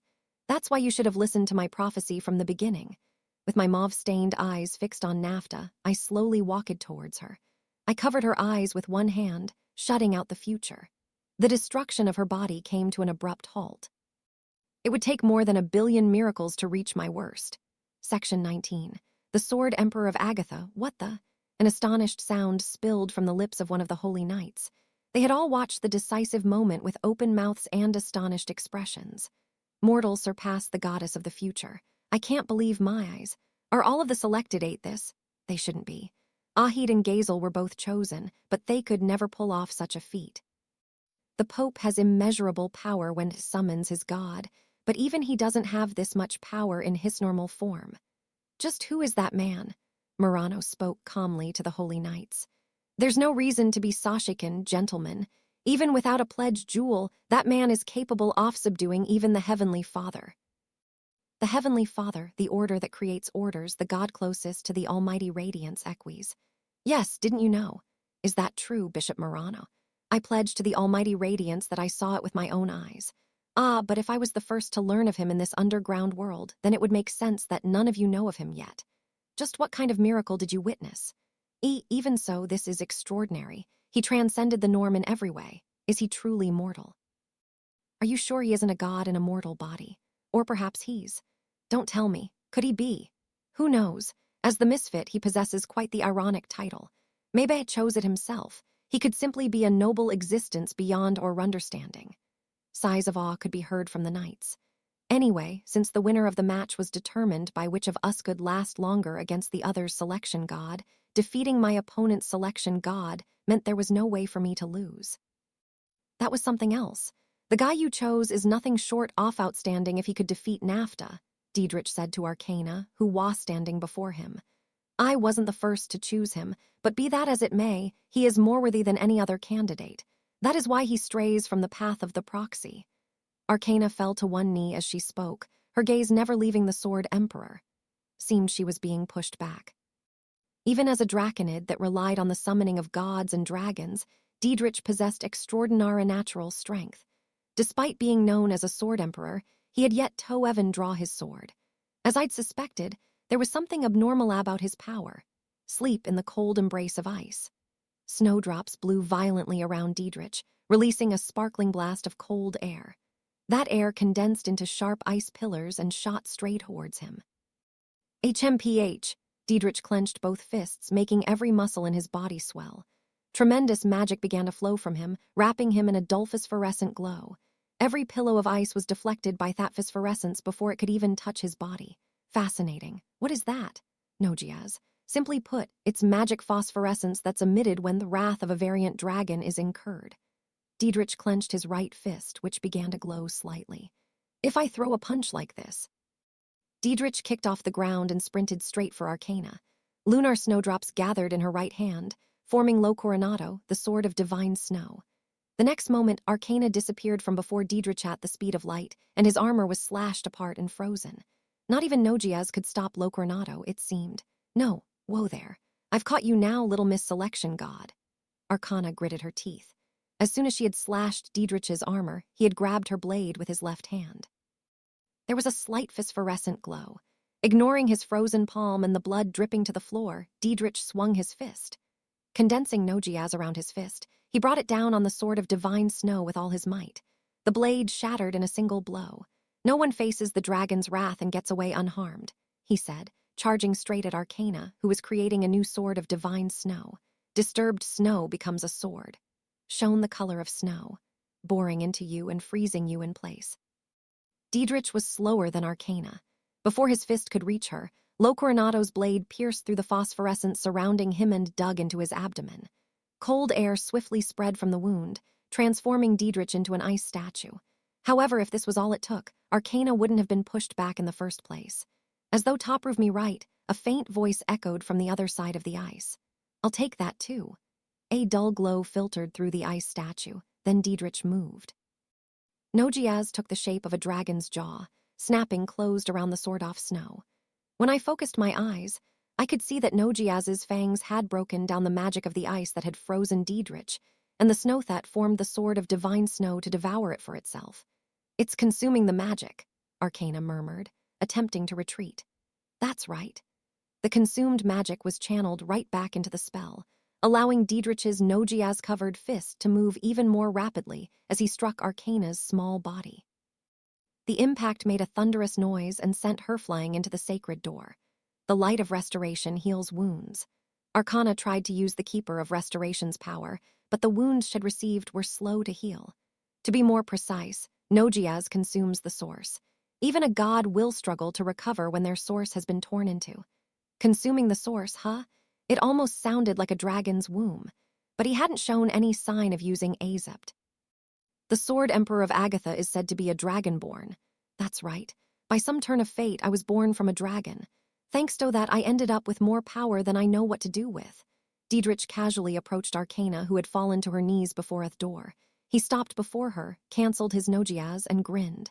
Well, it's my defeat, he said, offering her a hand up. She accepted his hand and got to her feet. There's no need to declare defeat. The moment you inflicted a wound I couldn't easily recover from, it was my loss. Unfortunately, this is a match between me and him. If I had killed Yao with that last hit, I might have been able to claim a draw, but that wasn't the case.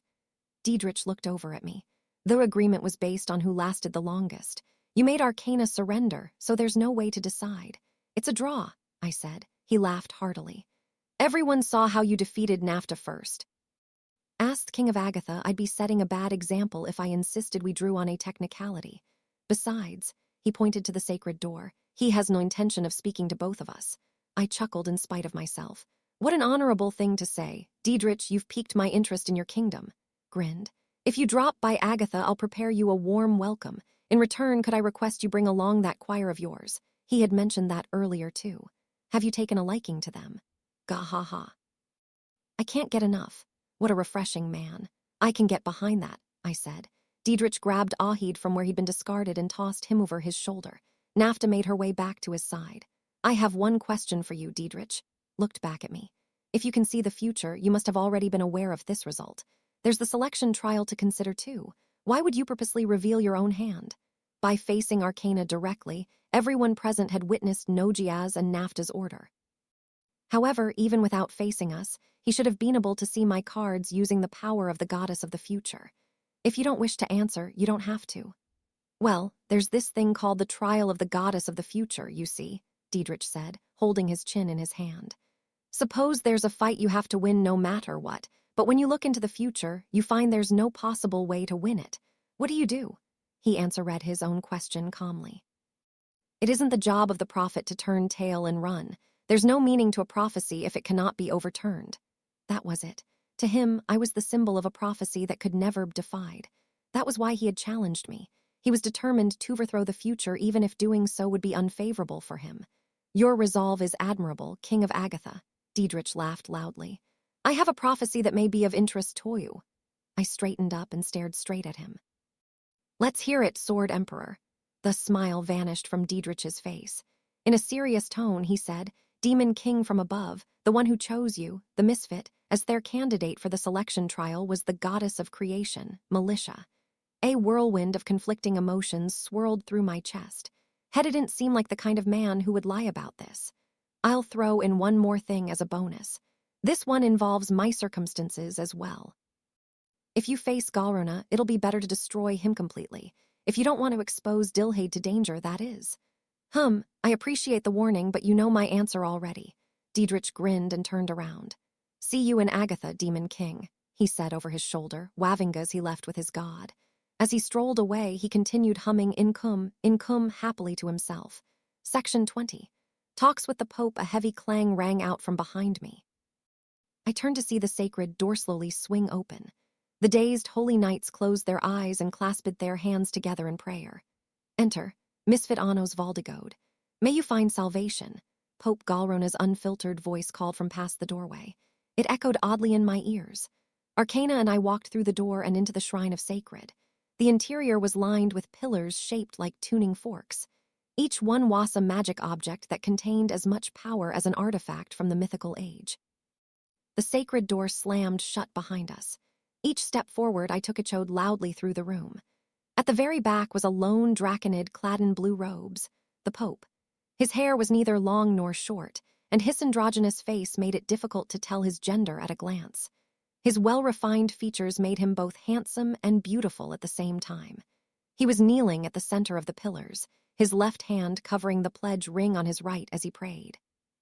It's a pleasure to meet you, Misfit and the selection god Arcana. I am Galrona, the Pope of Geordle, the Pope said, his quiet voice echoing loudly through the shrine. He retained his posture the entire time he greeted us. I walked right up to him. It's Annos Valdigode, I said, holding out my hand for a handshake, but the Pope's hands remained folded before him. Please forgive me. As the Pope of Geordle, I must never cease praying for the sake of the kingdom, he said. Excuse my ignorant greeting, then. I knelt down to lower myself to Galrona's eye level and assumed the same praying pose. Arcana stood behind me. You said you wished to know about the selection trial and the location of Revalshant, the god of traces. More so the latter. Pope fell silent for a moment before responding. The god that governs memories and records lies dormant here in Geordle. As the order that brings salvation to this underground world, he will not wake until the right moment. He should try waking up and stretching his legs from time to time. He'll get better sleep that way, which will make for much smoother salvation. Galrona's expression remained unchanged. There is no telling what calamities will befall us for waking a sleeping god. There's nothing to fear from a god whose order is just to look back on the past, and you can always pacify him if he wakes up grumpy. Revalshant is capable of reproducing the marks of the entire world. In that regard, he is most certainly capable of recreating the worst calamities ever to befall this world. You can just use a bigger calamity to defeat him. Pope fell silent again. I know about you. I was in the Holy Seat Hall the first time you visited Everast and Zeta, he said. That was the place where I'd met Geordle's holy knight, Gazel. It wasn't that surprising to hear that candidates close to Ahid had been in attendance. I also know that you overcame the trial of Leviangilma, Sword of the Almighty, and that you possess more power than the gods. Galron asked unharshened. However, that does not mean you have a just reason to awaken the god of traces. If Revalshant is as weak as you say, then there would be no need for you to rely on him in the first place. If you wish to rely on the power of a god, you must treat them with due respect. You make a valid point.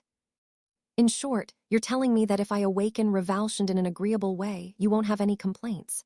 Galruna's expression remained unchanged, but there was a clear air of astonishment about him. How do you intend on getting a sleeping god Togri with you? He asked. I'll think of that later. At the very least, I can promise you that I won't beat it awake. You shouldn't have a problem with that, right? I grinned, staring straight into the Pope's elegant face. So where is the god of traces? The Pope shifted slightly, turning to look in my direction. Surely you know the location, considering everything you just said, I added. I do. However, the location of the god of traces is part of the scriptures passed down from pope to pope. It cannot be revealed to someone who doesn't believe in the teachings of Geordle. After stating that, Galrona continued. However, I would make an exception for you, Misfit Anno's Valdigode. I will tell you the location in exchange for your god. Behind me, Arcana's magic trembled. Exchange the content of the Pope's exclusive scriptures for an nameless god. The god of traces is the god that will bring salvation to the underground world, but Arcana is the god necessary for its rebirth. She is the reincarnation of the god who created this land, the goddess of creation, Militia. I narrowed my eyes reflexively. Was he saying that after I had created the wall, Militia had abandoned her name, turning into Arcana? If so, who did that make the little sister I'd seen in my dreams? The answer wasn't clear, but Galruna had to have a reason he would claim Arcana was Militia.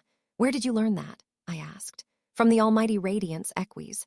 Probably meant he had heard from a god, but it seemed he wasn't going to discuss the details.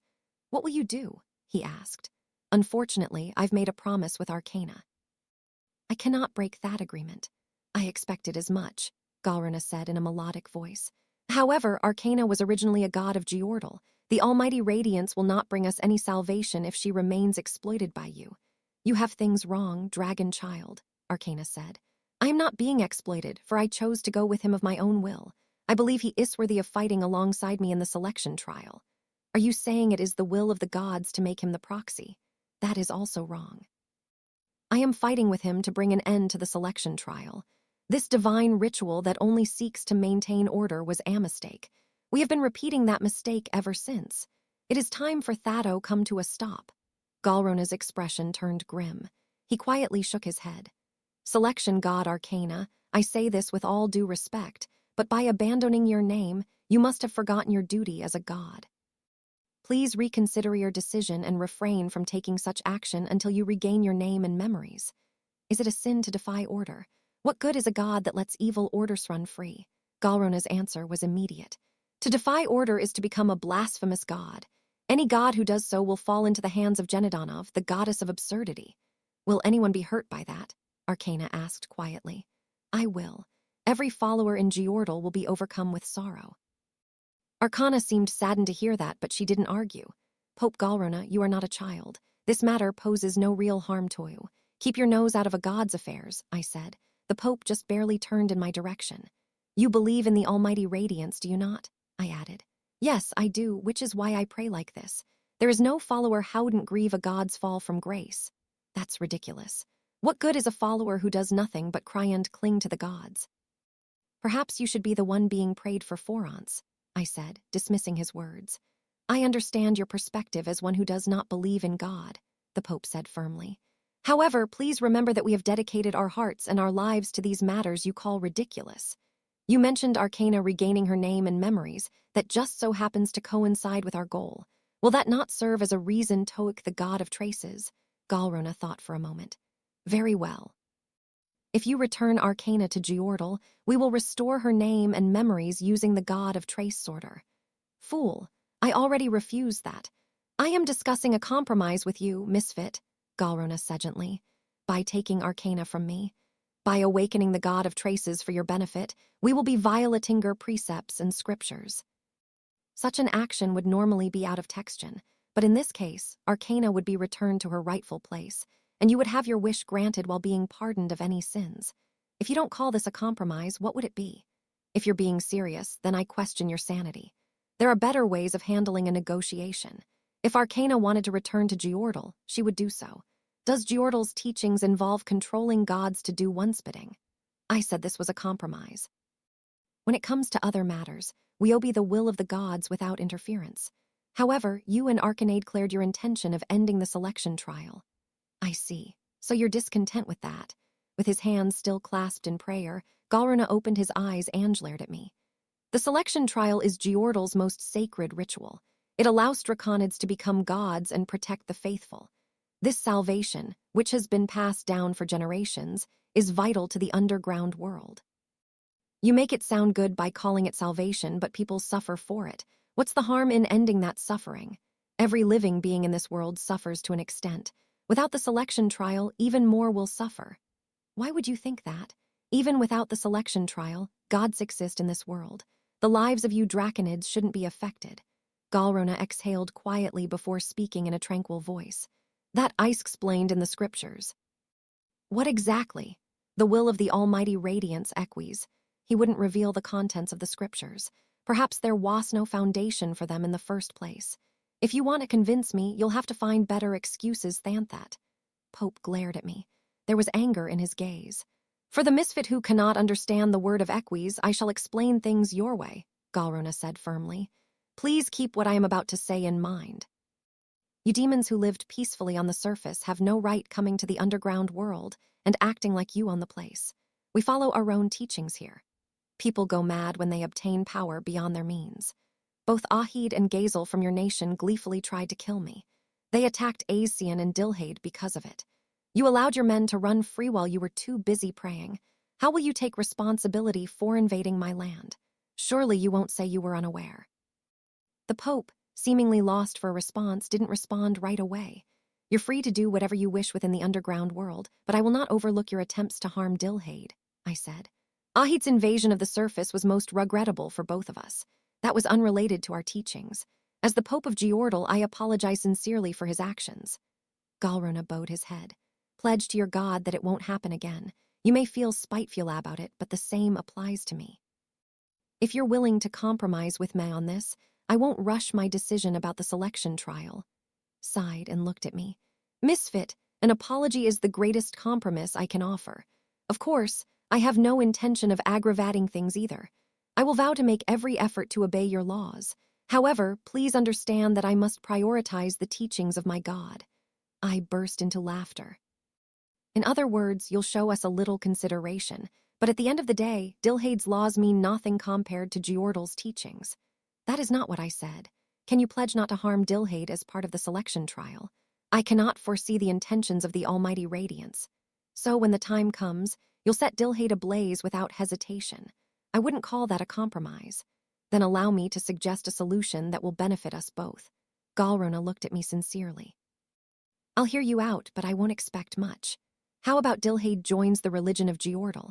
It sounded like a joke, but both the Pope's tone and expression were utterly serious.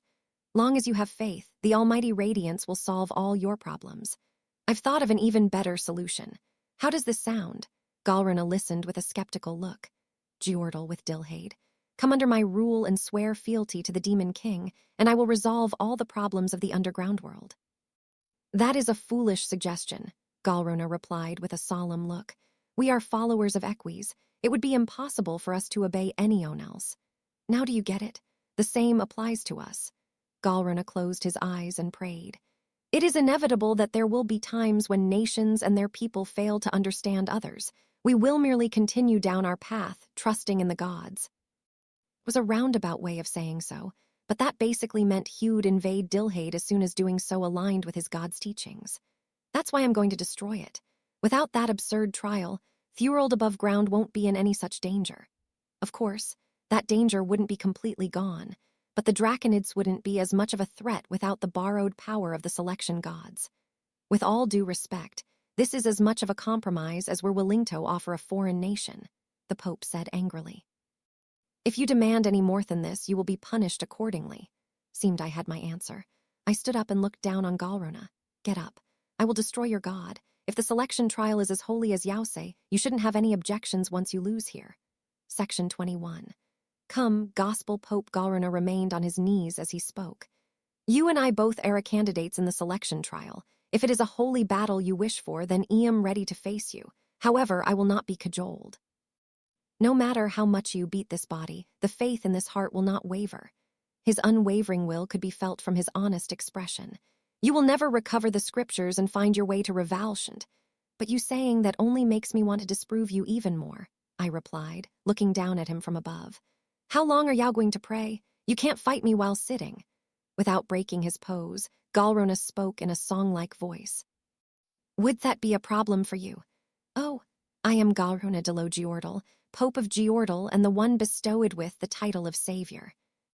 I must continue praying until the day of salvation arrives in the underground world. He glared up at me. Please, come at me without reservation. My body is protected by the miracle of Equis, which eliminates all that might cause me distress. Interesting. Then I shall do just that. Zola dipped. A huge magic circle appeared on the floor as he spoke. Jet-black flames emerged from within, forming chains that wrapped around Galrona's kneeling body. The hellfire chains burned intensely, morphing into a magic circle used for greater magic. Thou shalt learn fear. No one may restrict our God. Divine light gathered around Galrona's pledge ring. A flame lit Yup inside the jewel, and a three-dimensional magic circle appeared. The layers spiraled on top of each other, and his magic reached a godly level in no time at all.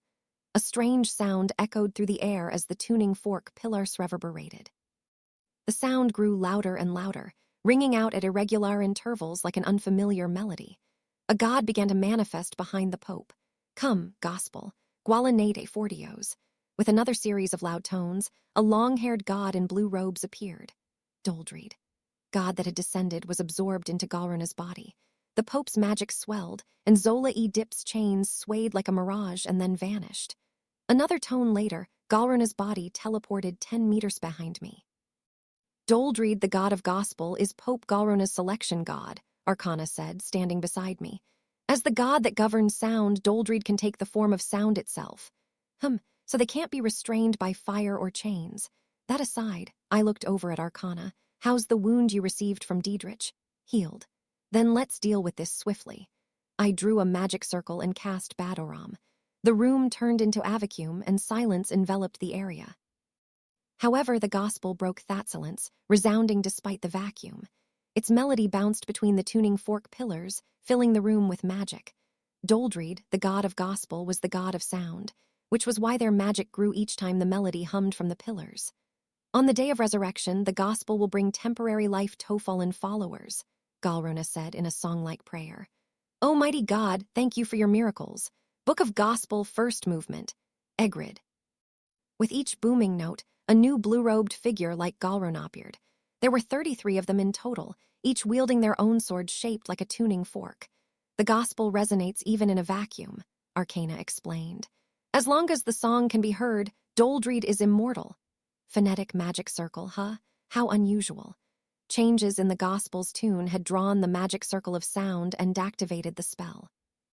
Magic circles triggered based on pitch, volume, and rhythm were far more troublesome than regular magic circles, as the spells wouldn't activate unless the full melodies were played.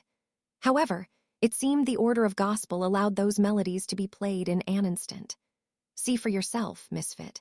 These are the former popes of Giordal, devout followers who spent their lives praying. You shall now fall before the miracle of a god. The dead followers that had been resurrected through Egrid charged towards me, swinging their tuning fork swords. On the night of a blizzard, everything freezes, Arcana said. Lunar snowdrops whirled around her, the cold air freezing the legs of the undead assailants. If the former popes have returned from the dead, I'd like to respectfully take this opportunity to ask them a question, I said once their movements were sealed. Is this kingdom striving for war or peace with Dilhade? State your opinions one by one. Response, the Egrid visitants made their tuning fork swords resound with a hymn. The phonetic magic circle hummed with powerful anti-magic that shattered the ice around them. They then raised their swords and continued charging through the blizzard. There should be no need to ask the obvious, Galrona replied. All that binds the dead are their dying wishes. Never before has there been a pope who has wished for anything beyond offering our songs and prayers to the gods. Departed souls who return to fulfill their dying wishes, huh? Black lightning enveloped my right hand, swiftly expanding until it was crackling throughout the room. Struck by Jurest, the 33 undead bodies were annihilated. Not a scrap remained. The dead cannot be killed twice. In other words, they are immortal. The gospel rang out, and the undead were resurrected through egredance more. On the second rebirth, gods descend into the bodies of the dead. Countless gods will manifest here, driving away the darkness and bringing light to the world. Former popes of Geordal drew magic circles and cast Azept. Their magic was elevated by a divine order of magnitude. Marahi-eyed Jism, keeper of sound, Arcana said. The 33 popes pointed their tuning fork swords towards me. Masses of magic-filled waves of sound were launched in unison. Snow falls, illuminating the earth. Arcana's falling lunar snowdrops formed a barrier, blocking the sound to protect us. Before 33 popes and 33 gods, all living beings will fall to their knees and hang their heads. Find faith, heretical ones, Galruna sang. Believe in the work of the gods, merely praying will bring one salvation. The 33 tuning fork swords sounded even louder, resonating with the order of gospel to strengthen the phonetic magic circle. Book of Gospel, second movement. Zabiaz. Sound waves tore through the vacuum like a dragon's roar, making the lunar snowdrop barrier creak like it was about to break. It seems they're quite the devout popes, but did they truly sacrifice everything to the gods? There is no need to ask the obvious, Pope Galruna replied. The popes of this nation would never act on their own self-interest. We make a bet then. I will expose the self-interest of the pope.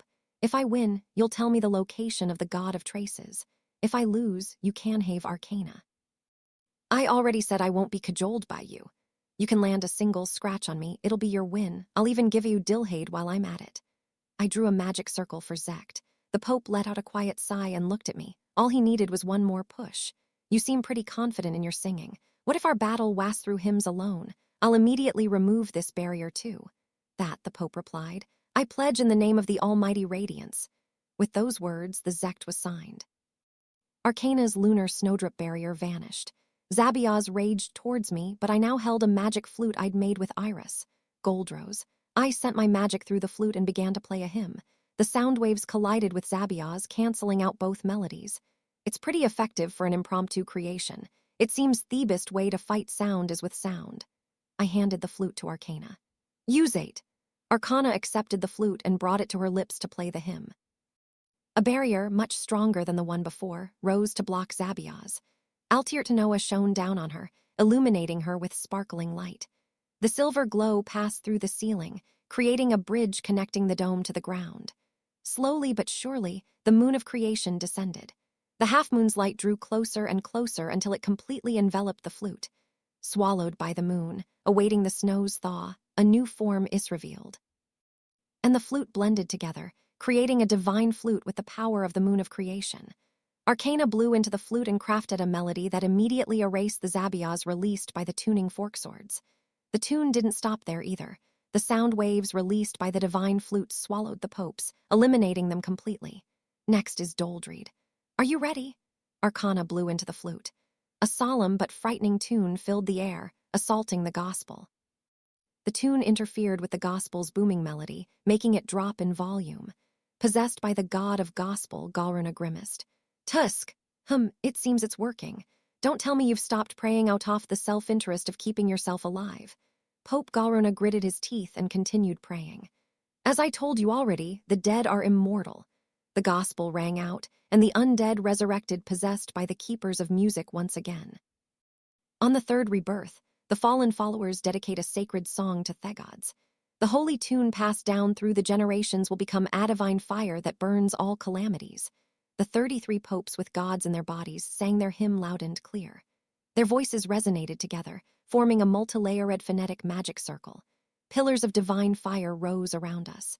They slowly pushed against the Arcana's musical barrier, closing in little by little. Earlier, you asked why we prayed this much. The Savior answered, I am not praying alone. The prayers of those who have departed for the gods already, followers up until now, have left their prayers here. The Savior sings together with the dead of the past, and that divine song itself is salvation. Everything that defies the gods will burn in sacred songfare. Galruna sang loudly and clearly. As he did, the songfare intensified, smothering the flute's tune in an attempt to burn us. Music is indeed better when sung and performed together. Ya were right there, Galruna, I said. I traced a magic link to send a leaks. Can you hear me, girls? I've come upon a great opportunity for you. It's time to test just how effective love is against gods. Yes, Lord Anos. 8 voices immediately responded. They were the voices of the girls of my personal choir who were waiting back at the Demon King Castle.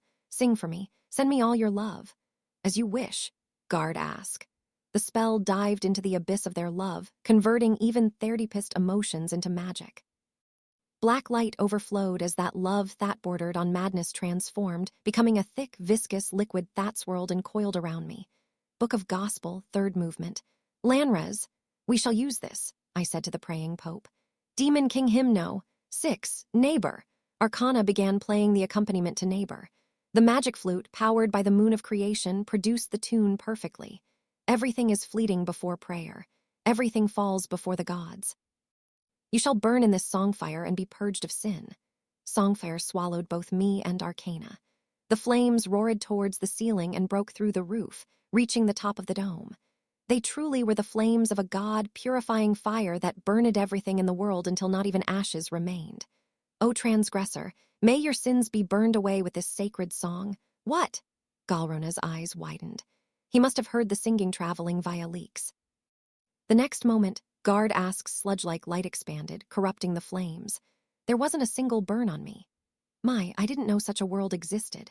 The undead popes, who had been focused on singing their hymn until now, focused on fulfilling their dying wishes, screamed in anguish as thigh were blown away.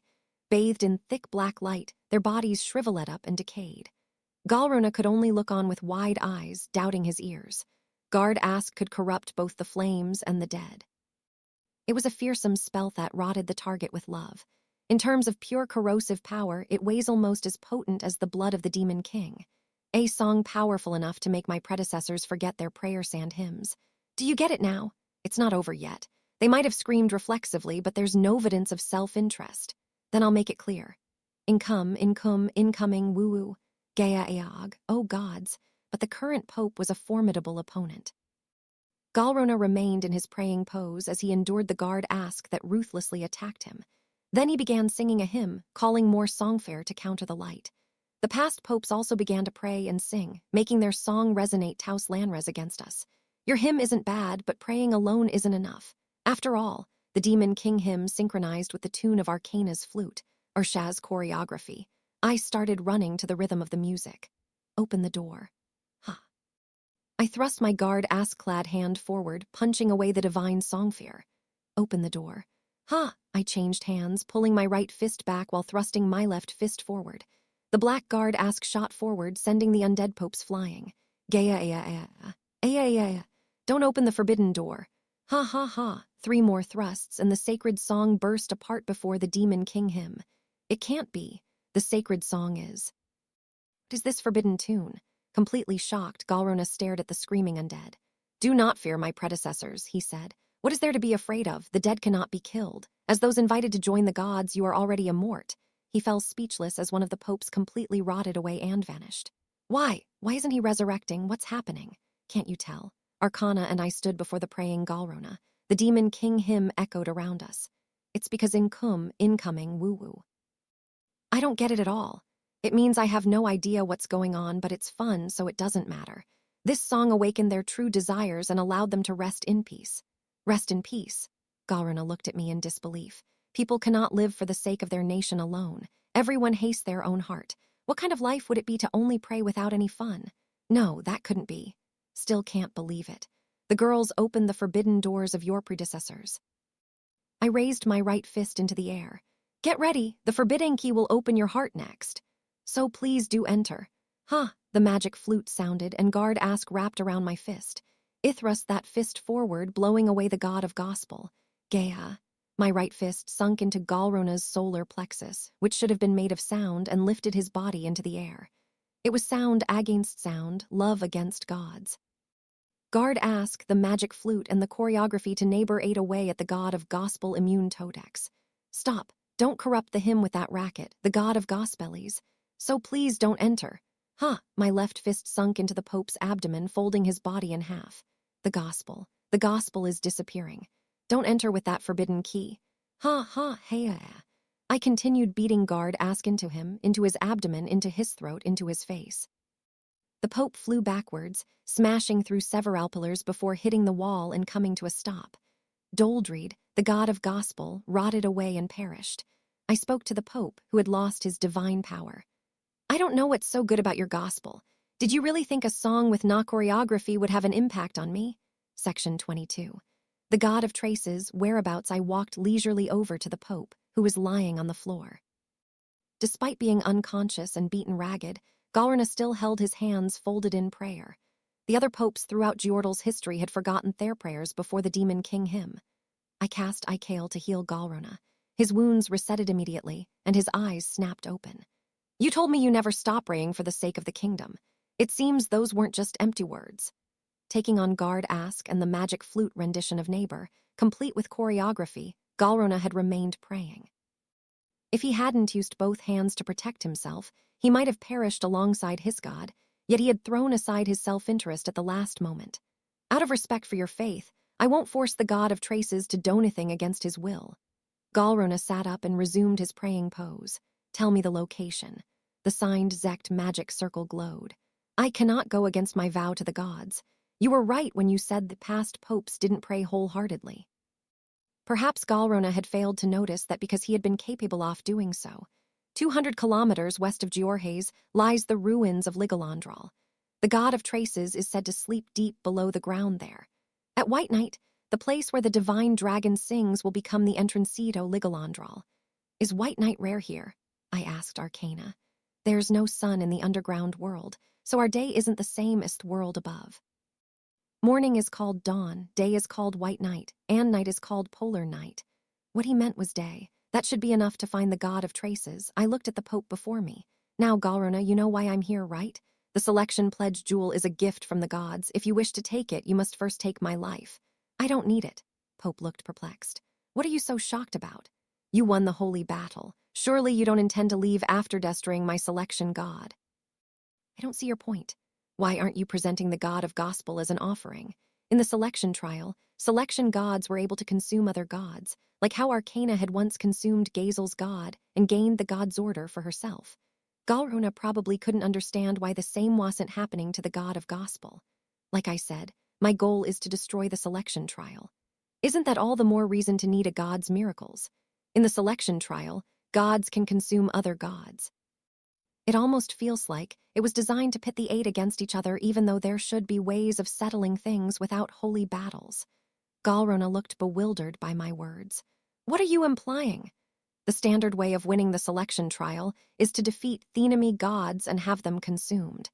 In other words, the being that created this trial, this almighty radiance of yours, wants gods to eat each other. Such a system really necessary to maintain order. There must be a reason for creating a god that possesses multiple orders. Maybe it makes the orders sturdier, or maybe there's another reason. Either way, there's some intention behind all of this, and if Somyeon wanted this to happen, it's in my nature to defy them. Besides, there was no need to make my god consume others. I could handle everything myself. Then are you here to kill me? I'm not interested in your life. Then what could you possibly want? Of course, it's to continue from where we left off. Pope's elegant features twisted into a frown. I don't understand. You've already won, so you can kill me and do what you wish. No one in Giordal will criticize the results of the selection trial.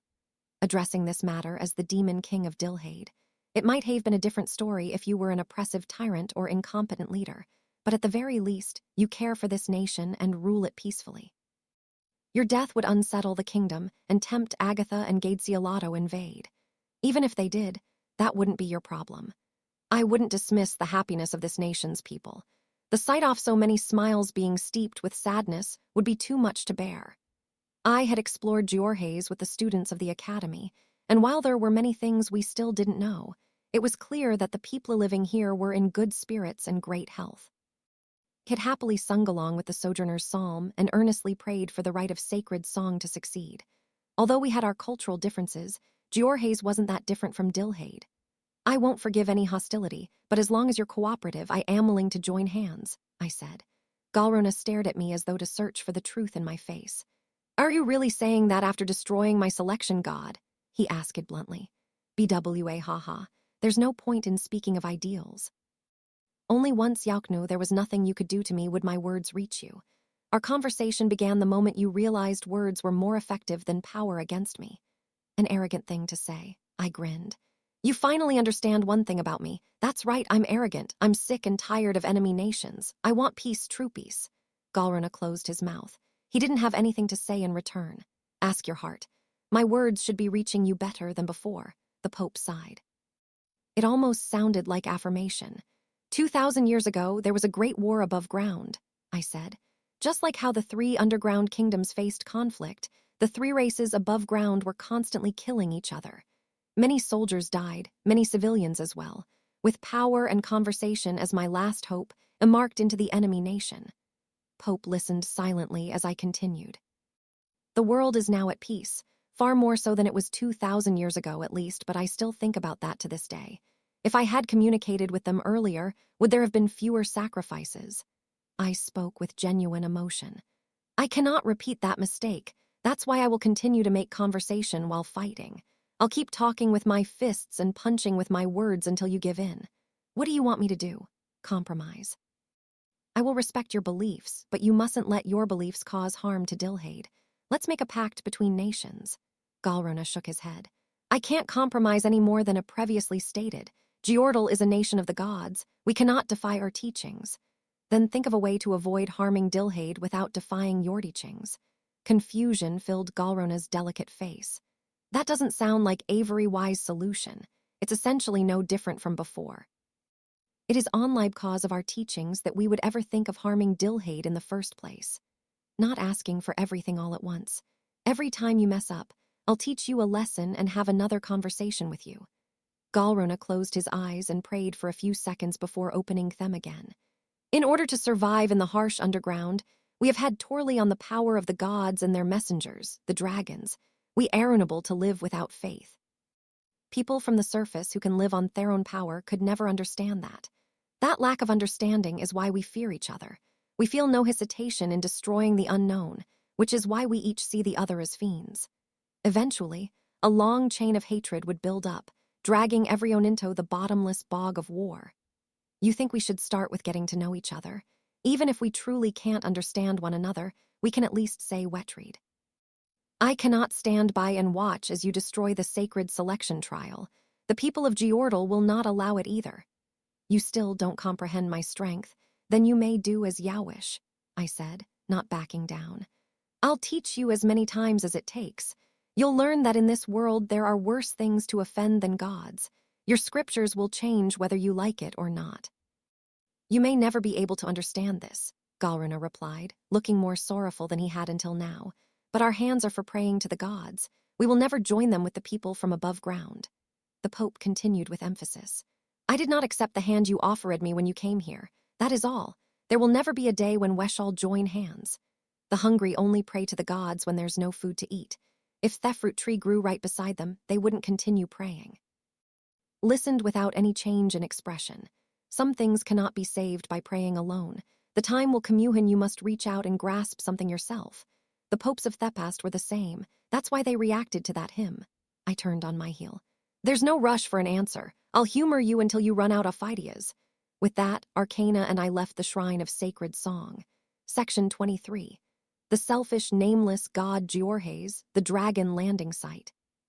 We were currently in the wooden bedroom on the bottom floor of the Demon King Castle. It was dark outside, as it was currently polar night. It had to be white night to access the ruins of Ligalandral, so we had to wait until the next day. Well, we've almost reached the God of Traces, but there's no harm in watching the rest of the dream. Even if the Pope wasn't lying, there's always a chance the God of Traces has long vanished from Ligalandral. That is correct. I lay back on the bed and Arcana climbed on top of me. She moved top-rest my forehead to mine but paused partway and stared at my face. May I ask a question? Go ahead. You spared Savior Galruna. According to Diedrich's prophecy, he will expose Dilhade to danger. Why didn't you eliminate him? I answered without hesitation. No matter how accurate the prophecy may be, the future is yet to take place. You can't judge someone for a crime they have yet to commit. Arcana nodded quietly. That is correct. As I said to the Pope, if he dies, Geordle will become unsettled. The smiles of the people living here will be lost. It would have been one thing if he were a foolish king that only caused the people pain, but that isn't the case. I recalled the smiles and sound of the people singing the Sojourner's Psalm. It's also not that simple. He may be an enemy of Dilhade, but to the people of this country, he is their king. You said you wanted true peace. Achieving peace in Dilhade alone would be simple. If I wanted that, all I'd have to do is destroy the rest of the world. Listened closely. But a world like that would not be kind, I added. It a kind world that you desire. I made a promise a long time ago. I have to prove it to them. Arcana gazed into my eyes. Prove what? That this world is warm and full of love and hope. Arcana's expression brightened. You gave me a chance at redemption. Then, after you granted a god forgiveness, you spared your enemy. It's not that big of a deal. He only had one thing in mind. Should I know what that was? Arcana asked hesitantly, searching her godly emotions. That I have no use for a world that isn't the way I want it. Arcana's eyes widened. I said I was arrogant. Been thinking, she said slowly. Ever since becoming a nameless god, I've been alone. Gods don't often join hands with other gods. People cling to the gods with hands that beg for salvation, but they never offer their own in return. That is because they are mortals and I am a god. With the exception of a select few, gods were supernatural beings. They were no more than objects of worship and faith. That also applied to Ahid, another member of the Eight. If anything, he was probably worse than the others. For the first time, I am trying to achieve something together with Somyeon, standing shoulder to shoulder, working towards the same goal. Arcana's warm emotions lingered in her pure voice. She spoke as though she was fumbling to grasp them. What would you call this emotion? What do you think? I asked. Arcana trailed off in thought before replying. I think it's Khalid happiness. I think I'm happy right now. Meeting you has saved me. Don't rush to conclusions. Am I wrong? Arcana looked at me questioningly. Something as trivial as that shouldn't be called salvation. Trivial, she mumbled thoughtfully. Yes, it couldn't be more insignificant. You should seek keenly, desire more, ask for help if you need it. Because I am a god, I feel no greed. The selfishness of a god is a sin. Salvation alone is enough fulfillment for me. I smiled at her earnestness. Where there's a heart, there's greed. You can direct your selfishness towards me. No one will be harmed that way. Do you need my selfishness? That's right. You can't save someone without knowing what's in their heart. Many gods lack that understanding, which has often led to the desecration of humans and demons in the world above ground. I can't imagine the underground world being much different with all that power borrowed through pacts. Filled Arcana's face as she recalled her past sins. She closed her mouth and thought for a long moment, her gaze cast downwards. After a while, she looked up at me. I think I wish to see more of that dream. The dream of our memories. Yes, that dream felt very comforting. The Arcana in there wasn't alone. Her brother was always there to protect her. Arcana smiled softly as she thought about the dream. You always protected me, she said slowly, reflecting on her memories with each word she spoke. If that dream was real, if that Arcana was me and her brother was you, then that makes you the ultimate form of salvation. She touched her pale fingers' tomy chest. That is what I desire. You want a brother? Arcana nodded. I want to know I'm not alone. I want to believe Somyeon cares for me. Knowing that there's a single person who worries for me is enough for me to walk this path of salvation with my head held high. I see. Is that too greedy of me? Arcana asked worriedly. What are you saying? It's still so trivial I could cry. Arcana fell silent for a moment. If I am the Arcana from the dream, why did we end up parting ways? She then asked. Who knows? Unwanted farewells were common 2,000 years ago. Perhaps that also had something to do with why she was currently a nameless god. I want to know more about myself, Arcana said plainly, and about you. That was the desire she'd suppressed. If I truly am your little sister, there's something I'd like to say. What's it? I'm glad we met again, brother, the god in the form of a little girl whispered shyly. Then come, let's continue this dream. Arcana pressed her forehead to mine, and a magic circle surrounded us. But just then, hey. Hey, I said. A voice cried from the chair. Have you forgotten we're here? Sasha snapped. Misha nodded furiously beside her. What are you saying? Hurry up and get over here. You'll accompany us in our dream again today, won't you? Of course, but that's not what I meant. Sasha climbed into the bed beside me, still grumbling. She's a little sister, just a sister. She mumbled over and over to herself. Do you accept me as his little sister, Sasha? What? Oh, yes, I do. I mean, you were his sister in the dream, right? And I think it'd be nice if you really were his sister, Sasha answered in confusion. I thought you were wary of me. In a way, yes. You, Sasha averted her gaze. Why, you're welcome, she said, clinging to me. Misha took her spot on the opposite side. Arcana activated the magic circle, removing our clothes in a burst-off light and storing them in storage circles. Hay at least replaced them with a blanket. At the same moment Sasha yelped, the door to the bedroom swung open. Two figures came charging in. "Oh no, Sasha, we're here to help. Zeshia will fight in the dream too." Eleanor and Zeshia had appeared, beaming from ear to ear. They were immediately greeted by the sight of us stark naked. Wow, butt naked. Several beats later, lunar snowdrops formed a thin blanket that covered us. For once, even Eleanor was frozen in surprise. "What did you mean by help, Eleanor?" "Oh, well, you know how Sasha and Misha hung out in your room yesterday. I asked them what they'd been doing in there and they said something about fighting in a dream. Wanted to fight too. That's what this was about. We're borrowing the power of the Keeper of Dreams to recall my memories," I explained. "Aya, I get it. Being naked helps the magic act more effectively, just like when casting Eleanor. As the result of a spell of similar requirements, Eleanor had come to understand pretty quickly. The dream isn't particularly dangerous, but you can watch too if you are worried." "Totally. I don't like being left out." Eleanor drew magic circles over her and Zeshia. Misha quickly turned off the light before anything could be seen, leaving only the dim glow of the lamp. Once the two girls were in their optimal forms for the spell, they dived under the blanket. "It's kind of cramped. This bed was never that big to begin with. There's no way I can fall asleep with everyone in it," Sasha grumbled. "Heh, I've got just the spell for that." Eleanor drew a magic circle and an orb of water surrounded us. It floated in the center with Sasha to my left, Misha to my right, Arcanabe for me, and Eleanor and Zeshia behind my back. "What's this spell?" Sasha asked curiously. "It's called Relime. The buoyancy of floating the water reduces the strain on your body, allowing for a peaceful night's sleep." Sasha looked around at the magic bubble. "Human magic sure is weird. Doesn't it feel good?" Well, now that you mention it, my body feels pretty relaxed." Eleanor put her arms around my neck and hugged me from behind. Two firm symbols of peace pressed up against my back. "What do you think, Anos? Feels good, right?" "Hey, what are you doing, Eleanor?" Sasha said in a fluster. "What do you mean?" I mean that." Eleanor giggled. "There's nothing wrong here. If you want to cling to him too, go right ahead. Isn't that right, Anos?" She leaned her face closer to mine. "You won't be able to enter the same dream without physical contact. Don't hold back." "Right." Sasha blushed in embarrassment and brought her body a little closer than before. "Sorry for the wait. Looks like we're ready." "I want to try gathering the magic of everyone here," Arcana said. "Order to make it easier to continue the dream."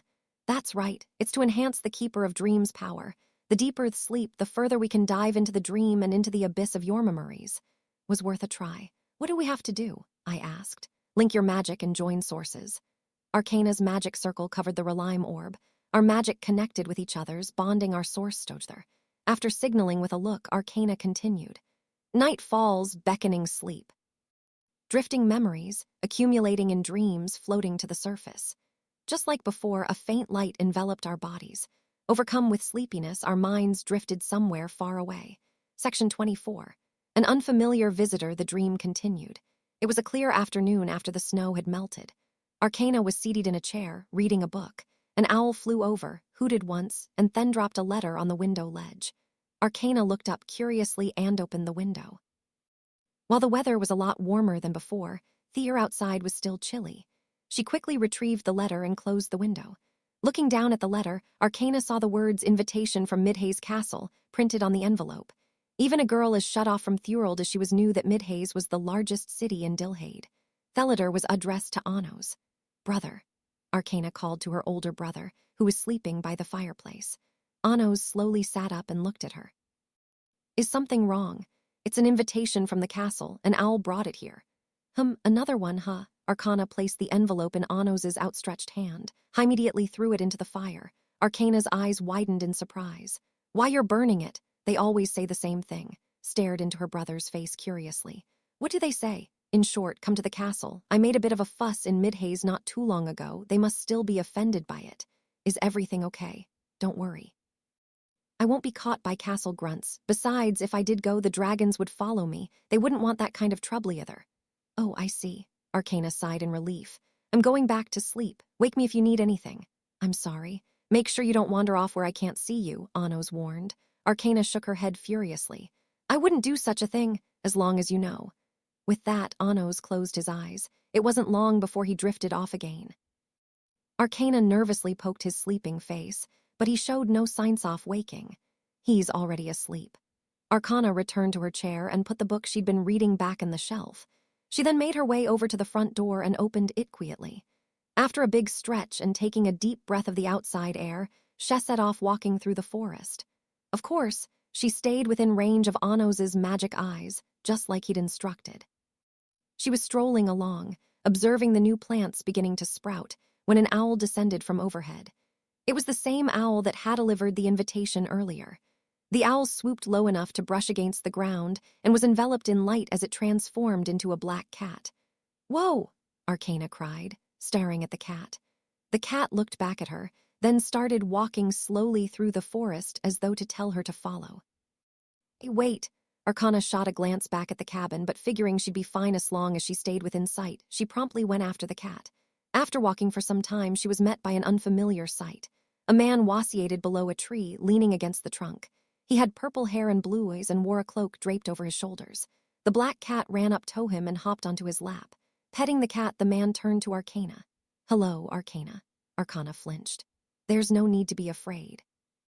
"I'm not here to harm you," he said in a gentle tone, smiling earnestly. "Besides, although your brother may be asleep, he'd notice me if I took another step forward." The space between Arcana and the man was precisely as far as Anos's magic eyes could reach. He had identified that limit with ease. "How do you know my name? Who are you?" "We've met before, back when you were younger. You probably don't remember, but I'm Ceres. I have a favor to ask of you, Arcana."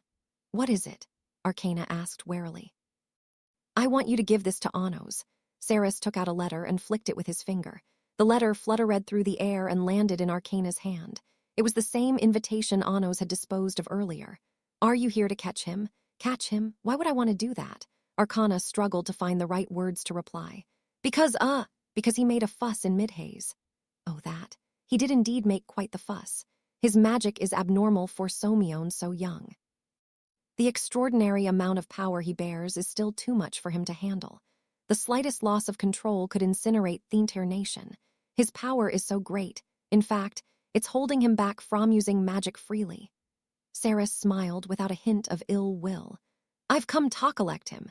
He has what it takes to become the king of Dilhade and needs to learn how to wield that power of his in an appropriate setting." Arcana stared at Ceres curiously.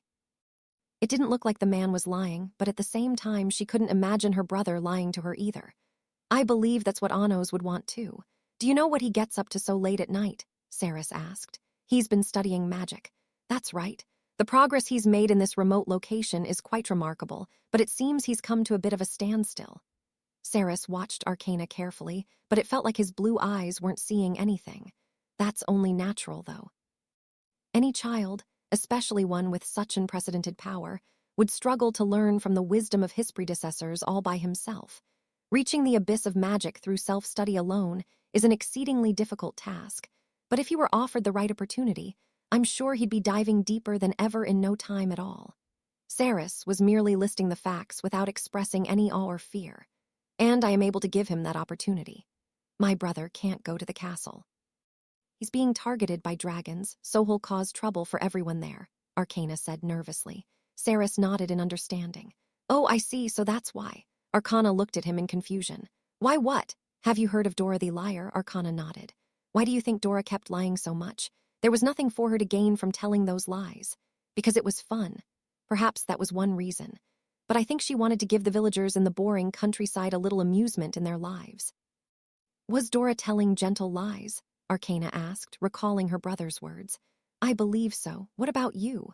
"But if she was telling gentle lies, she should have done it to achieve a happiness. Instead, Dora died alone without anyone believing her." Ceres nodded in agreement. "In other words, telling gentle lies doesn't always lead to salvation. I can only pray he doesn't end up like that." Sarah turned his gaze towards the house. "So how about it, Arcana? If you help me persuade him, I'll grant you one wish. What do you say?" "Whatever I wish for." "That's right. You can ask for anything you like. You've lived here in the middle of nowhere for a long time now. Don't you want to go into town?" Arcana thought for a moment, then shook her head. "My brother would feel lonely if I did. Besides, I promised him." "Then is there anything else you wish to do?" "Wish to do?" Arcana looked down and thought for a while. Eventually, she raised her head. "Could I learn to do magic as well?" she asked nervously. You see, I always feel bad watching my brother fight the dragons all by himself. If I could use magic too, I'd be able to defeat the dragons instead of him. I could build our cabin and start the fire too. That's so considerate of you, Arcana, Sarah said, still smiling. Arcana grinned happily in return. You can't use magic because of the seal preventing your power from leaking out. Seal. If you come over here, I'll break the seal for you. Arcana thought carefully. It'll only take 3 seconds. He won't notice anything. Okay. Come to a decision, Arcana slowly walked up to Saris. He immediately drew a magic circle on her body. The spell formula was designed to disrupt the magic seal that had been placed on her. Light entered her body, and the next moment, particles of magic started flowing from her source. You ever learned a spell formula before? Arcana nodded. But I couldn't use it. You'll be able to now. Give it a go. The magic pouring from her to draw a circle. The spell formed exactly how she'd imagined it, and fire burst from the center. It was Grega, but the power was immense. Saris used his anti-magic to erase the flames, which were large enough to burn a large tree down. See, you did it, nodded happily. If you want, I can also teach you spells to escape the dragons. There's spells like that? Of course. In exchange, will you help me persuade Anos? Yup. I'm sure he'd agree to go to the castle if the dragons stop attacking. He loves magic after all. That's good to hear. You're a big help. Saris smiled in relief. His expression exuded kindness. I need to make some preparations, but I'll be back here tomorrow at the same time. I'll return your seal until then. Saris removed the magic circle he had drawn on Arcana. Her seal immediately reactivated, suppressing her magic once again. Oh, that's right. The invitation I gave you has something extremely important to Anos written on it. You must not read it. Oh, can you promise me that? 'Kay, right. I'll see you tomorrow then. Saris used Fless and rose into the air before flying away. Section 25. The entrance to the underground ruins the next day. It was white night in the underground world, and we had made our way to a wasteland west of Giorhaze. There wasn't a single blade of grass or tree in sight. The only thing that existed in this area devoid of all life was singing of the divine dragon. Arcana, Lay, Misay, Misha, Sasha, Eleanor, and Zeshia were accompanying me today. I had ordered Shin and Eldam to watch over their remaining students. I heard things got out of hand again while I wasn't around. Lay sighed as he listened to the divine dragon singing. Oh, it was just a brief match against Agatha's Sword Emperor and a squabble with Giordal's Pope. No one died. Ahaha. So why were Ellen and the others singing Neighbor like crazy in their room? Misay asked. She seemed to have guessed the answer already. I developed a spell called Guard Ask, which converts their bottomless love into magic, and used it to destroy the Pope's selection god. As I'd suspected, love is pretty effective against the gods. So you went on a complete rampage, Sasha muttered under her breath. Misha nodded repeatedly beside her in understanding. Come to think of it, I didn't see either of you earlier, Eleanor said, smiling suggestively as she peered into Misay's face. What were the two of you up to? Misay's cheeks flushed. I'll leave it to your imagination. If you say that, I'll imagine something, we'll imagine too. Zeshia clenched her fists enthusiastically. They went to eat really yummy food. Zeshia is jealous. Seemed that was the limit of her imagination. We were practicing our love magic since we'll probably face more gods in the future, Lay said cheerfully. Sasha shot him an unimpressed look. You say that with a straight face, but you were probably just flirting with each other. Speaking of which, I heard you guys have been visiting Anos' room these last 2 days. What were you doing there? The unexpected comeback had Sasha boiling red in an instant. What do you mean? We weren't doing anything. Right, Misha. Misha tilted her head in thought. We'll leave it to your imagination. Are you stupid? Misha laughed. I wanted to try saying it. Geez, Arcana, who had been walking in front of us, came to a sudden stop and turned around. This is where the dragon sings, she said. Sasha paused. It's echoing weirdly here. How does it work? Maybe there are 2 divine dragons, Misha suggested. It sounds like there might be 3 of them. Try over here, maybe. Misay walked forward while listening closely. Indeed, there were 3 voices singing.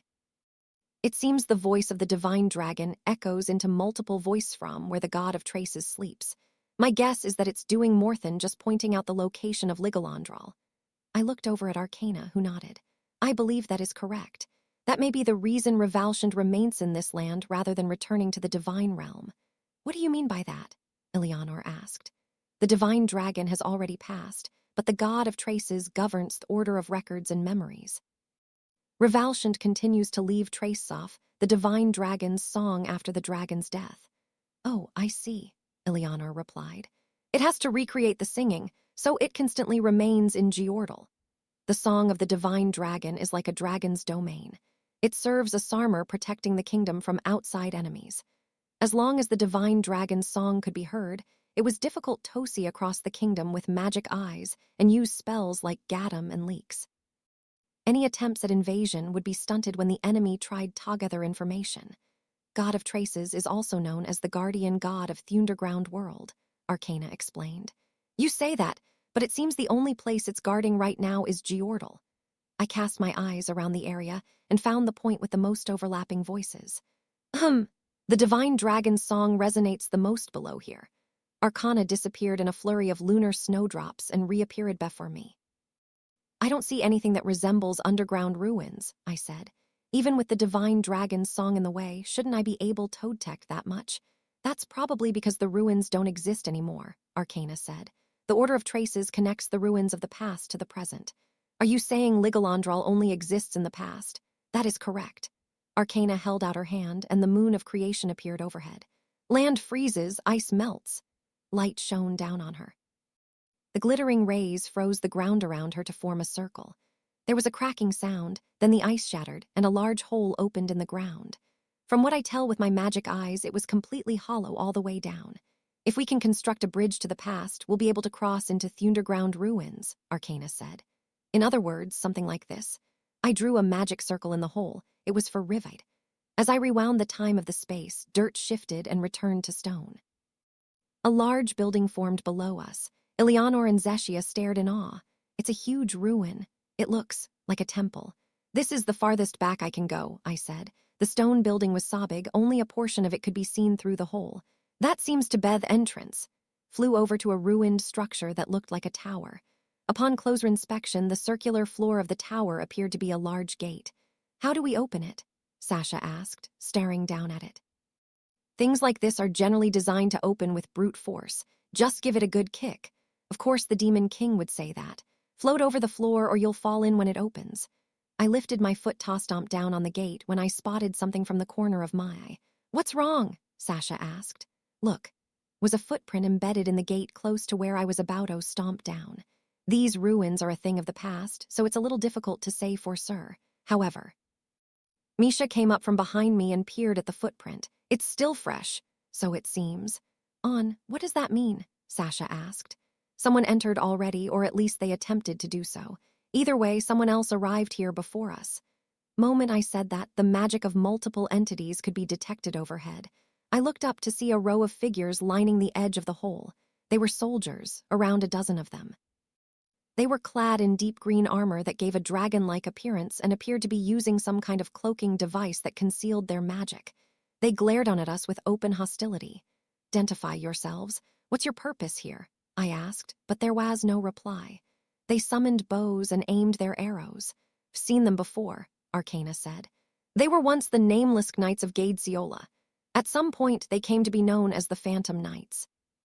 Their existence has never been publicly acknowledged, but they're rumored to be the direct subordinates of Gadesiola's overlord. They move in the shadows, eliminating Gadesiola's enemies. Gadesiola, huh? If they'd had Ahid's help, it wouldn't be strange for them to be in Geordal. Are you after the God of Traces too? I asked. At the same time, the soldiers loosed their arrows. They rained down upon us, laden with a vast amount of magic particles. That confirms it. I drew as many magic circles as there were soldiers and fired a black sun from each one. The dozen or so geograys swallowed the incoming magic and set the soldiers ablaze, armor and all. However, the soldiers shook off the black flames. Not a single one of the Phantom Knights was wounded. Ahid's forces were nothing compared to these soldiers. With this much power, they should have had no trouble getting in. There was probably another force already inside, meaning these guys were just the lookouts. Anos, Lay called. We'll take care of this lot. If they destroy the God of Traces first, we'll have come here for nothing. Misay stood beside him and raised a hand. Darkness surged forth from her, enveloping her and revealing her true form. Get going, the Great Spirit said. I'll leave them to you. I raised my foot and brought it down on the floor. The circular gate was forced open with a resounding thunk. Lay and Misay remained at the entrance while we proceeded down through the gate. Wow, this goes down deep, Eleanor said, staring ahead. Roughly 10 seconds into our fall, the floor finally came into view. As soon as we landed, Sasha cried out, "Anos, behind you." A soldier in deep green armor appeared from the darkness and stood behind me. A white blade flashed, but I moved faster. My Vebzud-covered hand pierced through the armor and grabbed the soldier's source. "Did you think you had caught me off guard? Just die," surged from the soldier's source like it was about to self-destruct. The magic took the form of a jet-black sun that swelled and swolled in an attempt to swallow me. With a mighty boom, the soldier's source was enveloped in black flames and burned to ashes, but the black sun he'd released at the cost of his life was still raging fiercely around me. "No, you don't," Sasha cried, glaring at the flames with her magic ice-off destruction and erasing the magic around me. My index finger was left with a mild burn. "I'll commend them for landing a scratch, but with GeoGrays, huh?" The soldier's body had already disintegrated. I stared at the remaining source that was about to burn away. After one look into the abyss, his identity became clear. It seems these guys aren't draconids, but demons. Section 26. The upstream corridor, we proceeded down a corridor of the ruins. By observing the stone flooring with my magic eyes, I could see many minute marks that were undetectable to the naked eye. They were marks made by walking, and they were relatively fresh. "Someone's already passed through here. Be on your guard, they may be waiting to ambush us." Continued as fast as we could while remaining aware of our surroundings. Ligalandral was vast, and even a single corridor took a long time to traverse. "Did those phantom knights get here before us after all?" Sasha asked. "That's certainly possible. But why would there be demons in the underground world?" Eleanor asked, raising her index finger. "Do you know Arcana?" "I don't. At the very least, I know that the rumors of the Phantom Knights have existed since shortly after Gadesiola's founding. They didn't have a name back then, but there has always been a group of Mysteriausk Knights on Gadesiola's side." "They weren't fazed by my GeoGrays either," I said. "That armor of theirs probably has some kind of dragon power to it, but even without that, they weren't weak by any means. They were most likely demons from the mythical age." "They come here 2,000 years ago?" Misha asked. "Most likely. Perhaps shortly after the underground world had been created, they had noticed its existence and descended. But what did they come here for?" Sasha asked. "I have no clue." "If I recall correctly, Gadesiola worships a blasphemous god." Arcana nodded. "That's right. The citizens of Gadesiola are people who oppose the gods and their orders. Despite the kingdom being smaller than Geordal or Agatha, powerful draconids have gathered there. Those draconids claim there is danger in relying on the power of the gods. Shouldn't that make them our allies? They're demons and they oppose the gods," Sasha remarked. "They attacked us out of the blue," Eleanor pointed out. Sasha hummed in thought. "If they're demons from 2,000 years ago, they should know Anos," Misha said. "Good point," Eleanor exclaimed. "They should recognize Anna's face and magic. It's not like he's hiding it or anything." "They attacked, knowing it was Anos?" Zeshia asked, looking a little injured. "It seems. I should have been able to recognize anyone strong enough not to fear me, but it's possible there were powerful demons hidden away during the war. I'd created the wall and sacrificed my life. A number of Demonshad traveled underground. If they had neither resurfaced nor alerted Anione to the underground world's existence, then everything made sense. It wouldn't have been peculiar for one or two people to leave the group over the years, so the fact that no one had broken away hinted at quite the impressive feat of leadership. Gadesiola is a mysterious kingdom. Unlike Geordal and Agatha, it isn't easy to enter. It's said that once you enter, only a special few may leave. That doesn't sound like a good nation at all, Sasha cried. Arcana nodded. Indeed, Gadesiola makes no contact with other kingdoms. It is the final destination for those who have lost their faith, the only place of salvation for those who don't believe in the gods. Thus, not even I know the details. Gadesiola was a kingdom that didn't believe in gods. It made sense that only a blasphemous god would be welcomed. I have no idea what the Phantom Knight's objective was in coming here, and the same goes for why they've remained here to this day. However, the fact they're here at the ruins means they're currently after the God of Traces. If they are a group that means to defy order, then they most likely want him destroyed. That sounds correct, Arcana said. If they didn't want him destroyed, their presence here could be relate to my lost memories. Perhaps my finding a way to regain those memories would prove inconvenient for someone. Suddenly, Eleanor froze. "HM!" The rest of us came to a stop. "The water's flowing weirdly," she exclaimed. In front of us was a T-intersection. The corridor connected to ours was inclined, but for some strange reason the water was traveling up the slope. It was flowing in reverse. There seemed to be some spell at work as the water never flowed into our corridor. Look. Misha pointed to a stone slab up ahead. What does it say? Sasha asked. It was written in prayer runes, so She couldn't read it. I read it aloud. The upstream corridor is the only path to the past.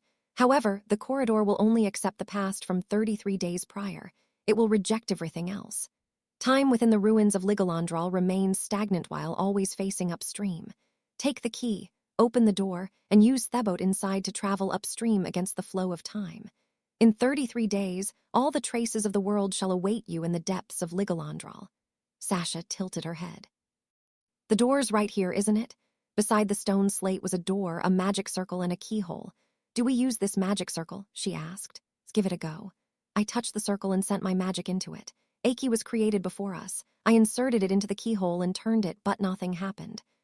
It won't open. Just break it, Eleanor said, holding up her index finger. Use that strength of yours to take it down with a bang, if only it were so simple. I clenched my fist and slammed it against the door, but the door didn't even make a sound, much less break apart. Time flows differently here, Arcana said. This door is a trace of Thepast. The upstream corridor only accepts the past from 33 days prior. In other words, you have to bring the key from 33 days ago to open the door. Frowned and thought. How do we fetch it from 33 days ago? If we traveled back in time, the key would disappear. Sasha was the one to answer her. Time's stagnant in Ligolandral, right? If we leave the ruins, our time will continue flowing again. The slate said that time in the ruins always faces upstream, so the past becomes the future and the future becomes the past. In other words, if we leave the ruins and wait a day, we would be one day in the past when we're turn. My head hurts. At any rate, if we take this key outside and wait 33 days before returning, this key will become a key from 33 days ago. That should open the door, right? Sasha asked. That sounds correct, Arcana said. The boat. On the other side of this door, so we'll have to tack that out too, Eleanor remarked. Then we'll have to wait another 33 days and then spend an additional 33 days traveling to Thedeps of the ruins. A total of 99 days, Zeshia said. Sasha held her head in her hands. If all the traces of the world are waiting in the depths, that should mean the god of traces is there too, right? Misha nodded. But we won't be able to catch up to the Phantom Knights.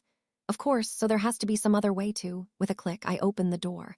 There was a magic circle drawn on the floor of the room inside. Wait, what did you just do? Did you think I couldn't wait 33 days in an instant?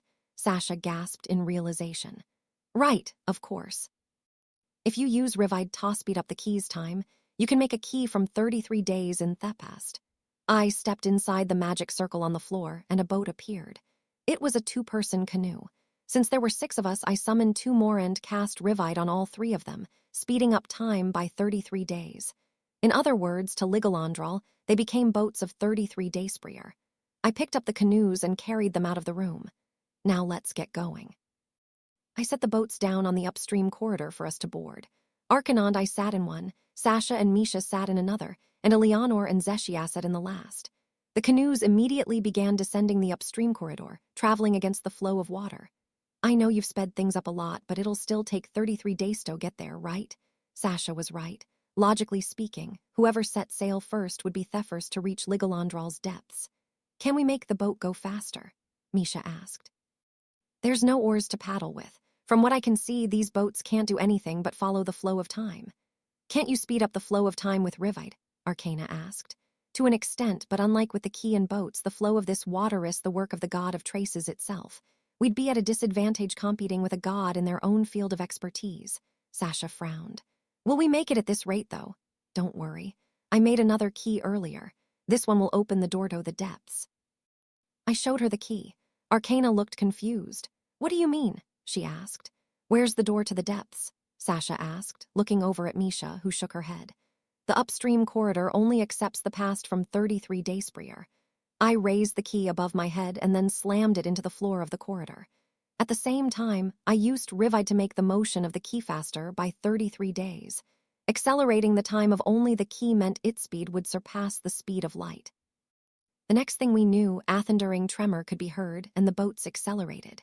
The throne key opened a large hole in the floor of the corridor, and water came gushing out. See, The door opened. "Door, this is a hole," Sasha screamed as the boats approached Thevade. "BWA haha, don't sweat the details. Whether it's a door or a hole, we can still pass through it now." Traveling in reverse to the water spewing furiously out of the hole, the canoes were rapidly sucked in. Yelp.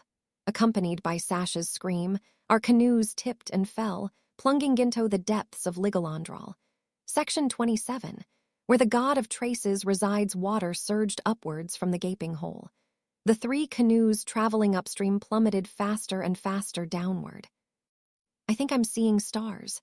So many. Boats. Traveling with the flow of the water in the opposite direction to us were rising stars. By peering into their abyss, I could see the twinkling stars were actually canoes. All kinds of draconids, young and old, male and female, some wearing armor and some wearing robes, were ridding the boats that rushed past us.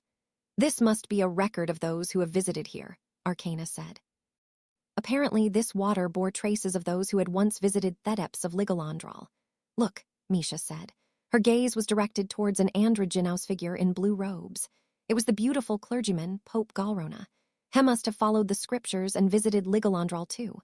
"The farther we go, the further back in time we get, right?" Sash asked, looking at Arcana in confusion. "How far does this go exactly?"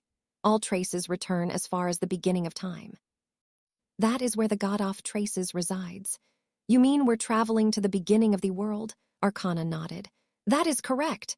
My head hurts." "Don't worry. Everything only applies within Ligolandral. The order of time is maintained here, so time will not be distorted." "The order of trace overflows here alone, in the heart of Revalshant." Sasha put her head in her hands in apprehension. "If the Pope was right, won't we be in trouble if we make the god of traces angry?" "BWA haha. The order we're up against is capable of turning back time thighs far in their sleep. It isn't merely a god that changes things into traces." She tightened her grip in concern. "How can you laugh in this situation? There's still the phantom nights ahead of us to worry about." "It's okay," Misha said. "Anos is here." "I know that, but if our opponents are strong enough, Anos' attacks might go flying off course. I'm more worried about that." I chuckled. "Don't worry, my followers aren't that fragile." Sensing the implied order to evade it herself, Sasha looked at me unimpressed. Yeah, if you say so." "Yourselves for impact. We'll be landing soon." The end of the current was reflected in my eyes. The next moment, the canoes shot forward and passed through a large hole. The flow of water suddenly ceased, and the canoes were thrown into the air. We had arrived in a vast space where the floor was covered by a shallow pool of blue water. The edge of the room was lined with waterfalls flowing in reverse, but despite the current, the swaying water surface was not disturbed. Before long, the canoes came to land on top of the pool. Thanks to the water absorbing the momentum, the impact wasn't as great as expected, and the canoes came to a stop. This is the depths of the ruins. Disembarked from the canoes to find the water was shallow Inato stand-in. The room was overflowing with a tremendous amount of magic, and it didn't take long to find where it was coming from. Its source was a large ripple on the water's surface. I set off straight towards it, but then, "As usual, you make the most unexpected appearances," a familiar voice said. A faint black mist began to drift before me, and 2 demons appeared from the haze. One held a crimson demon spear in his hand and wore an eye patch that concealed half his face. It was Aegis' code of the 4 evil kings. The other was a man with 6 horns protruding from his head. It was Aegis' fellow evil king, Kaihilam Gist. If it isn't the Netherworld King and the Cursed King, what an odd place to be meeting the 2 of you. Since when were you part of the Phantom Knights? Netherworld King Aegis held his spear at the ready in response. "Leave, Demon King. Arguing with you would be a waste of time." "You in agreement with him, Kaihilam? Or are you just right now?" The Cursed King answered me quietly. "I'm sorry, Anos, this is Kaihilam's request. I know you helped me out just recently, however." Cursed King had 2 personalities, Cursed King Kaihilam and his lover Gist. It seemed that Gist was currently in control, but by the sound of it, it was only a matter of time before Kaihilam made an appearance. "Anos," Misha said, her gaze focused on the large ripples spreading across the water's surface. "I could force my way past the 2 evil kings, but if I caused too much of a commotion, the god of traces could wake up." "I know." I stepped forward, heading straight for the heart of the ripples. Aegis and Gist blocked the way. "What's your objective?" I asked. "You already know. We will destroy the god of traces here before he wakens." "Unfortunately, I have business with him. Wait your turn." Aegis lowered his center of gravity, glaring at me from his single visible eye. He pointed Dihiddatum, the crimson blood spear, at the left side of my chest. Have you forgot my warning? If you underestimate gods, what happened to Avos Dilhevia will happen again. Avos is outside playing with your friends right now. Is there a problem? I asked. If there were, it would be too late. We're here to nip the bud before it opens. A wasteful thing to do. A lovely flower could bloom, Yauno. Aegis's eye narrowed. Like I said, arguing with you is a waste off time. Glinted as it shot forward. Space distorted and the fronthalf of the spear vanished. It had transcended dimensions to appear before me. I grabbed the shaft with knees. With a grunt, Aegis swung the spear upwards. My body rose into theer with the shaft. You've grown stronger since last we met. I told you I wasn't playing around. Dihiddatum crossed dimensions once again, carrying me high into theer. I quickly released my grip on the demon's spear, but the blood flowing from it encased my body in a sphere. Fly to the ends of this dimension. A copious amount of blood began to flow from crimson blood spear. The blood emitted an ominous power as it interacted with my body. It was attempting to do just as Aegis had said. The next moment, Aegis withdrew his spear and leaped to the side. Triath Ilianor Hadfire struck where he'd been standing, sending up a spray of water. What an annoyance. You move, you'll die, Sasha said from behind Aegis, pressing her Vebzud-covered fingertips against his back. Prison. Misha enclosed Gist in a cage of ice. Gist released a black mist that attempted to swallow the ice, but Misha repaired the ice faster than Gist could destroy it. More and more ice formed around the prison until it was many layers thick. Anos, Misha said. Right. Come, Arcana. We will subdue the god of traces first. The sphere of blood around me had burst when Aegis had withdrawn his spear.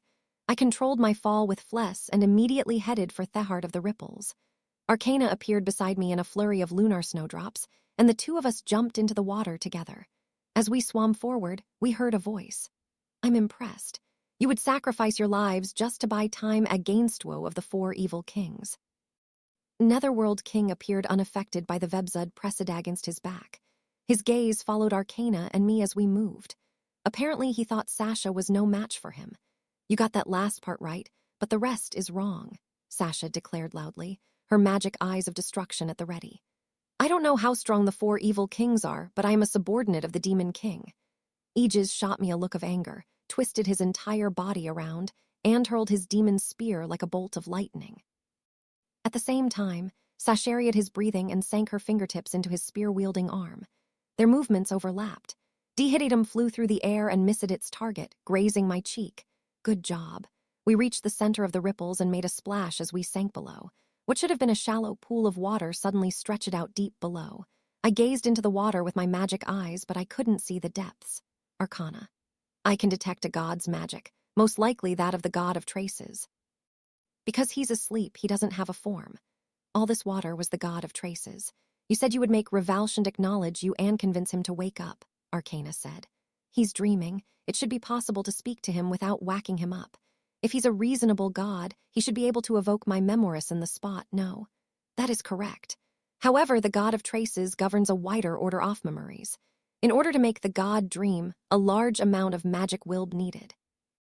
Even if we succeed, we may only join him for a short time. It's worth a try. Use my magic. Nodded and touched my body, drawing a magic circle. Our clothes disappeared in a flash of light. Then she pressed her forehead against mine. Night falls, inviting sleep. Drifting memories, overlapping dreams rise to the surface. Sinking into the traces of the past, we quietly fell into the dream. Section 28. Rightful magic eyes, we were in an unfamiliar place, a never-ending wasteland with no sign of life. A dome covered the sky above, and polar night cloaked Theland in darkness. Arcana was beside me. Both she and I were clothed. Was this the god of traces' dream? This is both my dream and hers. I am Revalshant, god of traces. I govern the order of this world's records and memories and inscribe their traces into my body. The voice resounded. The ground of the wasteland rose, revealing huge bookshelves that reached all the way up to the dome. Before I knew it, a man was standing before us. He had a white book in his hand and wore formal robes befitting a god. Here in the depths of Ligalandral, I sleep at the end of time, waiting for a certain day to come. What business do you have here, Misfit and Arcana, the nameless god? Arcana took a step forward. We wish to retrieve our lost memories. They should be inscribed into your order, she said. Memories are pain. To forget is to receive salvation. I am the god that bears the burden of this world's pain. The memories you retrieve will torment you. The sins I committed belong to me. If they caused me agony, then it should not have healed that pain. I wish to carve those scars back into my own body. This is where all the records and memories of this world end up. Look into the abyss of your memories, Arcana.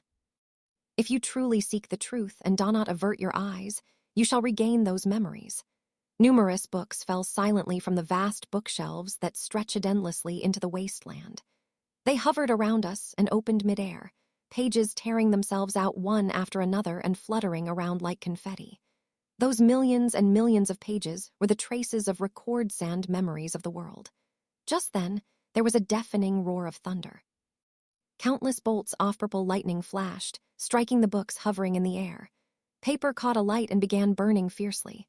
The fire jumped from the books to the shelves, turning the entire dream world around us into a sea of flames. Revalsion's brow furrowed. Purple lightning coiled around his body. Uninvited guests, fools that worship blasphemous gods, have released lightning upon my sleeping body. They were waiting for the god of traces to be distracted. This purple lightning's magic belonged to neither Aegis nor Kaihalam. I'd figured they weren't the only phantom knights here, and it seemed it was right. Should I wake up? Arcana asked. I'll stop this fire. You keep searching for your memories for as long as you can. I shall do as you say. Arcana drew a magic circle over me. From a droplet of snow, he wakes from his dream and returns to the present. A single lunar snowdrop fell on my cheek. The next moment, the wasteland before me disappeared. Arcana was in my arms, stark naked. Purple lightning crackled through the water, eating away at the god of traces. I drew a magic circle to change into my white clothes and then wrapped a blanket around Arcana. With that, I glared at the lightning with my magic eyes of destruction. A single glance was only enough to erase 1/3 of it, the spell was pretty powerful. I continued glaring until the lightning completely vanished. After cleaning up the place, I searched my surroundings. My eyes fixed on a figure lurking in the darkness. I found you. Who are you? I drew a layered magic circle and reached inside. Once the pale blue of Ignis had covered my hand, I used it to grab the lurking figure. Suddenly, I felt resistance on my left shoulder. An invisible hand had grabbed me. The figure was using Ignis on me in return. Ignis was a spell from the world above ground, so the culprit was most likely a demon. Sorry, but I won't let you do as you please here, I said. With the figure still in my grasp, I jumped into the water. One loud splash later, I had returned to the room with the waterfall. For a brief moment, the people in the room glanced over at me. My followers were still locked in combat with 2 of the 4 evil kings. Who was it, Gist? Who locked you in here? An angry voice muttered. It came from the body of Gist, who was trapped in an ice prison. The magic flowing from her source was on a completely different level than before.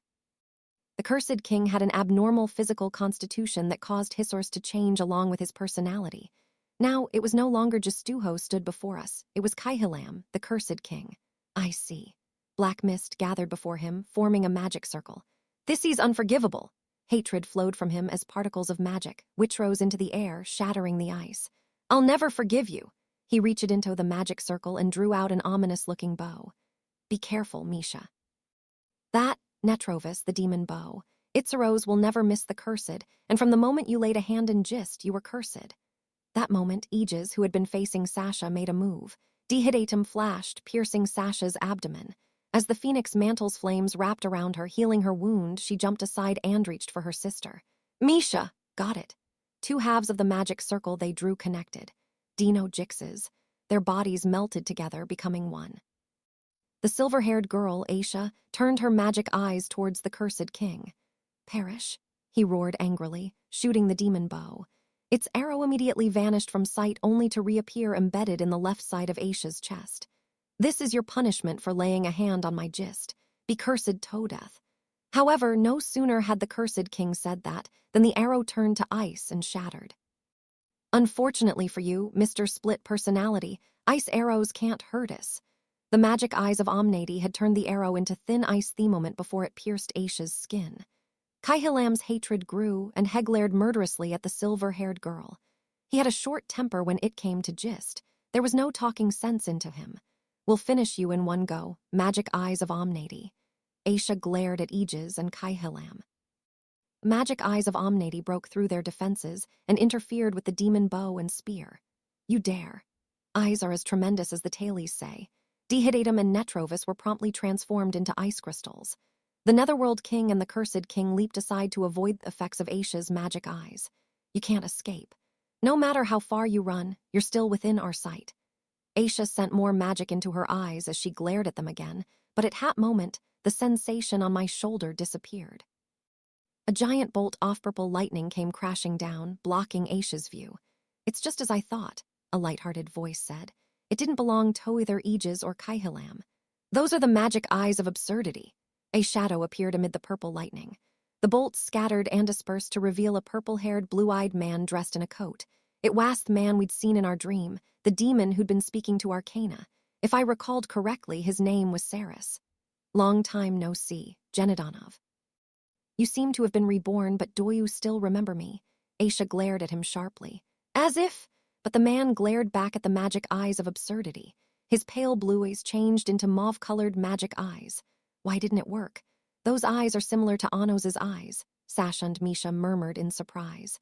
That would be a misleading statement, goddess of absurdity, he said with a friendly smile. His eyes are similar to mine. I'm Saris Valdigode, Anos's father. I stepped before Aisha and stared into his familiar mauve eyes. That's news to me, Saris chuckled softly. You've simply forgotten Anos. This was Thurk of Militia, the goddess of creation. She stole your memories of me and created false memories in their place. Made it sound like Militia was the enemy. I won't dismiss the possibility, but why would she do that? You wouldn't believe me even if I told you. Otherwise, I would have shown myself long before now and told you everything. That all sounded plausible enough, but there was no guarantee it was the truth. Something doesn't add up. If you wanted me to regain my memories, why would you destroy the God of Traces? I asked. Because the God of Traces would get away if we waited for your memories to return. Saris raised a hand and drew a layered magic circle. The air immediately changed. The formerly calm water's surface surged wildly. Here, at the beginning of time, every drop of water was a mark that had been left on this world. That order was reacting violently to a spell Saris hadn't even activated yet. That's some mighty impressive greater magic. You should step aside, Saris said in a kindly manner, his magic ice in me. You may not die, but you could end up injured. Make me, so you wish to rebel. You truly are my father, this much should be easy. Goodness, what a disobedient child. The layered magic circle in front of Saris morphed into a sphere, but just as he held his hand over it, the crashing waves before him fell silent, leaving not a single ripple behind. The water became transparent and vanished, taking the tremendous amount of magic in the room with it. It looks like your god has interfered. She's awakened the God of Traces. Exhaled and erased his magic circle. The tremors in the underground ruins came to a sudden stop. I turned to see Arcana standing there with a blanket wrapped around her. With the water gone, she must they've flown here. I let Revalshant flee, she said. That demon isn't someone you can fight while protecting others. She had a point. At the rate things were going, I would have had to protect both Revalshant and the sleeping Arcana. I wouldn't have minded. It was the perfect handicap. As a god, I can't be a burden to you. I'd figured she'd say something like that. Did you remember anything?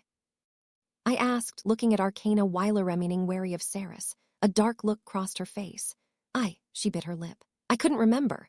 There's nothing to feel down about. You prioritized helping Another over fulfilling your own wish. That's why you're the god I chose. Arcana dropped the blanket by her feet and drew a magic circle to don her usual clothes. She then looked at Saris. The man was smiling innocently. Why don't we have a chat? Oh, I am the commander of the Phantom Knights. Gadesiola is at war with the gods. You don't think too highly of the gods either, isn't that right? On top of that, you are my son. Our interests might not have aligned this time, but there's no reason for us to fight. He retained his cheerful look. We should be able to cooperate with each other. Things could be resolved without fighting. That would be for the best. But for some reason, when I looked at him, I had a feeling it would be better for the sake of the world if I destroyed him right then and there. I looked over at Aisha, who gave me a small shake of her head. I can't see it, Misha's voice murmured. She meant that she couldn't see into Saris's heart. When it comes to dealing with me, seeking conversation over battle isn't a bad choice, I said. There are too many fools who resort to violence without talking things through. He smiled good-naturedly. Indeed, there are many bad people in this world, I get that. Differences are best resolved through discussion. Peace is the best option. Exactly. However, there are also people who can make regular scoundrels look cute. Really? The lowest scum are those who approach you while pretending to be good people. That's a scary thought, he said, seemingly unaffected. I'd better be careful myself. Well, there's no need to rush your answer. When you feel like talking, come to Galahesta. I'll await your presence there in the holy seat hall of Everlasting Zeta. He drew a new magic circle. The Netherworld King and the Cursed King stood beside him. Saris, I said just before he used Gaddam, keep this in mind. Whether or not you are my father, if you're planning on causing trouble, I won't let you get away with it. Smiled at my warning and teleported away. Section 29. The Fall of a God, the Dragon Landing Site, Giorges. We had returned to the furthest room on the bottom floor of the castle. The knights you faced were demons too, I said, having just heard Lay's report. They were abnormally wary of the Sword of Three Races, so I broke their armor and confirmed it. Their magic was definitely that of demons, though I didn't check every single person, he answered with a cool smile. Beside him, Misfit added, they were really strong too. We fought pretty seriously, but they escaped before we could finish them off. Even though the goal hadn't been to kill them, no ordinary demons could have gotten away from Lay and Misfit so easily. Were they subordinates of the four evil kings? Sasha asked, tilting her head. Or maybe they worked for that Saris guy. Is possible. Demon said he was Anos's father. Do you think that's true? Lay asked. I've never heard of the Demon King having a father. Even if Anos's memories are incomplete, my memories shouldn't be affected. If so, then the situation is much worse than we thought. Well, I couldn't have been born from nothing. I must have had a father at some point. If he never revealed himself to anyone, then it wouldn't be that odd for humans to be unaware of him. As for the magic eyes, they're easily inherited by children. That being said, they weren't always hereditary. To inherit powerful magic eyes, one must bear a suitable source. That was why out of my many descendants in this era, only Sasha had inherited my magic eyes of destruction, although in Sasha's case, her eyes could have come from Mulsuher. He called our fused form the goddess of absurdity, Sasha mumbled. Misha nodded. He said the magic eyes of Omnady were the magic eyes of absurdity. Back when we'd spoken with Arcana, we had discussed that possibility, but it was unclear just how much we could trust what that man said. You took a look at his heart, right? Misha nodded. But I couldn't see anything. His heart was a void, like it was completely empty, she said, recalling when she had tried to stare into the abyss of his heart. But she soon shook her head. Maybe I just couldn't see it. Well, I didn't like him either, Eleanor said. This isn't a matter of liking him or not, Sasha muttered. How do I put it? He said we should cooperate, but his words felt untrustworthy. It was kind of scary. I agree that he's untrustworthy, I replied. If he's part of Gade Ciola, he must have been facing the gods until now, but that isn't necessarily his true objective. Grinned. At the very least, the Netherworld King has always hated the gods. The fact that he was trying to destroy the sleeping god of Tracia suggests that Saris has no intention of showing any mercy. He and the Netherworld King have that in common. At the same time, this new demon didn't seem like the type the Netherworld King would willingly obey. Perhaps he was only a subordinate as a formality and they were more like cooperative allies. He also appeared in your dream, right? Sasha asked. I nodded. In the dream, Arcana had been targeted by dragons. I had been hiding the truth, but that man had been trying to reveal it to her. Still, without seeing the continuation of the dream, there was no proof. He didn't seem like Anos and Arcana's father at all, Sasha said. He probably wasn't a good one. Not all children in this world are born out of love. That was especially the case 2,000 years ago. That's a fair point, Sasha thought to herself. Her disgust for Saris was written all over her face. Let's get back to the dream. Anything we can remember about Saris could become the key to our discussions with him, especially since He believes I've forgotten everything. He told any lies about things I remembered. We would end up one step closer to identifying his objective. It was even possible that he was Theane who had stolen my memories. Everyone gets to sleep together again, Zeshia said happily, looking at Arcana, but Arcana was vacantly gazing into space. Her normally clear expression was dark with worry. Her heart didn't seem with us. Misha came closer and whispered in my ear. Let her rest. That certainly would be for the best. There weren't any urgent matters to attend to. I'll go talk to Saris, but I want to organize my thoughts first, I said. You should all get some sleep, Misha said, leaving the room with Sasha. Lay and the others also stood up and headed for their own rooms, leaving only Arcana and Me behind. Arcana was completely silent. Are you tired from using too much magic? I asked, walking up to her. I used too much, but that isn't the problem. She was a god, after all. Only in extreme circumstances would she run out of magic. What are you so depressed about? Arcana finally looked at me. Am I depressed? It looks that way to me. I see. Arcana hung her head in thought. I waited until she felt like speaking. I had time, she finally said. She began recalling events angrily. It was in the God of Trace's dream. In order for me to regain my memories, you woke up and bought time for me. There was time between when Sarah targeted the God of Traces and when I allowed the God to escape. The traces of records were dancing in the dream, but out of all the records of the world, I was unable to find my page. I must have averted my eyes. She continued in a matter-of-fact tone. Remembering would have been me atonement, yet I felt fear. I got cold feet at the last moment because I didn't want to lose myself. I have committed yet another sin. You didn't avert your eyes on purpose. She stared at me without confirming or denying my words. Was I right to let the God of Traces go? You would never lose to anyone. Should I have believed in you and watched the rest of the dream? Perhaps by letting the God of Traces escape, I was the one running away. Arcana fell silent for a moment before speaking again. Maybe I was using salvation as an excuse. I don't know about that. My magic is ill-suited to protecting others. We didn't see the full extent of Saras's powers, so we can't say for sure that you did wrong. Opened her mouth but couldn't find the words to speak. I won't tell you not to fear. It's only natural to feel that way after choosing to abandon your name. A god feels fear. People will feel uneasy. What good is a god that can't understand fear? If you can't comprehend their hearts, you can't bring them salvation. Returned to Arcana's eyes. You said the same thing yesterday. I nodded. You wanted kindness, right? Yes, that much is for certain. That's what you desired. You've made no mistakes. Arcana's gaze met mine.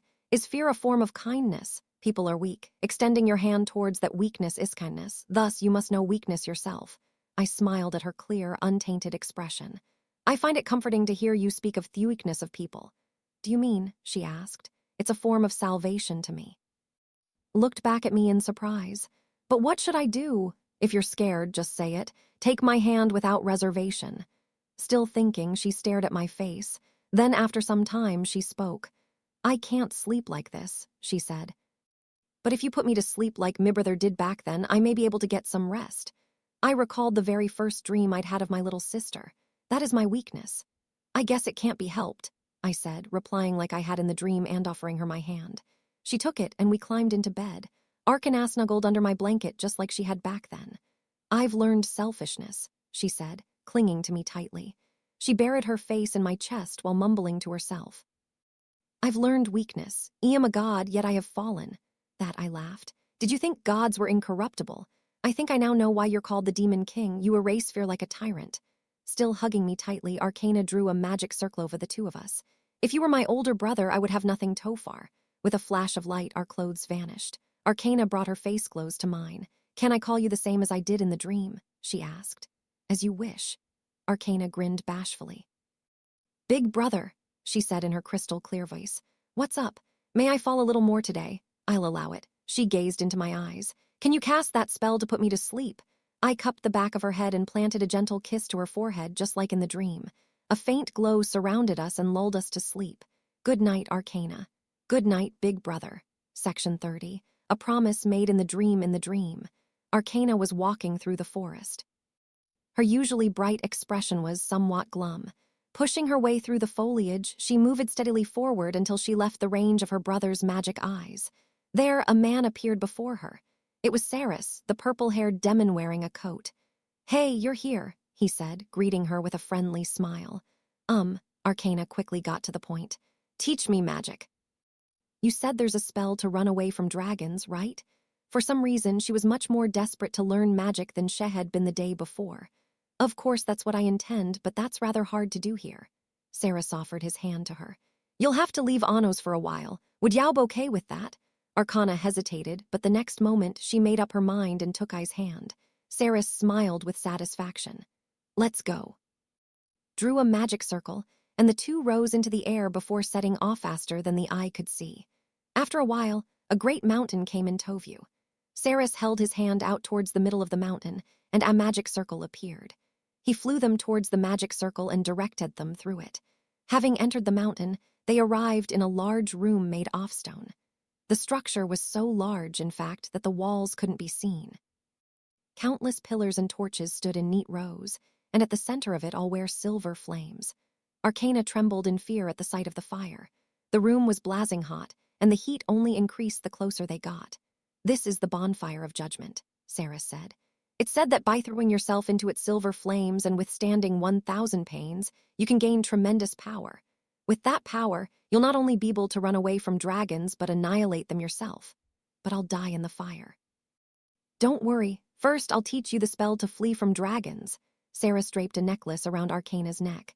There was a clear stone etched to it. "What's this?" she asked. "A charm to help the spell succeed." Saris drew a magic circle in front of himself. "Now you try." Arcana tried to copy the circle as told, but she found herself struggling. "Let me help." Saris held his hand over Arcana's magic circle. Using her magic and the magic in the crystal, he drew the rest of the circle. It was the formula for Lytold. Layer upon layer formed within the interior of the crystal, the pledge jewel, attached to her necklace. A huge pillar of flame rose up behind her. The shadow of a dragon swayed within. Summoning flames dispersed to reveal a golden variant dragon. "No!" Arcana backed away in fear and fell to the floor. "There's nothing to be afraid of, Arcana.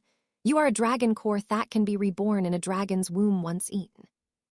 Dragons seek the sources off those that can become the cores of their children.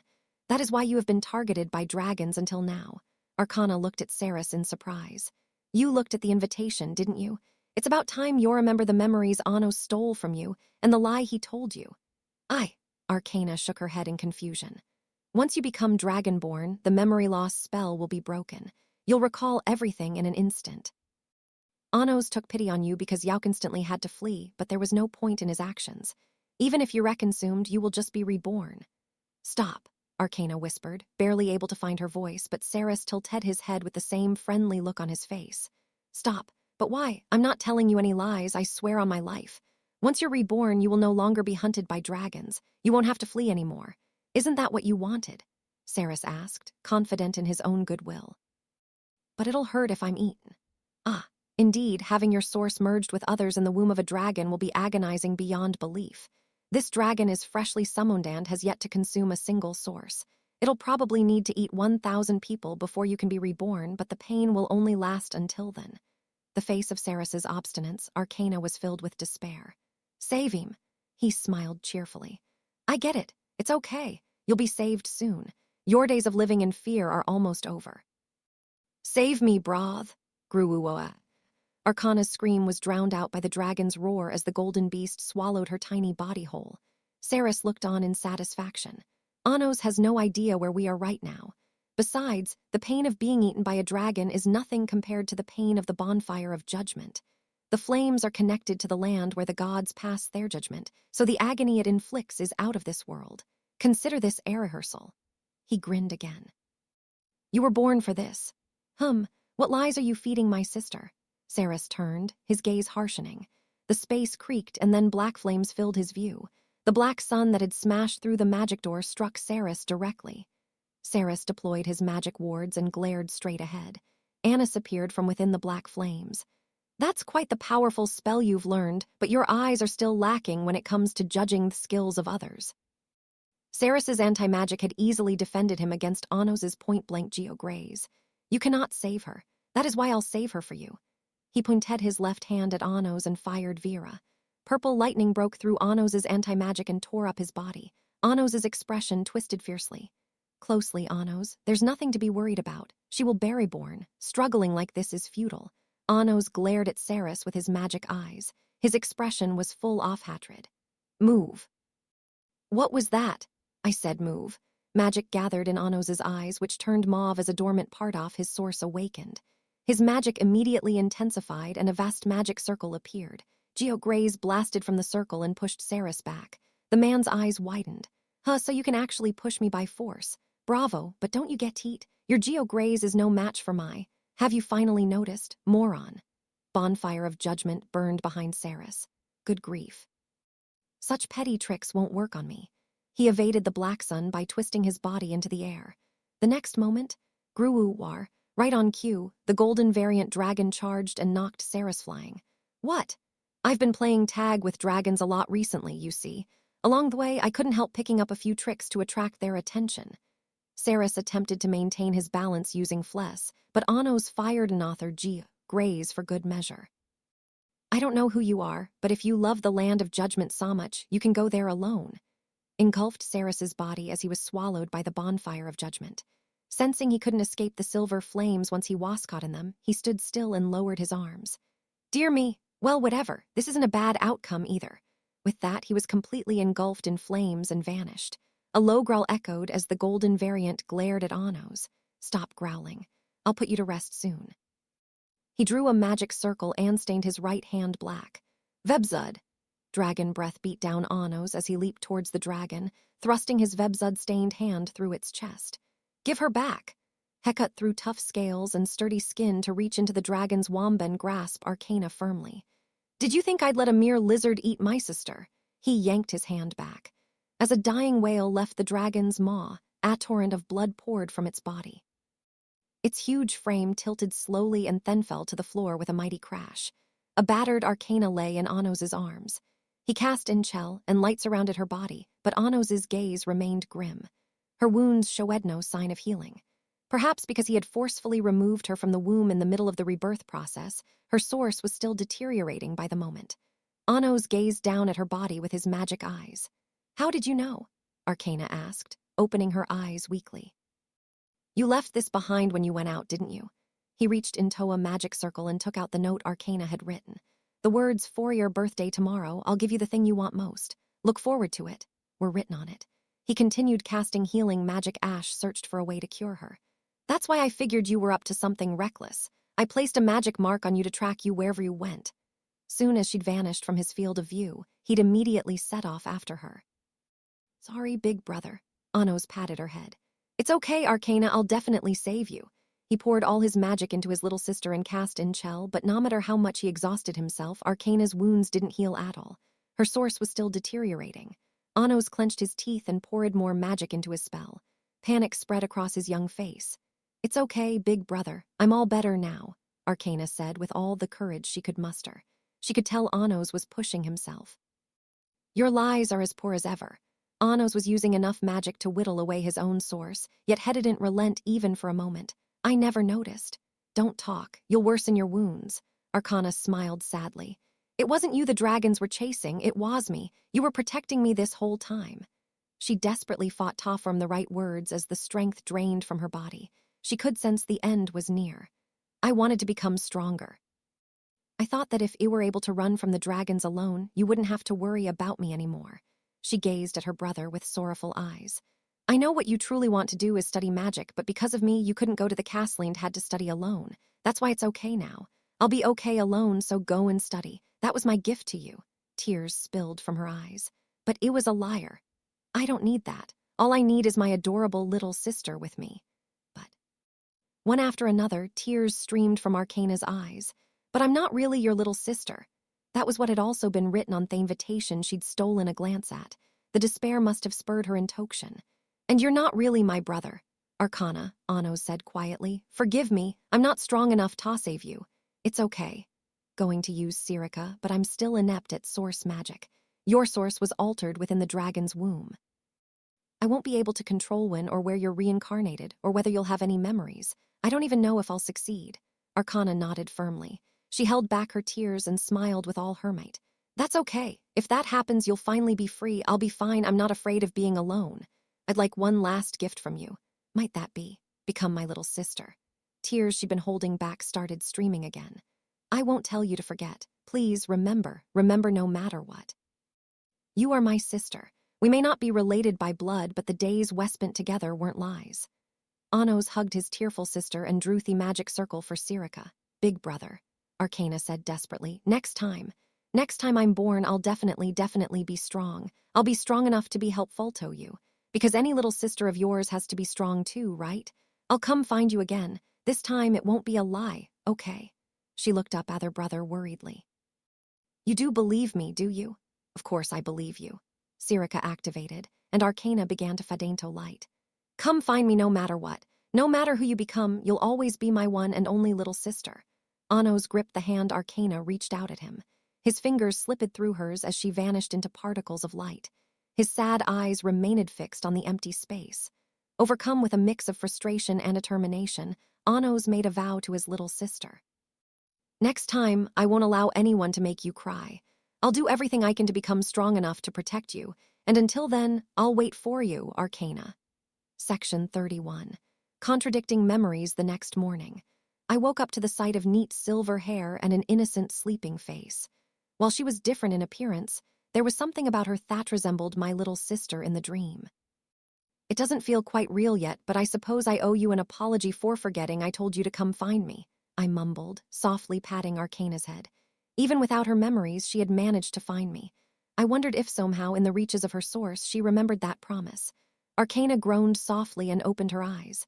Her golden eyes looked at me sleepily. "Thank you," she said to me. "What for?" "I was able to sleep last night thanks to you." She stood up and drew a magic circle over herself. Light enveloped her body and her clothes appeared. I got out of bed and put on my white uniform. "You saw the dream, right?" I asked. "I did. Do you think you reincarnated as a god after that?" Arcana thought quietly. Her expression seemed almost somber.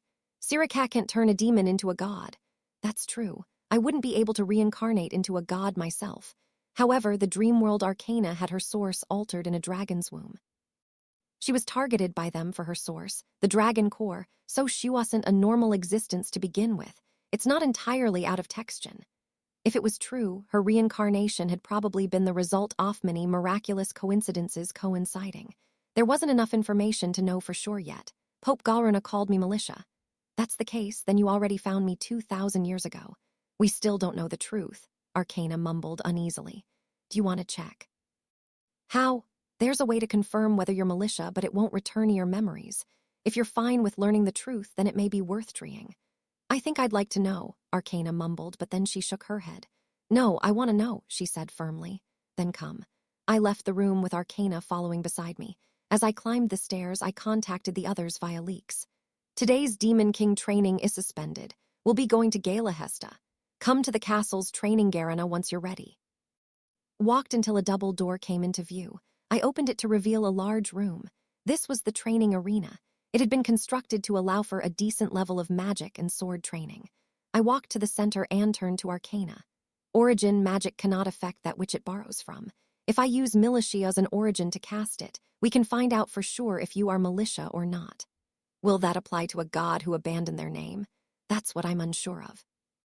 "Without your true name, you may not be classed as the exact same being as before, and the spell could have an effect on you anyway. But the fact you can use the moon of creation means there is some connection between you. Will you decide based on how much I'm affected?" I nodded. "The magic I can wield depends on the origin. In the case of using the goddess of creation as an origin, it becomes very difficult to control my magic. I'll unfortunately be limited to attack spells." The borrowed magic spiraled out of control. I would have to subdue it by force and unleash it. "It's okay. Do what you believe is best." Arcana moved a short distance away from me and lowered her anti-magic. "Here goes." I drew a magic circle and named the goddess of creation militia as Theurgin. Black lightning crackled and wrapped around my right arm. It was Jurast. The lightning swelled to the extreme, exceeding my expectations as it rumbled and cracked over the entire arena. The next moment, it struck with enough force to destroy the room. The air crackled as the mountain of rubble scattered around us settled. I had managed to suppress the spell at the last moment, so Arcana was unharmed. "What's wrong?" she asked, staring at me curiously. "It failed." Magic was difficult to control without a proper understanding of the chosen origin. It was even harder when that origin was a god. Even channeling a keeper was enough to make the magic unstable. Successfully casting the spell was a demanding feat. Calling upon the goddess of creation made it all the more challenging to succeed, but I was normable to control the rampaging magic by letting it run wild. A good example was Egil Grown Angdroa. The spell combined the goddess of creation and goddess of destruction's magic at maximum output to create a stable equilibrium. However, dropping that output to Jurast's level required delicate control that made stability near impossible. Still, if I knew Militia's source well enough, I shouldn't have had a problem. After all, I'd been able to use it 2,000 years ago. That could only mean one thing. I've forgotten something, or perhaps I've remembered something wrong. About the goddess of creation. Yes, Under these conditions, we won't be able to determine whether you are militia. Kept her mouth for a moment, then opened it again. There, no helping it. At least we know there's a discrepancy in the militia I remember and the real militia. But what had I forgotten? You'll remember once we find the god of traces. Do you know where he is? I do not. God had dwelled in the underground world all this time. He wouldn't return to the divine realm so easily. Whoa, what happened here? It's a wreck, Sasha said as she entered the arena. Was it Jurest? Misha asked curiously beside her. Sorry for the wait. We're ready to leave whenever. Preparations complete, and Zeshia had arrived too. Lay and Misay were right behind them. It'd be nice if things could be resolved peacefully. Ahaha, if only. Just then, the tap of a cane could be heard. BWA haha, things have taken another interesting turn, I see. The Netherworld King and the Cursed King, here in the underground world.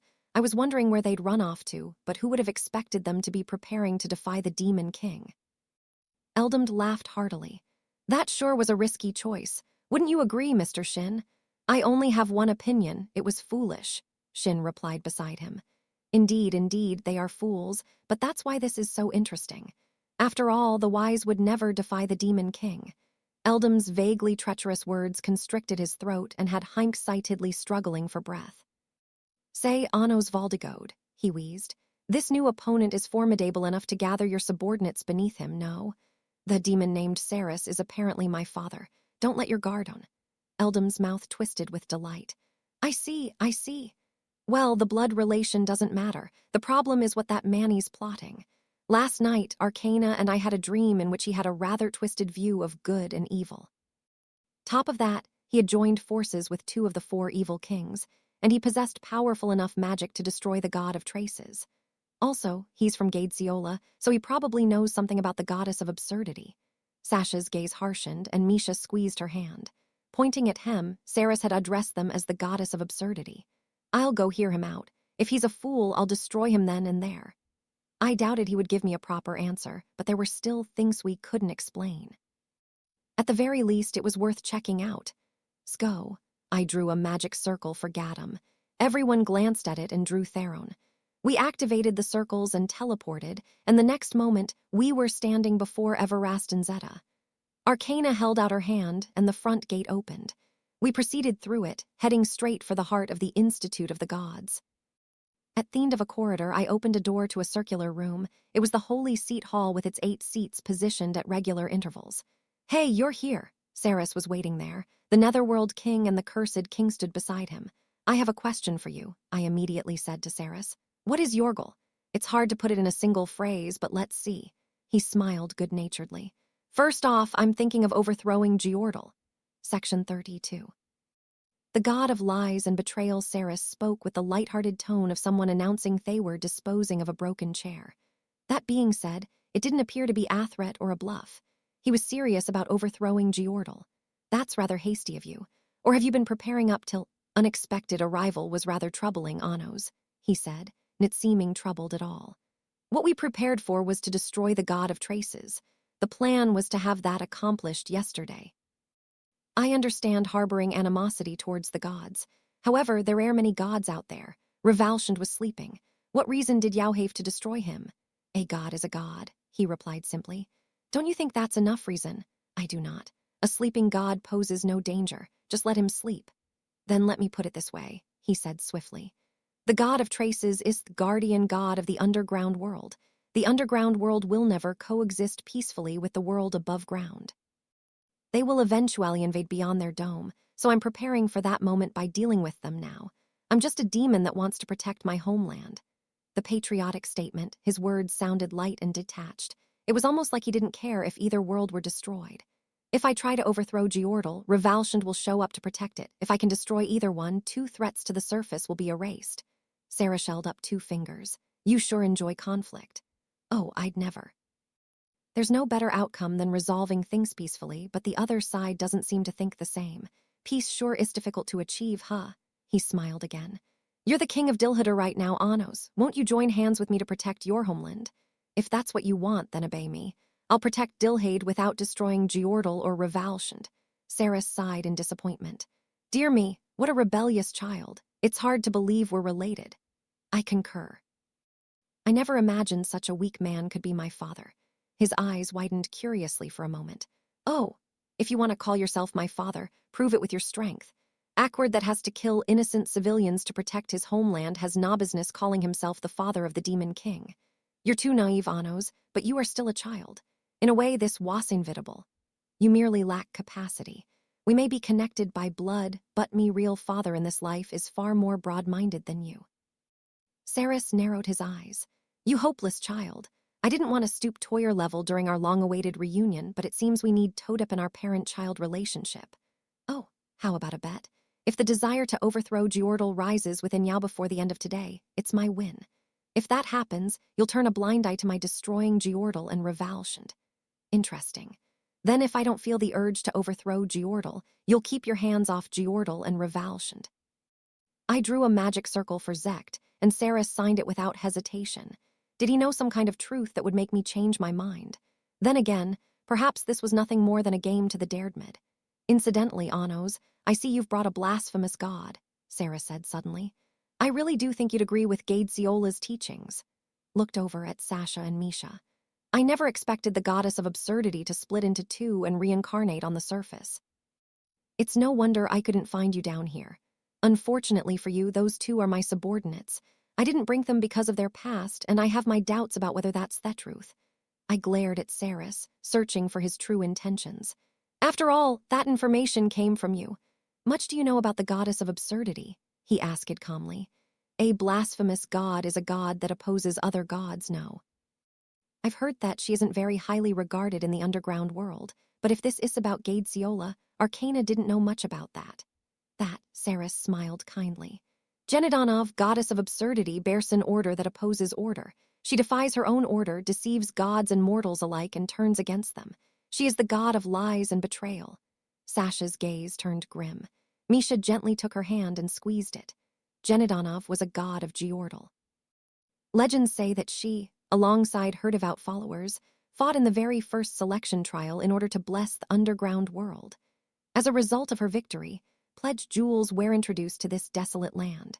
Giordal became a powerful nation with vassal states and flourished for a long time. Genadonov had been the first selection god. The fact that she adhered to the order of the selection trial meant that she hadn't been the goddess of absurdity at the time. Genadonov betrayed Giordal and took half the pledged jewels with her to Agatha. She was originally a god of Agatha, you see. She had been deceiving the Pope of Giordal the entire time. Thanks to that, Giordal went to war with the newly empowered Agatha in order to retrieve the jewels.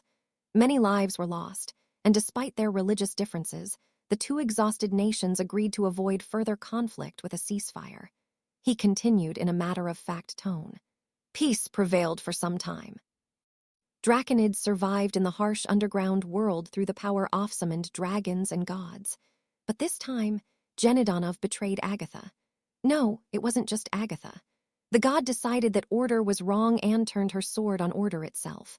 She rebelled against both Draconids and the gods and eventually became known as the blasphemous god, the goddess of absurdity. I could understand her view that order was wrong, I supposed. Soon after, Draconids from Giordal, Agatha, and other small nations began to gather, having lost their belief in the gods.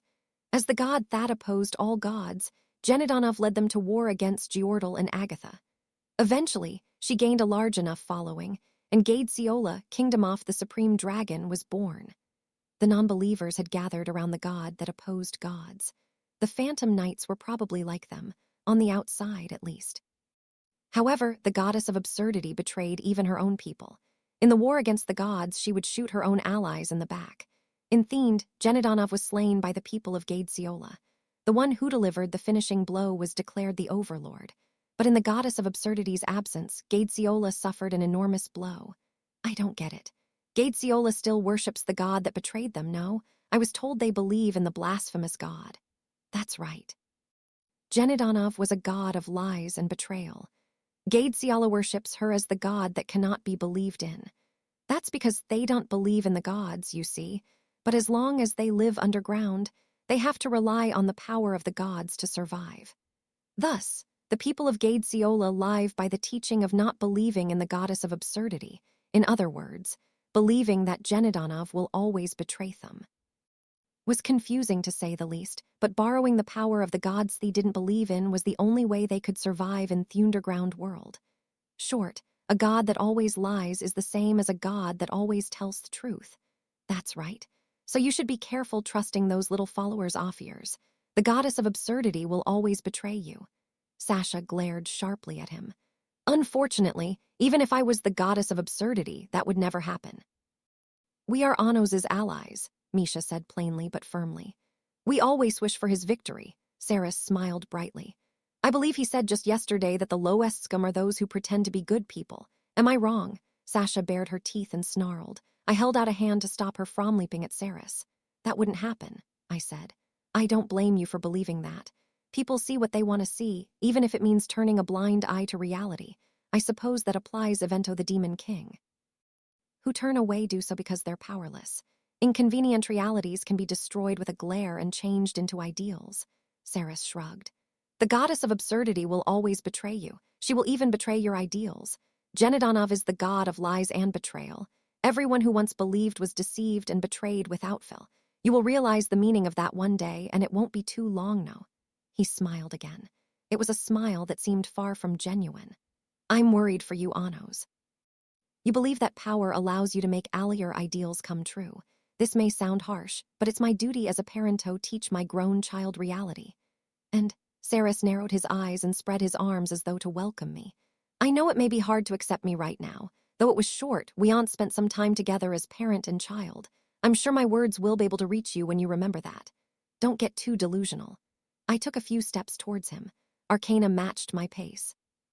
Netherworld King and the Cursed King braced themselves for combat, but Saris stopped them with a wave. Do you know her? I said, signaling Arcana with a glance. She's the selection god you made a pact with, I assume. The Pope of Geordal claims this nameless god to be Militia, goddess of creation, but I don't know the truth of that claim. You wish to act like my father. You should at least remember my little sister. He was convinced I had no memories, so I made my declaration boldly to unsettle him. There's one thing I do remember, that time we had fun playing with fire. I laughed at the blue eyes watching me. Then I stared into his abyss to catch every shift in his heart and said, Did you enjoy the bonfire of judgment, Saris? Section 33. Flames that reached the sky you remembered, Saris mumbled. Or did you really? He stared straight at me, his expression unchanged. He showed no sign of discomposure, and his tone was as calm as always. I've never met your little sister before. In fact, this is my first time hearing of such a thing. Do you know what that means? It means you're lying. Saris's eyes narrowed. Perhaps, but it could also mean your memoirs are wrong. He pointed at me. The goddess of creation meddled with multiple layers of your memory. It's only natural for one to believe the first memories they managed to recall, so she must have prepared fake memories for when that happened.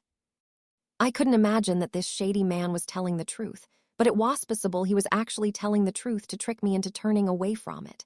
At the very least, I couldn't dismiss the possibility that my memories were incorrect. That light, the nameless god you exchanged a pact with, could potentially be the goddess of creation. What could she be up to? Hel looked at Arcana. I seek salvation. That is all I require as a god, Arcana replied. Really now? Saris continued before she could answer. Just now, you mentioned the bonfire of judgment. If that is one of your memories, you must have seen it above ground. Yes. In that case, I have something interesting to show you. Follow me. Saris used Gadam. I saw through the formula with my eyes and conveyed it to Sasha and the others using leaks. The Netherworld King and the Cursed King teleported soon after Saris, and we followed behind them.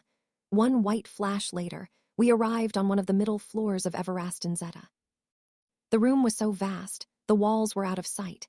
Endless rows of pillars and torches lined the room, and an eye-catching silver fire stood at its center. Saris stood before the flames.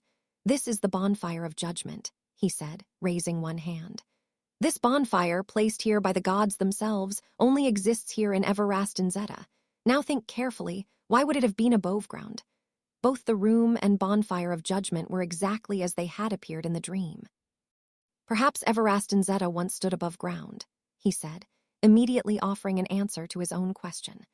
But would a castle with a three-dimensional magic circle as big as Delskade really be able to remain hidden from the eyes of you and the other demons of that era? Indeed, it was hard to imagine myself overlooking it. Perhaps I might have as a child, but certainly not as an adult. Many others of that era would have noticed too, so it didn't make sense if my memories were Marilyciled. Let's assume Arcana truly is your sister. That would mean that after the two of you were separated, she became a god of the underground world, where you miraculously reunited 2,000 years later. What a moving story. It's enough to bring me to tears. Of course, Saris remained emotionless. Could such a convenient thing really happen by chance? Gods govern order. Order means everything is inevitable to some degree. Are the memories you recall truly consistent with reality? Indeed, there were some inconsistencies. In the first selection trial, which had been held underground, the first proxy had been selected and pledged jewels had been brought to the underground world. That was the history recorded on the stone tablets in Everastin Zeta, and Saris had said the same earlier. The underground world had come to be 2,000 years ago, after my reincarnation. If it had been around before that, I definitely would have noticed it when I'd been wiping out the dragons. So he had pledged jewels existed during my childhood. The 3 draconids that had invaded our cabin had clearly used Azopt to summon dragons into their bodies. Perhaps it's possible to explain the inconsistencies, but how mana miracles would it take for that to happen? If pledged jewels had existed above ground over 2,000 years ago, their existence would have had to be hidden this entire time, and the summoning magic that depended on the jewels had to have been kept a secret. It would have been a coincidence that Arcana had been reborn as a goad, and a coincidence that she had discarded her name.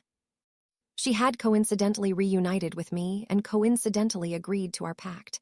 The chance of all of that happening indeed sounded like a miracle. Of course, there's nothing wrong with miracles, but if a miracle did happen, then the gods might have been involved. So what if they were? I know the past that you've forgotten. I could fill the blanks of your memory, and I could do it in a way that would make you sure of the truth. Saris drew the magic circle for Zect. Do you wish to know? State your price. He raised a hand. Another magic circle appeared over the bonfire of judgment. It was for Limnit. Reflected in the flames was a distant view of Geordal. Giorha's cathedral was the size of a mere speck. I received a report from one of my undercover knights. The song of the divine dragon has grown louder. He snapped his fingers, and sound started playing through Limnit. The song of the divine dragon, which constantly echoed through Geordal liketh murmur of a stream, was currently echoing loudly throughout the nation. The next moment the cathedral went up in flames. It was songfire. The flames were far larger and were flaring up with far greater intensity than when I fought Galrona. The purifying fire reached into the air, melting holes into the dome above. But it didn't slow there. The songfire continued burning past the dome, rising higher and higher. Sasha looked shocked. Wait, isn't that? The direction of Midhaze, Misha murmured. The songfire suddenly subsided. Pieces of the broken dome came crumbling down in a rain of stone and dirt. It seems the first shot has been blocked by the barrier shielding Midhaze underground. I can't see it clearly because of the divine dragon song, but a barrier created by you would only be half worn down by that, right? The magic barrier surrounding the underground of Midhaze was by no means weak, but the songfire had carried tremendous power behind it. In me absence, the city wouldn't be able to withstand multiple blasts. At most, it'll hold for one more shot. The third will cause the barrier to break. Increased volume of the divine dragon's song is probably to prevent anyone from using Gaddam to approach whoever's casting the songfire. With the song this loud, we wouldn't be able to see the situation with our magic eyes, much less teleport towards it. Now that you know what's happening, I have a proposal for you, Anos. I'm going to cast a spell to destroy Giorhaze. The Pope is the culprit behind the songfire. Even if the songfire originated from Giorhaze, there's no guarantee still there. Indeed. That's why I'm going to destroy not just the cathedral, but the entirety of Giorhaze. Do you understand? Without a kingdom to protect and followers to save, the Pope will have no reason to fight. If destroying Giorhaze doesn't work, then Geordal is next. Looked completely unaffected as he spoke. You can easily protect Dilhade without dirtying your own hands. You just have to allow him to destroy the threat. Of course, I'll wait until all your followers in the city have fled. Then, once it's all over, I will tell you the truth of your past. He added conditions to the Zect. If you sign this, Dilhade's enemies will perish, your nation will be protected, and you will learn off your lost past. There will no longer be any reason to go after the god of traces. That sounds good, doesn't it? It does sound like the smart choice to make, I said. Saris smiled. but it's far from ideal. I glared outside with my magic eyes, searching for the closest point that Gadam could reach. As the Zech says, Saris, I have no intention of destroying Geordle. Back off from Geordle and Revalshant. You have until the end of today to sign. You may still change your mind. That's not happening, I stated firmly, drawing a magic circle for Gadam. It would be a rather difficult journey to make, so I extended my hand for Misha and the others to grab on. Shin, Eldamd, stand watch over those two. Saris was the only one who signed the Zect, so they could still attack Jorhaze at any moment. Shin took a few steps forward and drew the pillage blade and the sword of severance from a magic circle. Saris looked on calmly. Just the two of them. I can't attack Geordle because of our Zect right now, but that doesn't apply to my men. Wouldn't it be better for you to stay here and send your followers to put out the Songfear? He smiled as if he were doing me a favor. Otherwise, you may regret your decision. Don't underestimate them. Even if you do have the power to destroy a nation, my right-hand man wouldn't fall to the likes of you. I glanced at Heck Conflagration King, who was grinning behind me. And this one her's a pain to silence. Waved a hand in denial. When I faced him, I had every chance to destroy him, yet here Hess stands here with that arrogant look on his face. Hopefully you can avoid falling for his tricks. Tapped his cane against the floor. Shin took that as the cue to send his magic into his demon swords, drawing the attention of Saris and the other evil kings. I suggest you remain still unless you want your head to be separate from your neck, Shin said as we vanished. We had teleported close to Geordle. The Netherworld King pointed his crimson demon spear at Shin. If you think the two of you can take on the three of us, you would be quite arrogant. Cursed King pulled Netrovis from a magic circle and knocked 3 arrows at once. Watch me, Gist. I'll punish the people who hurt you. Good grief. Saris raised a hand and drew a layered magic circle. He was merely drawing a spell formula, yet the air around him crackled and trembled, shaking the whole of Everast and Zeta. Purple lightning escaped a magic sphere and spread through their surroundings. On the verge of confrontation, Saris and his subordinates glared at Shin and Eldamd. BWA haha. Who would have foreseen a class reunion like this in Thunderground world? Eldamd started walking forward leisurely, exposing himself to their weapons and magic without a care. This sure brings back memories. You're as stubborn as ever, Netherworld King. Cursed King, you're even more off your rocker. Now if only the Scarlet Steel King were here, we could have had a fun little chat. Well, at least we have a substitute. Leaned on the cane in his hands. I, the Conflagration King, have been searching high and low for an enemy to the Demon King when you were here all along. Saris Valdigode. I see. He smirked suggestively, as though he knew all about Saris. What are you trying to say? Oh no, I'm actually trying to say nothing, but at this rate, I could slip up. That aside, being outnumbered against an opponent that can destroy an entire nation sounds rather unfavorable for us. How about we make a Zect where I buy you time in exchange for my silence regarding your secrets? Eldamd smiled gleefully. What do you say? You wouldn't want your plan to be spoiled here either, right? I've finally found a worthy enemy for him, and it won't be any fun if you don't act the part. You're an interesting one, Saris replied with a smile. Of course, I have my secrets, things a child need not know, but I'm pretty sure you are not privy to them. That's exactly right. But on the slightest chance that I do know, ya wouldn't want me to say anything, right? I'm quite the chatterbox, so you'd be better off silencing me sooner than later. Otherwise, an unexpected situation might ruin your plan. Eldamd returned Saris's thin smile with a smug grin. It'll just be 10 minutes. If you and your men can wait 10 minutes, I will sign a Zect to protect that information with my life. It was unclear if the Conflagration King truly knew anything or was merely bluffing. But if he did know something, he would certainly use it for his own advantage as soon as he had the chance. Buying time for a powerful opponent didn't count as defying me, and he could foster new danger towards me at the same time. Fact, I would beg to sign that Zect, Eldamd added cheerfully. Section 34. The power of God and demon, the bonfire of judgment, burned fiercely. Saris and his two subordinates were still glaring at Shin and Eldamd. The Conflagration King opened his mouth to break the tension. BWA haha. What's wrong? Saris Valdigode. If you won't sign the Zect, you'd better silence me quickly. Unless you want to make this another boring battle during which the Demon King tramples over everyone, that is. Saris watched Eldamd calmly as he continued chattering. Or is it part of your plan for me to reveal that to everyone here? Say it and we can find out, Saris replied, unperturbed. Eldamd cackled. Precisely, That is the correct answer. Signing the Zect in a fluster would only imply you have a secret. I expected no less from the man who will become the enemy of the Demon King.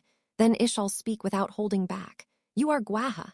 A crimson demon spear pierced Eldam's throat. You're careless as always. You make less sense than the Demon King. Netherworld King pushed Dihidadum forward, the crimson blood spear traversing through dimensions to reach Eldam in an instant. The head of the spear pierced the Conflagration King's throat, but despite being covered in blood, Eldam remained smiling. Did you stab me because I was careless, or did you stab me because you didn't want me to finish what I was about to say? What nonsense. Aegis tried to withdraw his spear and lower it, but the Conflagration King grabbed the end before he could do so. Face the wrath of my arrows and perish. Kaihalam released 3 arrows from the demon bow. Pinned in Placebi Dihidadum, the Conflagration King had no means of evading. He struck in the head, heart, and abdomen. Curse him, Netrovis. Kaihalam's words, black mist rose from Eldam's wounds. The demon bow's curse ate away at his body, weighing down his magical and physical strength. With a grunt, Aegis thrust his spear forward again, making fresh blood spurt from the Conflagration King's body. Are you sure about this, Thousand Swords? He asked. If you keep your eyes on our commander, your comrade will end up dead. Shin held his stance against Saris. Feel free to finish him off, Hess said coldly. We may fight on the same side now, but the Conflagration King will turn against my liege.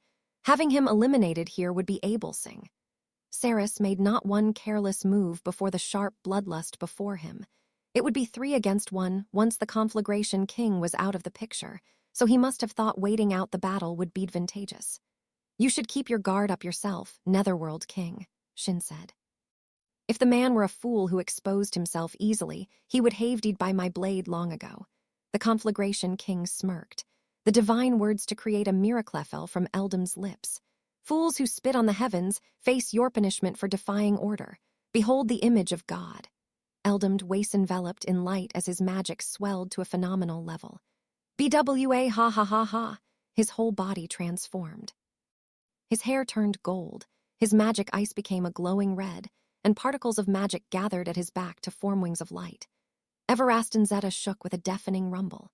The true form of a god-end, his tremendous magic burst into the atmosphere, shaking the world. Dihidadum snapped, and Netrovis's arrows crumbled away in the face off High's overwhelming magic wards. The Netherworld King immediately thrust his hand through the left city off his chest and created a new demon spear with his blood. His single magic eye stared into the Conflagration King's abyss. HMPH, you! BWA haha. Do you get it now, Netherworld King? I have finally obtained what I have sought for the past 2,000 years. The Conflagration King took off his top hat and juggled it in his hands. Each time it changed hands, it increased in number. But to be honest, I'm not quite used to this divine body yet. Which gods come out is still a roll of the dice. Do we have any bets? Eldam threw 10 top hats into the air. I, Eldam, the Conflagration King, order you in the name of the Heavenly Father. Be born, 10 keepers of reason. Glittering light burst from the top hats like confetti and streamers. Keepers began to form like a party trick. The keepers that appeared wore pure white robes with hoods that covered their faces. They wore white gloves on their hands and each held a scythe of the timekeeper. Because one of them was Hugo La Raviaz. My, who would have guessed it? Just when I wanted to buy time, I summoned 10 keepers of time. It's almost like a cheat. By making a pledge with Nea for her to do the summoning, Eldmid had become capable of creating divine bodies at any time. He must have been testing his order out behind my back. Now, why don't we relocate to the Garden of Time?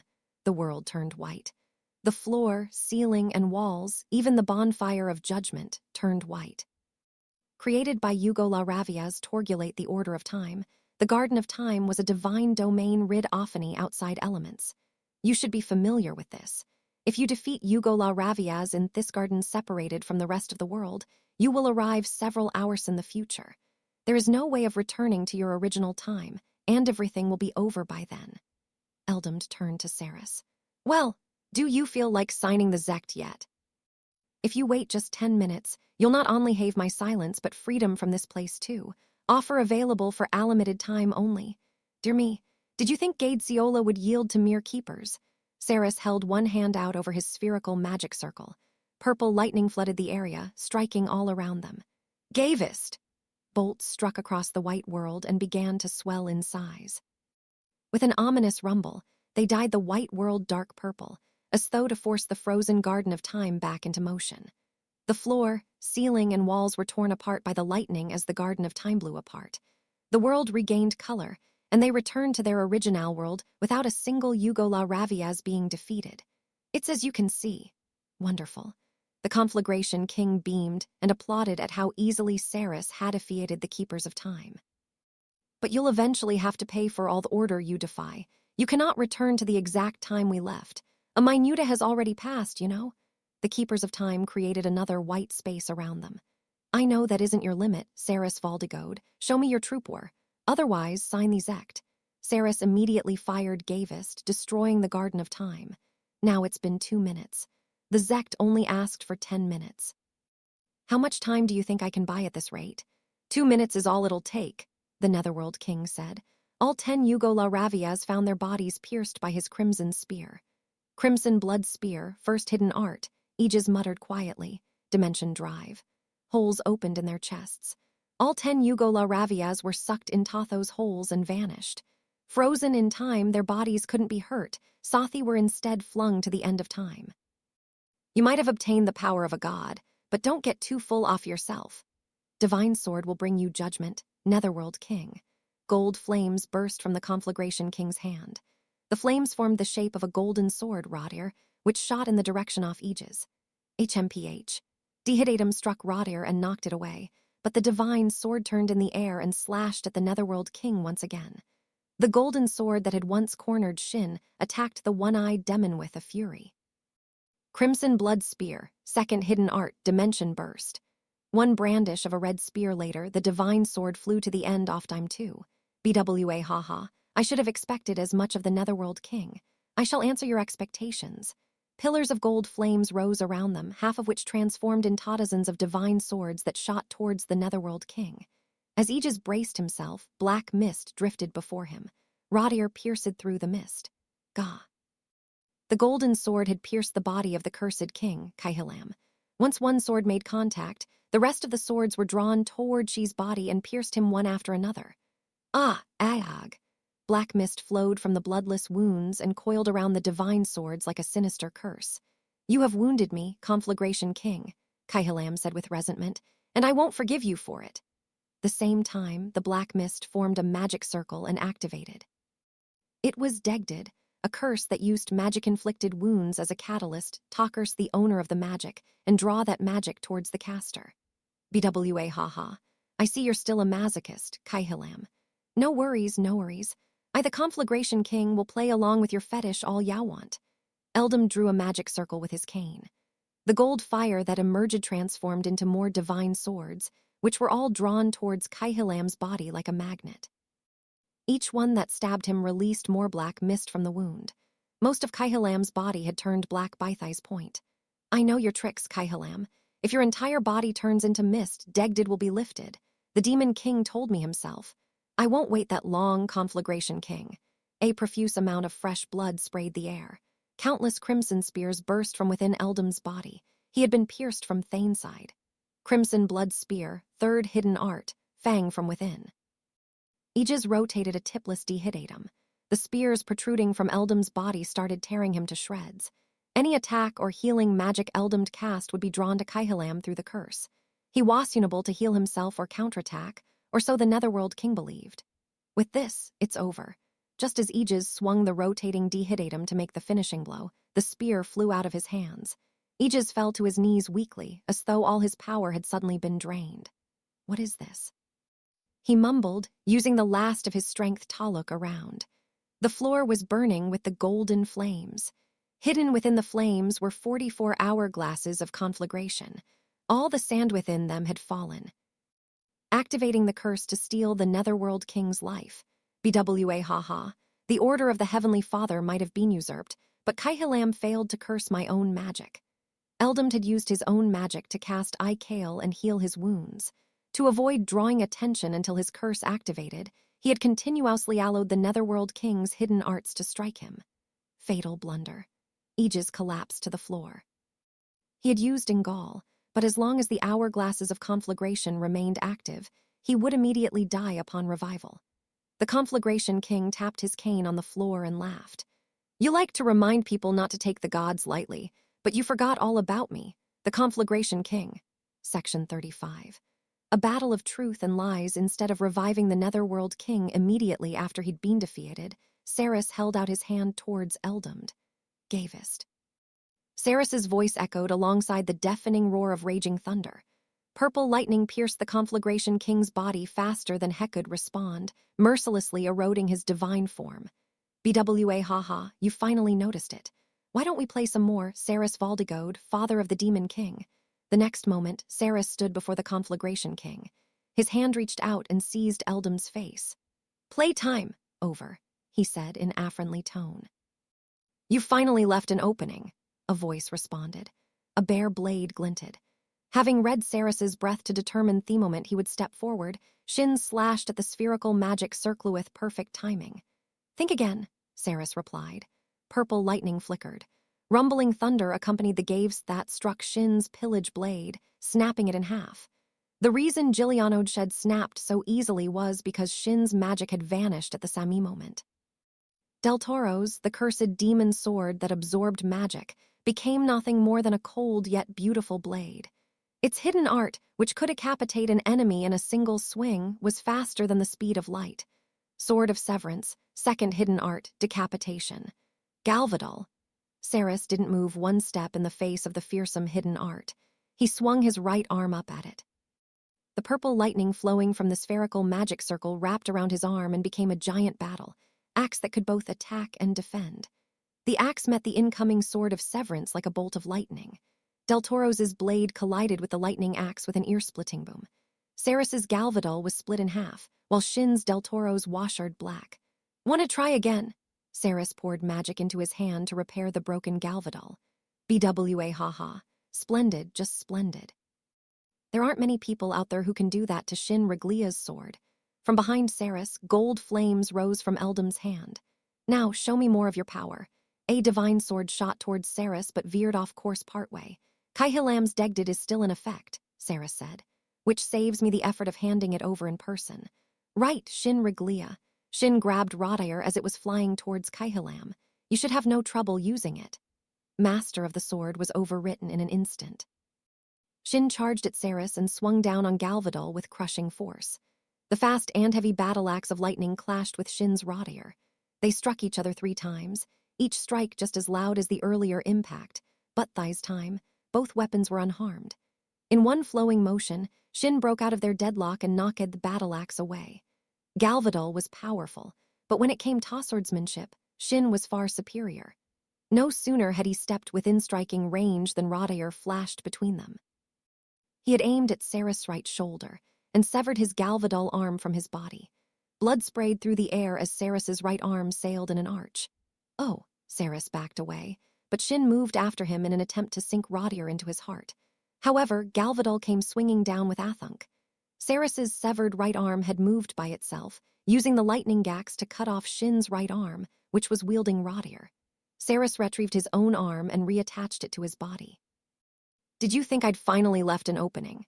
He said with a smile, but he quickly realized something and looked at the arm on the ground. The arm turned into mist. At the same time, Shin's body also turned to mist.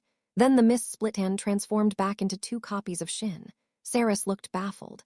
There were plenty of spells out there that could fool the eyes, but he couldn't see any magic circle when he peered into the abyss of Shin's body. Hee. The high-pitched laughter of children rang through the air. You missed, you not sword uncle. Common sense, common sense.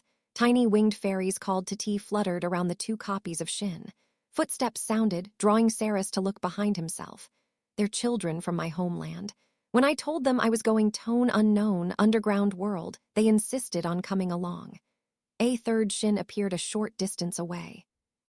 Just before Shin had been cut by Galvadol, Genel, the wolf of hiding, who had also come along, had spirited him away and swapped him out for Tati. We learned. A new prank. Which one? Is the real one. The Tati turned into mist that covered the entire area. The 3 copies of Shin also melted into the mist, transforming into 22 copies of Shin. Even by straining the eyes, it was impossible to tell who the real one was. Spirits of Ahurthern, Ceres said. Said both Shin and the fake Shins at the same time. All of you may not be very familiar with them after all that time you've spent underground. What does it matter? If I can't tell the difference, I can just erase all off you. Saris reached into the spherical magic circle. He poured his magic directly inside it, making it crackle and spark wildly with purple lightning. Now. Clenching his fist, Saris compressed the magic circle and cloaked Hishand in condensed lightning, resulting in the feeling of pure destructive epor. This must have been the same power he intended to use to destroy the god of traces and Geordle. I shall reduce everything to ashes. The next moment, the world turned black and white, but it wasn't from Saris's magic. He enhanced his magic eyes and looked around sharply. The Garden of Time. Eldamd cackled. I said 10 keepers should be born, but I didn't say there couldn't be 11. Carefully cast his eyes around the area, but he failed to spot the Keeper of Time. It's not that complicated. The mischievous Tati decided to hide the keeper until they wanted to disguise it as Shin Reglia. 22 Kopasov Shin carefully surrounded Saris. Eldamd grinned. Now there's one jackpot, 20 duds and one super dud. If you pick the super dud, you'll best sent several hours into the future. Saris drew a magic circle with his free left hand. Gavist! Purple lightning bolts filled the room, destroying the Garden of Time. At the same time, one Shin ran forward to swing Rodair at Saris's face. Saris evaded at the last moment but failed to dodge completely. Blood spurted from his neck. There you are. With the destruction of the Garden of Time, one of the 22 Shins showed a faint reaction. Saris assumed that it was Yugola Raviazand fired Gavist at him. You can't fool me with this child's play. Just as he finished his sentence, he looked around with his magic eyes.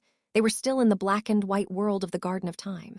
BWA haha. I said there could be 11. Eldamd smirked with delight, but I didn't say there couldn't be 12. Had to be another Yugola Raviaz disguised as Shin. But how many more were there? Saris must have found himself thinking hard. You really do resemble that demon king. Is it like father, like son? You both have so much power that you inadvertently end up destroying things you don't mean to. That magic in your right hand can indeed blow away the Garden of Time multiple times over. But if you do that, you'll destroy the Keeper of Time in the process. Destroying the Keeper of Time would cause several hours to pass. By then, the bet would be over. Of course you can destroy each garden one by one using Gavist, but do you have any idea how many keepers I created in total? Eldam's question purposely avoided the true matter at hand. That if push came to shove, Shin could always kill a Keeper of Time to shoot Saris forward in time himself. With no idea which Shin was Shin and which was a keeper, Saris had no means of defending himself. Even if headed, the Conflagration King most likely had another card up his sleeve. That was what his words were implying anyway. That is where my Zect comes in. In exchange for 10 minutes off obedience, you'll be able to silence me. Oh, but my ability to create Yugola Raviaz means I can rewind time to easily confirm what happened. 11 seal that as a condition.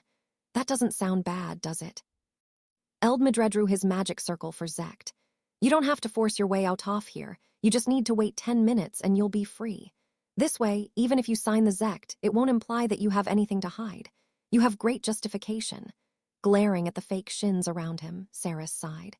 Good grief, guess it can't be avoided. Anos was right about how troublesome you are. Saris erased the magic circle on his right hand and signed the Zect. Perhaps he thought he'd be able to use Eldam to his advantage. The contract is signed, Demon King, Eldamd gleefully told Methru Leaks. He was a formidable opponent. It was so close, I had notches but to exchange my useful information to buy you time. Oh well, at least I'm closer to my ideal. BWA haha. Just what did he know about Saris? Section 36. The Divine Dragon's true identity. While Shin and Eldamd faced Saris, we had teleported near the dome, just outside of the Dragon Song's range. Before us was the site of Geordle ablaze with songfire. The blazing flames of purgatory shot upwards like aspire, piercing the dome to reach Midhaze. Although there was a barrier under the city, this was the second shot. It wouldn't be able to withstand another.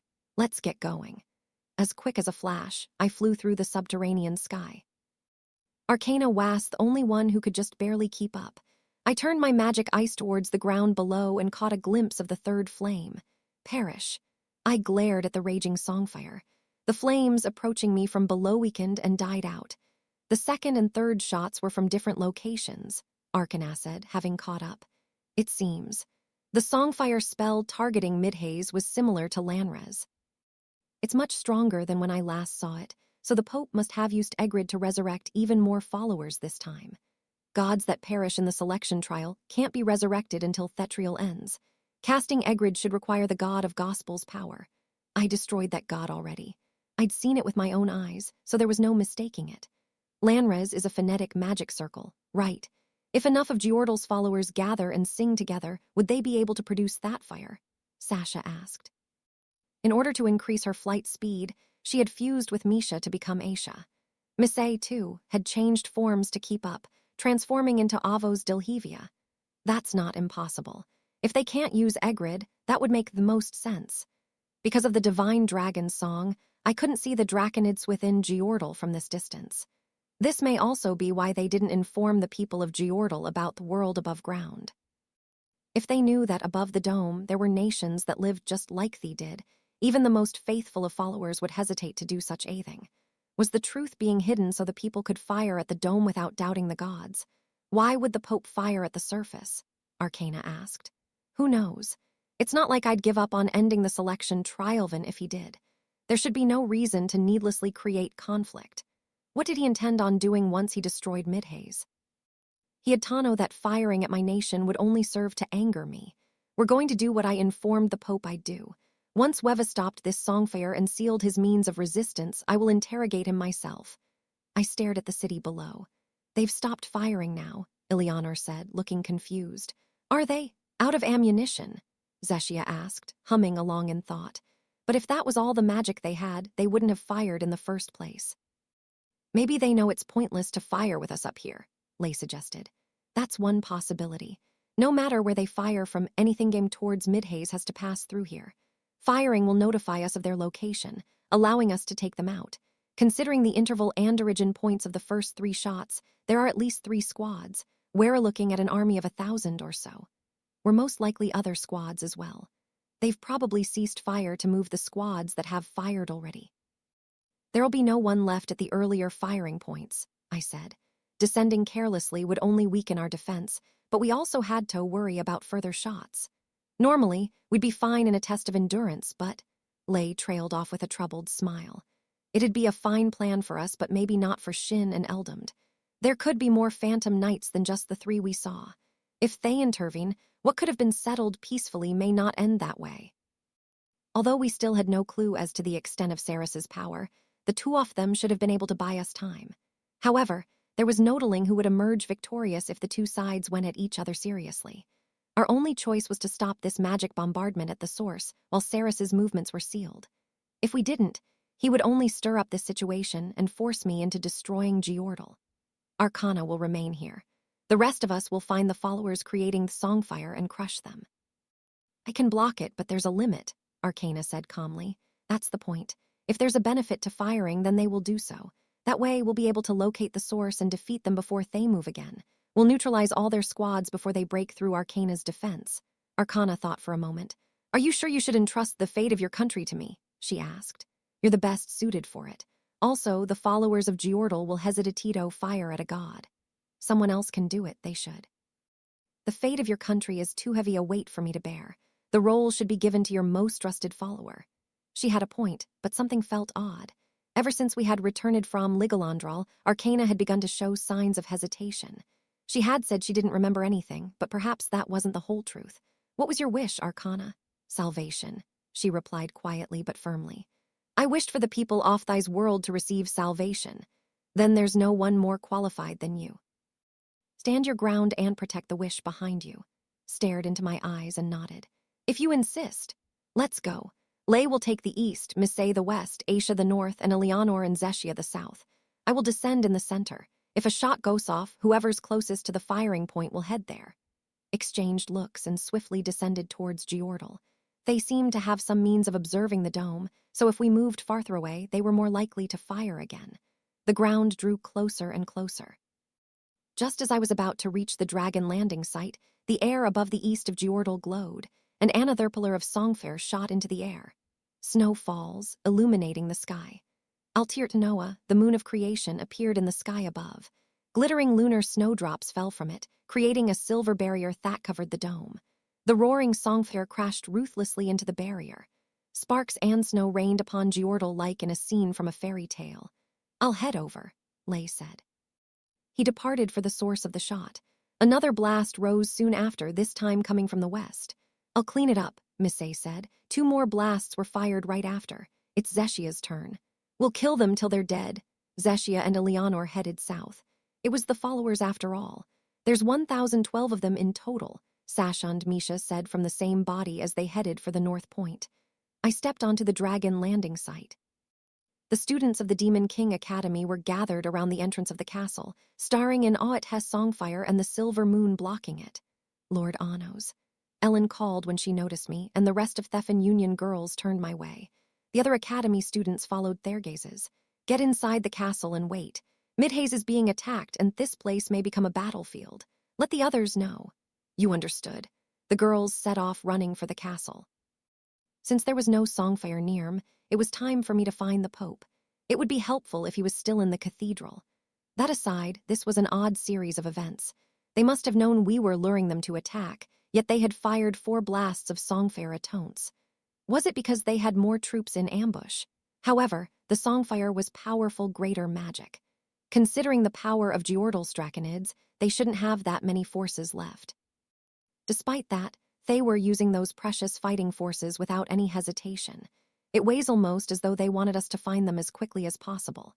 Indeed, Arcana was protecting Midhaze by herself right now. If they were lucky and with enough songfare, they'd be able to break through her barrier. But it was hard to believe that was the best option available to them. Were they firing so openly as a diversion? In that case, their true target was elsewhere. "Canny, get back inside." There was a cute growl. I looked back to see Naya chasing the tiny cannibal.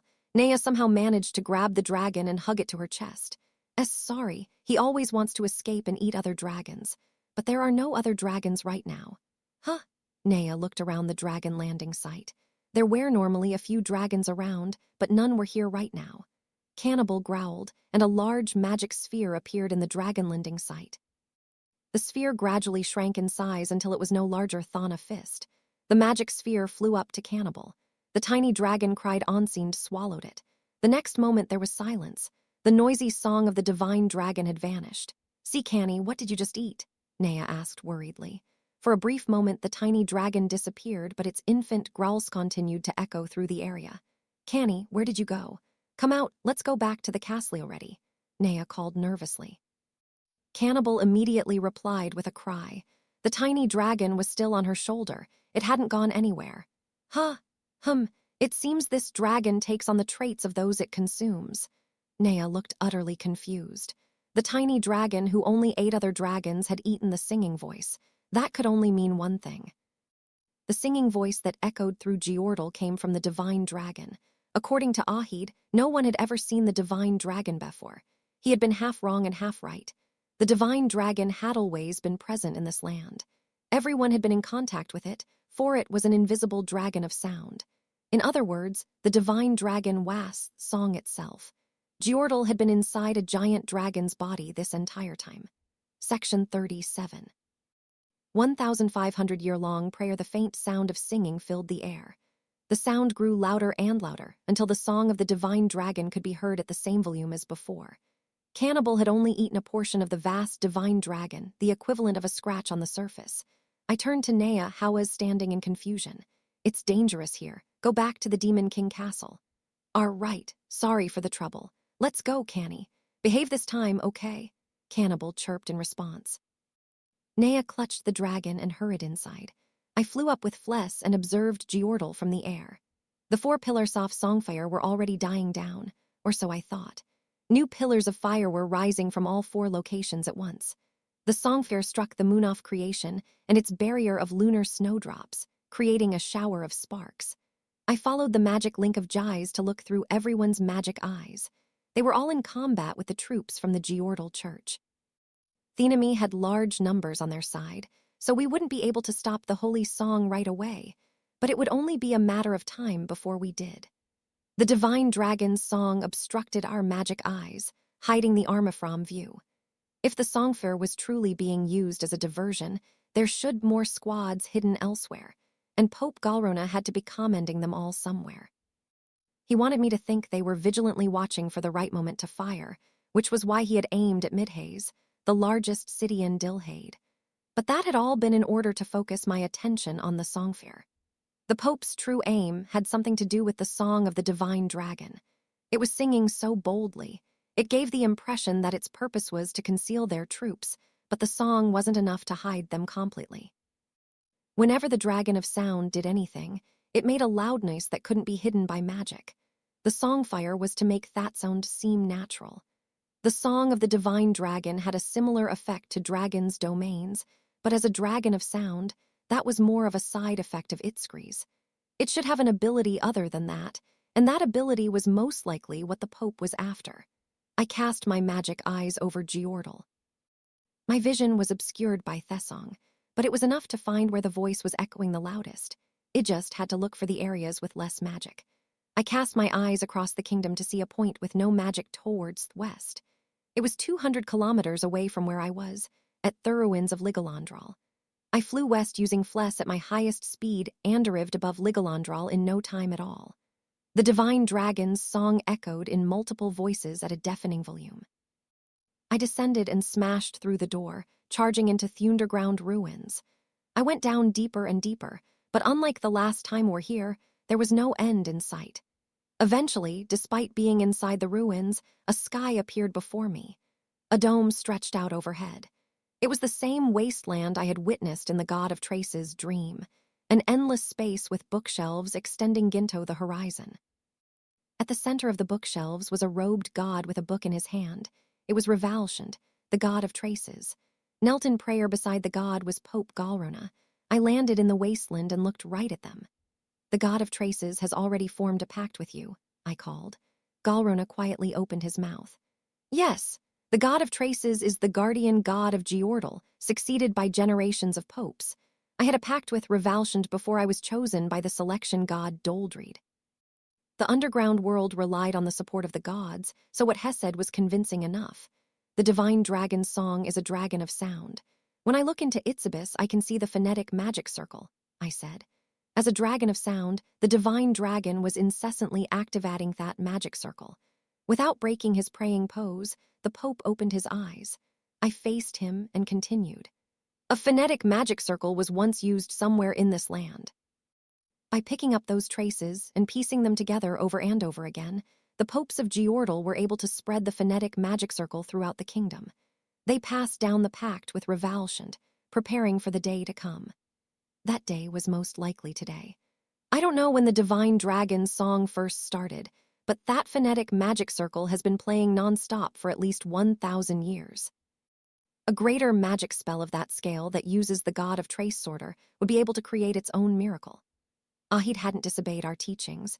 You wouldn't be standing here right now, Galrona said with a solemn look. It seemed he no longer had any intention of hiding the truth. Agatha's prophet Diedrich had said I would be exposing Dilhade Todinger if I didn't eliminate Galrona. That prophecy was probably why the Pope had attempted to delay me with songfare rather than feign ignorance. Goal is Midhaze. It's Dilhade. Actually, no. Considering the size of this phonetic magic circle, it'd be the entire world above ground.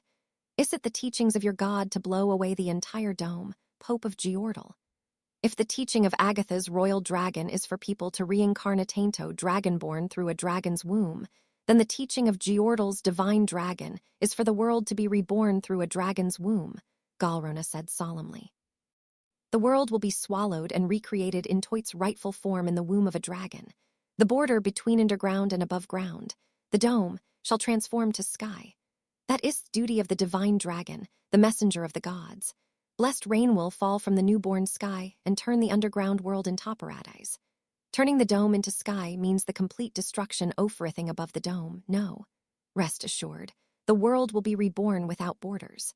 Those who live above ground will not die. Although we reside in different nations, they are fellow residents of this world. The gods will show them mercy. That's nonsense. You want them to live underground once their worldie's gone. That would be the same as destroying their lives. Are you so desperate for your paradise that you steal the happiness of innocent people, Galrona? I told you we would never be able to join hands. The people of Geordle haven't even been able to come to an understanding with Agatha or Gadesiola, our fellow nations underground. It would be impossible for that to happen with the people above ground. The Pope was probably responding to me because the divine dragon needed time to activate the phonetic magic circle. The more Galrona spoke, the more time he'd be able to buy. What a pathetic excuse. World is divided, king from above. The border between our worlds is a gap that can never be bridged. Galrona glared at me with unshakable resolution.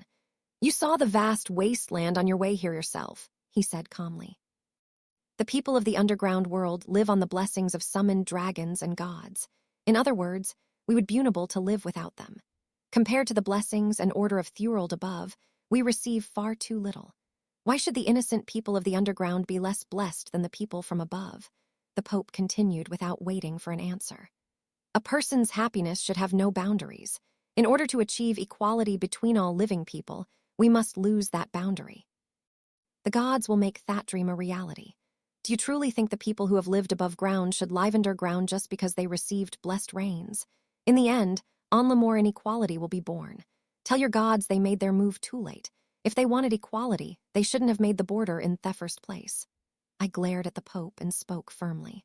Why should the people above ground pay for the mistakes of the gods? The inequality created right now is for the sake of the future. Even if thy prayer cannot come true right now, as the Pope, I will pray for the sake of this kingdom 100 years later. Only thing that will bring sudden change is war. Even if intrinsic quality were to be introduced to this land, the minds of the people wouldn't change so easily. You can gloss over it all you like, but in Theend, there'll be villains and victims. Will you bind your people to a chain of hatred lasting thousands of years? Galrona didn't seem like a fool who couldn't understand that. It weighs almost like he was possessed by something. If you wish to change the world, you must change it slowly. Make life tomorrow a little better than today. There's no other shortcut to it. Would you be able to say the same thing if you were a king of an underground nation? Then tell the people of the underground the truth. Silence fell over Ligalandral for a brief moment. Demons, humans, and spirits live above the dome, just like the people underground, I said. You want to take their blessings for yourselves, tell your people that. This is one of the teachings passed down in the scriptures of Geordal. Only the Pope needs to bear the burden of the sin. That makes it my duty as Pope to carry the sins of the people and offer my prayers. Galrona closed his eyes in deep prayer. Why must you face misfortune for being born in a different place? I asked. I get what you're trying to say, but if you feel that strongly about creating an ideal world, stop praying to the gods and take my hand. I walked up to him and held out my hand. I'm not the only one who will help you build that future. Join forces with Agatha, Gadesiola, and the other nations as well. I promise you'll reach a better future like that rather than if you continue along this foolish route. Galrona glanced at my hand and continued praying. You can always blast through the dome if I break my promise. Those words, Galrona remained silent and prayed in thought. Hethan opened his eyes and stared straight at me. Unfortunately, it is too late for that. It's too late to even consider that. Today is the only day the divine dragon can spread its wings and take to the true sky. There will be no second chance. I believe in Equis. The almighty radiance is the Onleon who can save the underground world. Seemed that today was the only day the phonetic magic circle of the divine dragon's ancient song could be used to its full potential. Father, my father's father, and my father's grandfather all perished at her while praying for salvation. From the day we received the divine revelation, the teaching has been passed down through generations of popes. Their prayers spanned 1,500 years, and fate has now entrusted their revelation to me. I will not allow their dearest wish to go to waste. Pope raised his voice, expressing his firm refusal to concede. I have retired from the selection trial, but I will fulfill my last duty as the savior. Misfit, your intent to destroy the selection trial is wrong. I will deny your God, remove you from your seat as one of the selected 8, and bring you salvation. Oh, Anos Valdigode, I will prove to you that I am right and teach you what this 1,500-year-long prayer truly means. Try it. I drew a magic circle and stained my fingertips with Vebzud. Blinded by the length of your prayer, you all became convinced you were right. It isn't easy to go back on 1,500 years of effort. But even then, all you needed to do was find the courage to accept your mistake. I glared at Galrona, and the god of traces standing beside him. I will destroy your prayers, your god, your everything, and prove to this kingdom that those 1,500 years were for nothing. Section 38. The land of traces, particles of magic rose into the air.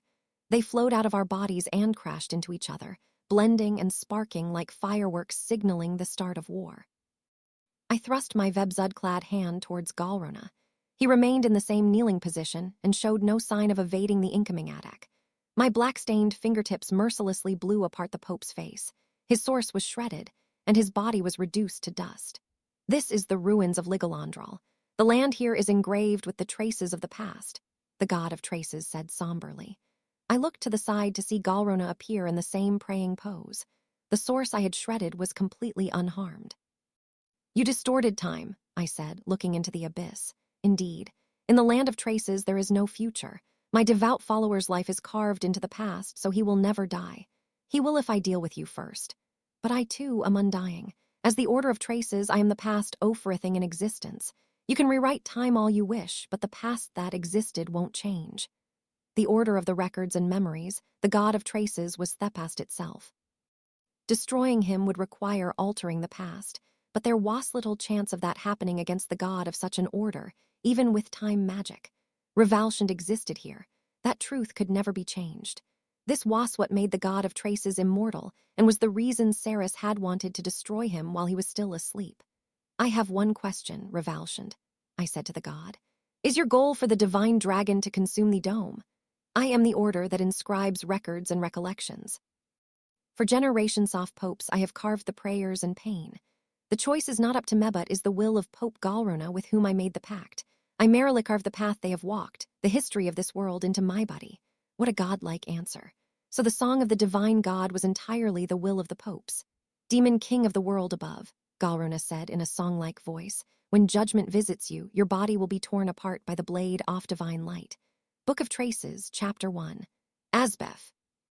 Revalshant opened the white book in his hand. That was probably the Book of Traces.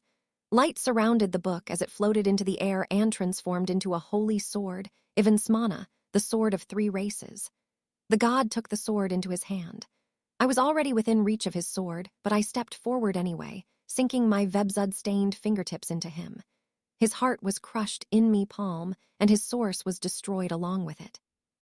Even if you destroy me now, the past will live forever, he said. Revalshant's body regenerated in the blink of an eye, allowing him to swing the sword of 3 races. I cloaked my left hand in Beno even and attempted to catch the blade. Traces make the blade. My eyes widened. The god of traces swung the holy sword just like Lay, reenacting our past battle. Heaven Splitter. Light gathered around Ivansmana before bursting out as blinding beams. In the span of a single breath, countless slashes tore apart my body. The first hidden art that could sever fate, Heaven Splitter, drove in tome faster than the sword itself. The blade left numerous wounds on my source. The blood of the Demon King could corrupt all attacks, but its one weakness was the holy sword created to destroy the Demon King. I wrapped my entire body in Beno Even and endured the Demon Sword's attacks. However, just as I was about to hit back, Revalshant used the sword of 3 races once more. Traces make the blade, Heaven Splitter. Hidden art struck multiple times, tearing my body apart and chipping away at my source. Not even Lay could use Heaven Splitter so many times in succession. The god of traces, inexhaustible magic and physical strength, allowed him to brandish the sword relentlessly over and over again. From the traces of this world, I have chosen a blade that can defeat you, Galrona announced. Hero Canon, the enemy you acknowledge yourself, will be your never-ending trial, Asbeth. This blade will continue until only traces of you remain. That is indeed Lay's sword. By layering Ignis and Beno Even, I caught all the sword slashes aimed at me. But at the same time, this is not Lay's sword. Gah, the god of traces groaned. I had caught the blade of the sword of 3 races as it came swinging down. He continued using Heaven Splitter while the blade was locked in my grip, but the brandishes off the sword were sealed by my Ignis and Beno Even. You are capable of recreating traces of the past. Heaven Splitter was indeed what Lay once used. However, his sword grows with every slash, moving towards the future. Every swing surpasses the one before it, making his moves impossible to predict. But your sword merely traces Thepast. Revalshant was the god of traces. He was unable to swing the sword in a new way. This was not Lay's sword. Did you think you could reach me with a poor imitation of the hero? Using my hand, I chopped off the god of traces' right arm. Then I sunk me jet black right arm into his abdomen. Digzegged. A black snake mark appeared on Revalshan's body, rampaging fiercely as it tried to consume him. It was a curse that caused one's magicto fly out of control, driving the subject to death. Just as expected, Thagod's magic ran wild, rapidly decaying his body. I grabbed the magic circle with my right arm and forcefully yanked it out of his body along with his source. Once his source was out of his body, I crushed it in my hand. The god of traces' body immediately rotted away, turning into air. Of course, it was only a temporary solution. He wouldn't die just from that. I've witnessed the whole scheme now. In order to destroy you, I have vetoed destroy the land of traces first, I said. The order of time was twisted here, but using a little more of my power shouldn't be a problem for me. I held out my hand and drew a layered magic circle. Individual circles piled on top of each other to form a turret pointing at Revalshant. Black particles gathered at the mouth of the magic circle turret. It was Egil Groan Angdroa, an origin spell borrowing the power of the demon king of tyranny, Anos Valdigode, Militia, goddess of creation, and Aberniu, goddess of destruction. Misfit, Revalshant said, appearing some distance away. The book of traces was still in his hand. All traces are on my side. This origin magic you use as your trump card will have no effect against the order of traces. The black particles flowing from the magic circles suddenly scattered. The magic borrowed from the past vanished before my eyes. Know this, demon king from above. The past will never be on your side. There is no future for you here, Galrona said like he was singing. The greatest form of destruction in this world will befall you in your greatest trial. Book of Traces, Chapter 6. Azil! Revalshan's Book of Traces opened and transformed into a magic circle. Black particles overflowed from the turret of magic circles that were formed. One particularly violent scrap of magic coiled around the magic turret like a living creature. The mere aftershock of that movement shook the land of traces, causing books to come tumbling down from the giant bookshelves and through the air. Egil Groan Angdroa, is it? You may think that origin magic won't work on those it borrows magic from, but every pass takes the side of the god of traces. It could work on me too. Considering the god of traces' order, it didn't sound like a mere bluff. The turret of magic circles slowly turned toem at me. I shall allow you an opportunity to repent. Pray to the almighty radiance and express your repentance. Only then shall you receive a salvation. If not, you will have to bear the destruction of the world with your body. Sure, if you can hit me. If you miss, this entire land may disappear. Is as the almighty radiance wishes, Galruna replied immediately. Black particles of magic formed a 7-layered spiral around the turret. A bottomless rift appeared in the land of traces, splitting the world into two. Traces of destruction, Egil Groan Angdroa, Revalshan said in a deep voice. Flames of doom appeared from the turret of magic circles. The jet black flames covered the 7-layered spiral and fired with a deafening boom. The next moment, my limbs were weighed down. Traces of restriction, Jichurj. Transparent chains appeared out of nowhere and restrained my limbs. No, I was already chained. My body was already restrained by Jichurj as though the past had been altered. Before I could tear the chains apart, the flames of doom closed in on my body and burned me up. Fire that could destroy the world pushed my source closer to its end, but at the same time, my magic grew and grew. And this land are immortal because they are the past Ofrithing. In other words, they are the traces of everything in this world, Galruna said while watching me burn. Then his eyes widened. He murmured in disbelief, unable to understand how I hadn't immediately been destroyed. Matter how far back in time one goes, footprints are permanent, I said, looking down at my own footprints on the ground. Footprints can be carved into this land, but they can never be erased. So how can they be destroyed? Revalshan stared at me blankly, expecting me to perish. This is the answer. I casually lifted my foot and brought it down on the ground. The footprints on the ground vanished without a trace. The magic in my step left a giant footprint that covered the land. They just need to be covered up by a bigger footstep. The original footprint disappears beneath the new footprint, and the bigger footprint is greater than the world can fit. In other words, when it's too much for theater of traces to handle. That's impossible. The entire world can fit into the land of traces. 700 million years have passed from the beginning of time, yet thy's land can hold 100 times more with ease. There is no trace that could possibly be larger than that, Revalsion said grimly. You mean in the past, right? I drew a magic circle over my being source, bringing the flames of doom into my body. Unfortunately, I'm only interested in moving towards the future. Was a close call, but I'd made it in time. Egil grown Angdroa had pushed my source close to destruction. It had been a long time since I'd felt this close to death. The end was near. In other words, it was similar to how a flame burns brightest just before it goes out. This was the rule for every source, but the effects were all the more powerful when it applied Tomi's source of destruction.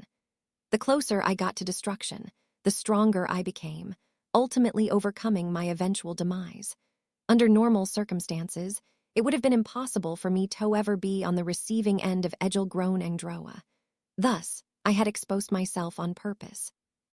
Here's a spell that hasn't been carved into your traces, a spell I created at this very moment. Power of destruction in my body flowed out. The 7-layer red spiral of obsidian flames wrapped around me. I quietly recited the spell, Gilirium Navum. Was enhancement magic that momentarily raised my strength and released the destructive magic condensed in my source. I slowly walked towards the god of traces. All I had to do was walk. On my first step, all the bookshelves stretched across the land collapsed, sending all the books recording the traces of the world into Thyr. Each page that opened had a trace of this world written on it. The shadows of countless people appeared in the wasteland and then vanished, destroyed by my footstep. On my second step, the books in the air tore apart, scattering Thyr pages everywhere. Groups of various animals appeared on the water while birds and dragons filled the skies. Then the traces of all living creatures were crushed under my foot and destroyed. On my third step, the land shook and the scattered pages burst. The dome vanished, and the sky appeared, followed by the sun, the moon, and the stars. Their shadows all disappeared under my step, banished beyond the skies. On my fourth step, the torn scraps of paper disintegrated. The land cracked into pieces, lakes dried up, and all plant life withered away. On my fifth step, countless bookshelves rose once again, recording the traces of destruction until now. The bookshelves shook violently before being crushed into pieces. Broken by my footstep, the shattered sky flickered overhead. On my sixth step, there was nothing left in the land of traces as it shook. The only light left before me was crushed by my footstep, enclosing the world in darkness. On my seventh step, I froze before bringing my foot down. The land off traces had vanished, and I was back in the room with the stone floor. If I had finished taking my seventh step, I would have destroyed the world 1,000 times over. I made this spell with the intent of conquering the land of trace in 7 steps, but it seems I've failed. If I had taken 7 steps, nothing would remain. The land of traces had reached its limits at the 6th step, unable to record any more traces of destruction. The divine realm had broken down. I canceled Gilirium Navum and set my foot on the floor. That can't be. Despite seeing it with his own eyes, Galrona trembled in disbelief. The land of traces, the infinite world created by the gods, he mumbled in a daze. Not even the land that could record 700 million years off traces could withstand 7 of my footsteps, it seems. Section 39. The dream a god had a song could be heard. The song of the divine dragon was echoing through Ligalandral. Are you trying to say that the magic you created on the spot destroyed the world of a god? That the wisdom you came up with yourself was superior to the wisdom of our ancestors? I laughed at him. Did you think that just because I made it on the spot, it was born in an instant? Galrona looked confused. The past isn't something to be fixed upon, but something to build on. The countless traces accumulated from the past were what allowed me to take a step forward and create Gilirium Navum. Witnessed me crushing the supposedly indestructible land off traces underfoot. Galrona was no longer able to ignore my words. As long as you do nothing but pray, Revalsion's power remains nothing but a trace of the past, I said. You won't be able to surpass Thinswers accumulated by your ancestors and arrive at a better solution beyond them. Remained silent. How can you preach about an equal world when you refuse to acknowledge your mistakes and correct them? Can you really say that your thoughts, your ideals, have no borders after 1,500 years of prayer? The Pope clenched his teeth. Before removing the dome over your head, try removing the limits in your mind. I sent my magic into my right hand and clenched it. If Yao can't do that, I will destroy that god next. I said it was too late. Galrona clenched his selection pledge jewel and covered it with his right hand in fervent prayer. While you were stomping the land of traces into pieces, Revalsion's role was already over. Destroying my god will make no difference at this point. The song of the divine dragon will continue traveling upwards until it swallows the dome. The world will lose its disparity and be born anew. That is Behiram, the final gospel. He glared at me with unshakable determination. You possess an enormous destructive power, but that is why you were too slow. No matter what you destroy, you cannot protect that dome. Indeed, it is as you say. If I tried to destroy the phonetic magic circle for Behiram, the world above ground would be affected as well. Best, the land would change drastically. At worst, it would be destroyed. But that's only if I use my power alone. I called out through leaks. Were you listening, Arcana? It's too late to stop Behiram, but we can't still defend against it. Her reply was immediate. What do I do? Use Leviengilma, the sword of the Almighty, to make the dome eternally unchanging. Not even Behiram can have any effect during Leviengilma's trial. Attacks and Nednalias had been ineffective against Ahid when he had been in his eternally unchanging state. All harmful magic would be repelled. Leviengilma's eternally unchanging state only affects me and whoever I make a pact with. I can't alter the state of anything other than you. Then I shall destroy that reason. I released the magic in my right hand upwards. It arrived at the dome near Arcana and formed a magic circle. Delskade. Particles rose from the magic circle as the demon castle Delskade appeared. The shining black sword before it was Venasdenoa, the abolisher of reason. Fuse that demon's sword with the moon of creation and turn it into Leviengilma. Even if Venasdenoa changes shape, it should be able to change what Leviengilma applies the eternally unchanging state to. Arcana flew through the air and approached the abolisher of reason. I confirmed that before looking back at Galruna. If you cooperate with their retrieval of my memories, I'll spare the god of traces. What do you say? I'd have to ask a question first, Galruna said with a meaningful tone. Which is that you wish to know? What do you mean by which? Do you wish to know the memories that Arcana has already retrieved or the memories that she has yet to retrieve? Which is it? He asked quietly. The last time she came to Ligalandral, she witnessed a portion of her memories in the god of traces' dream. Why do you think she failed to inform you of that? He continued without waiting for my reply. This is the truth that the god of traces' order revealed. I vow to return my life back to the gods if I speak any lies, he said, drawing a Zect magic circle and signing it. Arcana is the god of lies and betrayal, Genidanov, the goddess of absurdity, and as her name suggests, she will one day betray you. That time may be now. The Zect was in effect, and Galruna was still alive, which could only mean one thing. You thought you were following your memories through the power of the Keeper of Dreams, he said, but that was all a lie. You do not have an adopted sister named Arcana. The dream was to fool you. The Zect remained intact, and Galruna remained alive. The dream I'd had was a lie. He had proved this was the truth. It is true that she had lost her memories, he said. However, after Shara gained them, she never informed you she was the goddess of absurdity. She dragged you back into pointless dreams just so that she could be your little sister. But what reason did she have to lie? What purpose did she have in playing your fake little sister? Everything was for this moment, to betray you. With a devout expression, the Pope spoke in an admonishing tone. Think about it, Misfit. Should you really be entrusting the fate of Thurald above to the goddess of absurdity? She is the god of betrayal. What proof do you have that she won't eradicate what you wish to protect? This was the moment the Pope had been waiting for. He had read Thepast using the Order of Traces and predicted how I would move until Themed. By taking away the time to think things through, and the time for negotiation, he could corner me into making this compromise. He knew from the beginning that he couldn't win. By playing the fool until the end, he had bet everything on this single chance. God already declared that Behiram won't take the lives of Thosabov. Only the border between our worlds will be removed. Considering how much power you possess, the removal of the border shouldn't make much of a difference to you, no. There was no denying that fact. As long as people were alive, as long as no one perished, we could rebuild as many times as necessary. The tragedies brought about by the absence of the dome and the relocation of so many homes could be crushed by force.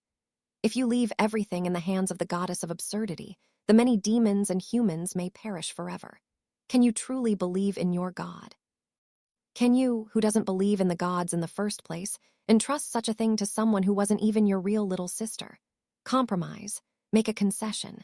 You told me not to be fixed upon Thepast, But there isn't even a past between you and your God to be fixed on. There are only fake memories, fake dreams. Such a fleeting bond could never compare to our 1,500 years of prayer. Pope looked up with solemnity. Ligolandral's door was open, and the dome could be seen far in the distance. Please go and confirm this with your God first. There's still some time until Behirome will be activated. I focused my eyes on Arcana, who was floating overhead near the dome. I could clearly see her expression through the magic link between us. Anos. It was the same as back then. When she had first woken from the god-off traces, dream in Ligolandral, she had worn the same dark expression. That dragon child speaks the truth. I remembered it. I am Genadonov, the goddess of absurdity, the god of lies and betrayal that opposes order. Anos. She bit down her lip with a downcast look. You must never believe in me. Her voice sounded awfully sad. Tears spilled from her eyes and wordless cries escaped her lips. However, her heart reached me through her link. Back then, in the God of Traces' dream, I found my memories. I remembered that I was Genadonov, the goddess of absurdity. I remembered that there was anger within me, a bottomless anger that scorched my body and burned my source. In the end, I couldn't become a kind god.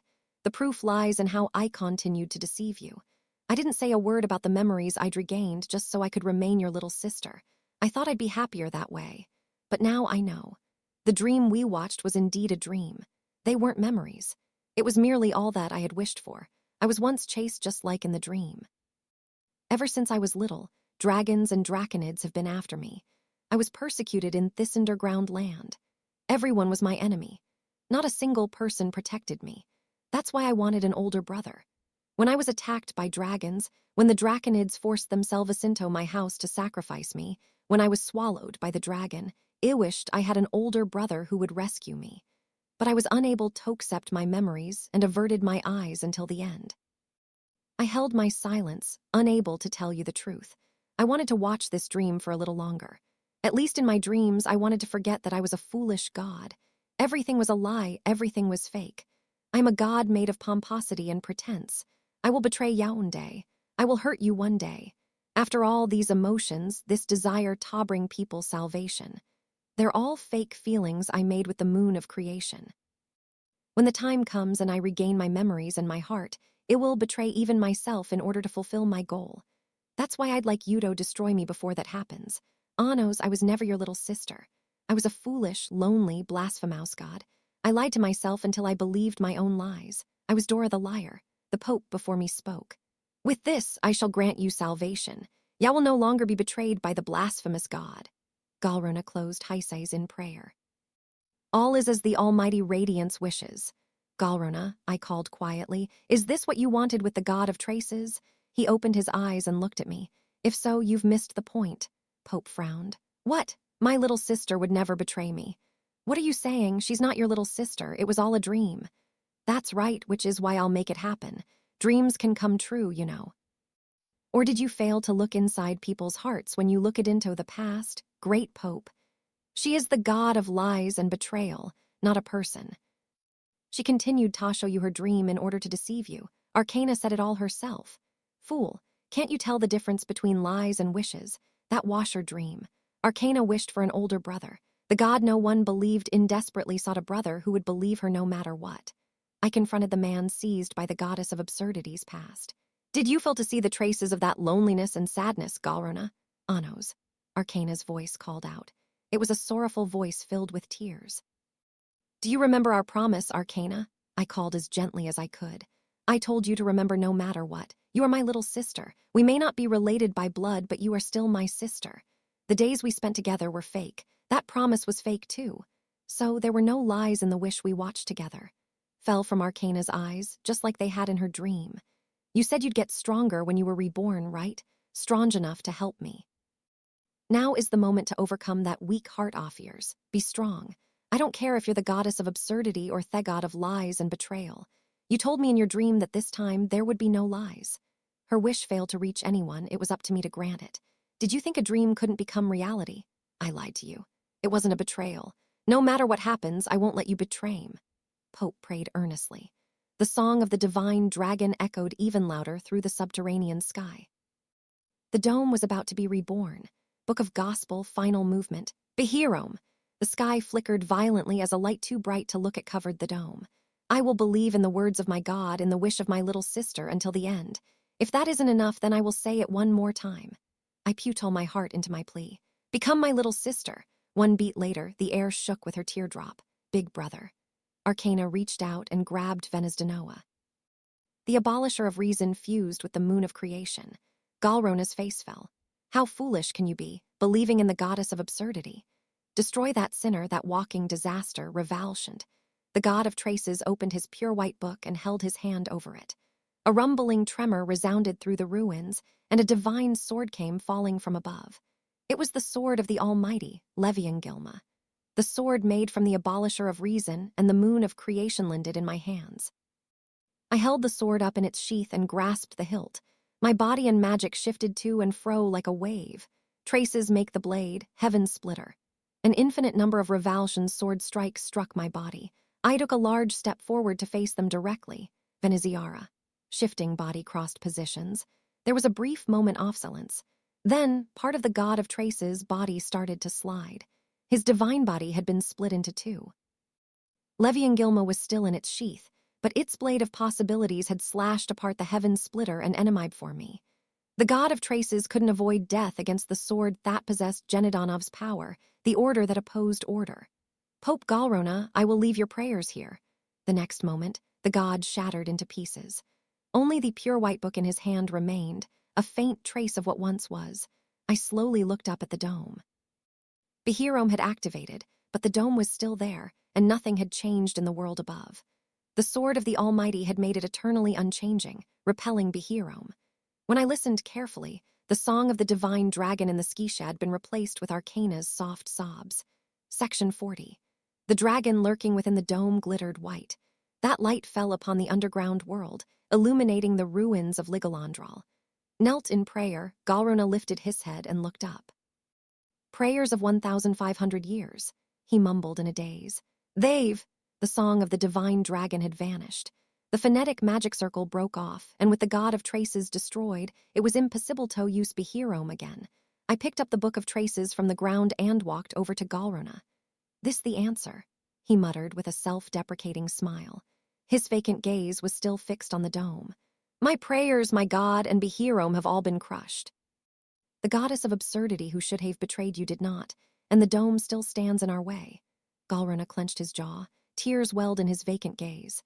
The almighty radiance, Equis, will lead us down the proper path, but the path I walk has come to an end. Without our prayers and our God, Giordal has lost everything. He looked up at me. Were we really trying to make a meaningful lesson out of meaningless efforts for these past 1,500 years like you said? The Pope asked. With all his prayers gone down the drain in an instant, he was clinging to a new hope. If I had stopped praying at the shrine of sacred song and accepted your hand, would we have attained salvation today? No clue. Looked surprised at the unexpected answer. All I denied was your ridiculous plan to invade and reincarnate the entirety of the world above ground. That was your only wasted effort. Everything else was irrelevant to me. I never denied your hearts that have prayed for the salvation of the underground world this entire time. Galrona blinked blankly, unable to process his thoughts. If I said the right thing here, he would probably end up worshipping me. With 1,500 years of prayer ending in vain, he was likely to depend on me for having shown him an even greater miracle. An even stronger bond would form between Dilhade and Giordal. Not that I would accept that. That would only change the object offership. Giordal attempted to invade the world above ground. I, as the king of Dilhade, put a stop to it. There was no meaning to this fight beyond that. Prayed, but there was no salvation. He had started a fight and lost. Those were the facts I had thrust before him. I only have two demands of this nation. Don't invade others, and to the best of your ability, protect the happiness of your citizens. Slowly shook his head with a look of resignation. Unfortunately, I no longer have the right to promise that. Galrona released his hands from prayer. Then he drew a magic circle. There is only one moment when a pope is allowed to rest from praying. He reached into the magic circle and withdrew a dagger. Rest assured, this is a sword of repentance.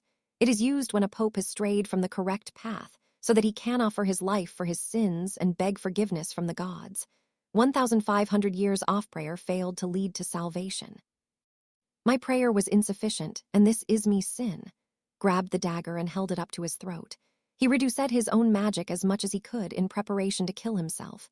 This sinful soul will depart for God.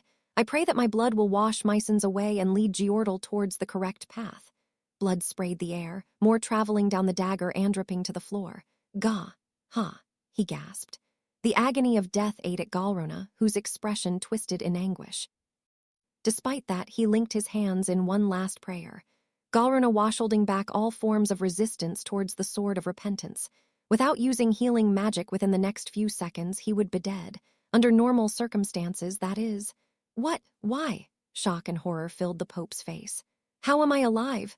I used Indal on you. No matter what state you're in, you won't die. What? Deep sadness crossed his face. If there's only one moment when a pope can stop praying, with this, you can no longer wash yourself of your sins. The hands held in prayer trembled uncontrollably. Goal was to remove the border between worlds without taking the lives of the people. You showed mercy to your enemies. Thus, my mercy to you is to only take your means of repentance. Aya, what have you done? Cancel the magic right this moment. No. I reached out and pulled the sword of repentance from his throat. Gaha! Galrona's body was surrounded by light. I healed his wounds using Ent. If you want to die, pick up the sword once again. This time, by defying your teachings. Galrona clenched his teeth, unable to do such a thing. This soul that failed to fulfill a 1,500-year-long prayer is tainted. If I do not return this life to the gods, Giordal will be unable to wash these sins away. We will be doomed to destruction. Then, as the first sinful, tainted pope that failed to repent, live in disgrace, filled Galrona's face. The pope had failed to die in accordance with the teachings. Who knew how many followers would criticize him behind his back, suffer, struggle, and survive while coming up with a way to atone herself. Once you do that, you may come to an unexpected realization that something as trivial as your blood won't wash away any sins. Trembled at the fate that awaited him. Sins aren't so light that they can be redeemed with mere death. Try dealing with the cleanup yourself instead of relying on God for once. I sent magic into my eyes and forced Galrona's storage circle open. Ithan returned the sword of repentance and Revalsion's book of trace to him. Galrona's face twisted in confusion. You and your god were both in search of your memories. With the god of traces gone, the book of traces should be able to provide a hint, limited as it may be. Why would you return it to me? Did you forget the god of traces' last words? The god had said he'd leave their prayers here. This book is packed with 1,500 years of your nation's wishes. I'd have no right to talk about peace if I tried to lay claim to that over a few forgotten memories. Like the scythe of the timekeeper broke in my hands when I used them, the same would probably happen to the book of traces. What do you want in return? My two demands are what I stated earlier. As long as you stick to them, then whether you believe in God or not, your path is your own. I will not interfere. I held up a hand and clenched it lightly. I believe that one day we will be able to join hands, not online between Dilhade and Giordal, but with Agatha, Gadesiola, and Aesiantu. I don't know how things are above ground, but the disputes here are deep-rooted. I can't imagine people who follow different teachings ever understanding each other. I thought the same during the Great War of 2,000 years ago, that demons would never join hands with humans, I said. Galrona listened on with a confused look. Your God and your prayers have only just come to an end. While bearing your sins, you have a mountain of things to consider. I will not offer you my hand right now, but organize your thoughts and prepare yourself for the next time we meet. I drew the circle for Fles and poured magic into it, preparing to depart. I have one last question. There's no doubt that Arcana is the goddess of absurdity, but you once called her Militia, the goddess of creation too. Pope stared at me. Was that a lie to fool me? Or was she the goddess of creation as well? Technically speaking, the goddess of absurdity wasn't the name of a god. The people of the underground world had merely dubbed her that fortifying order and betraying others over and over again. In that case, Genadonov should have another name as a god. It wouldn't be too odd for that to be the goddess of creation, Militia. That's, Galrona mumbled quietly. But before he gave his answer, Inadist, his right arm with the pledge ring, was turning black before my eyes. What are you doing? What do you mean? Galrona looked genuinely confused. When I focused my eyes on his right arm, I could see the magic had risen to an abnormal level. There's something lurking inside your body. Sooner had I said that, I used Leviangilma to slice off his right hand. Ugh, aog.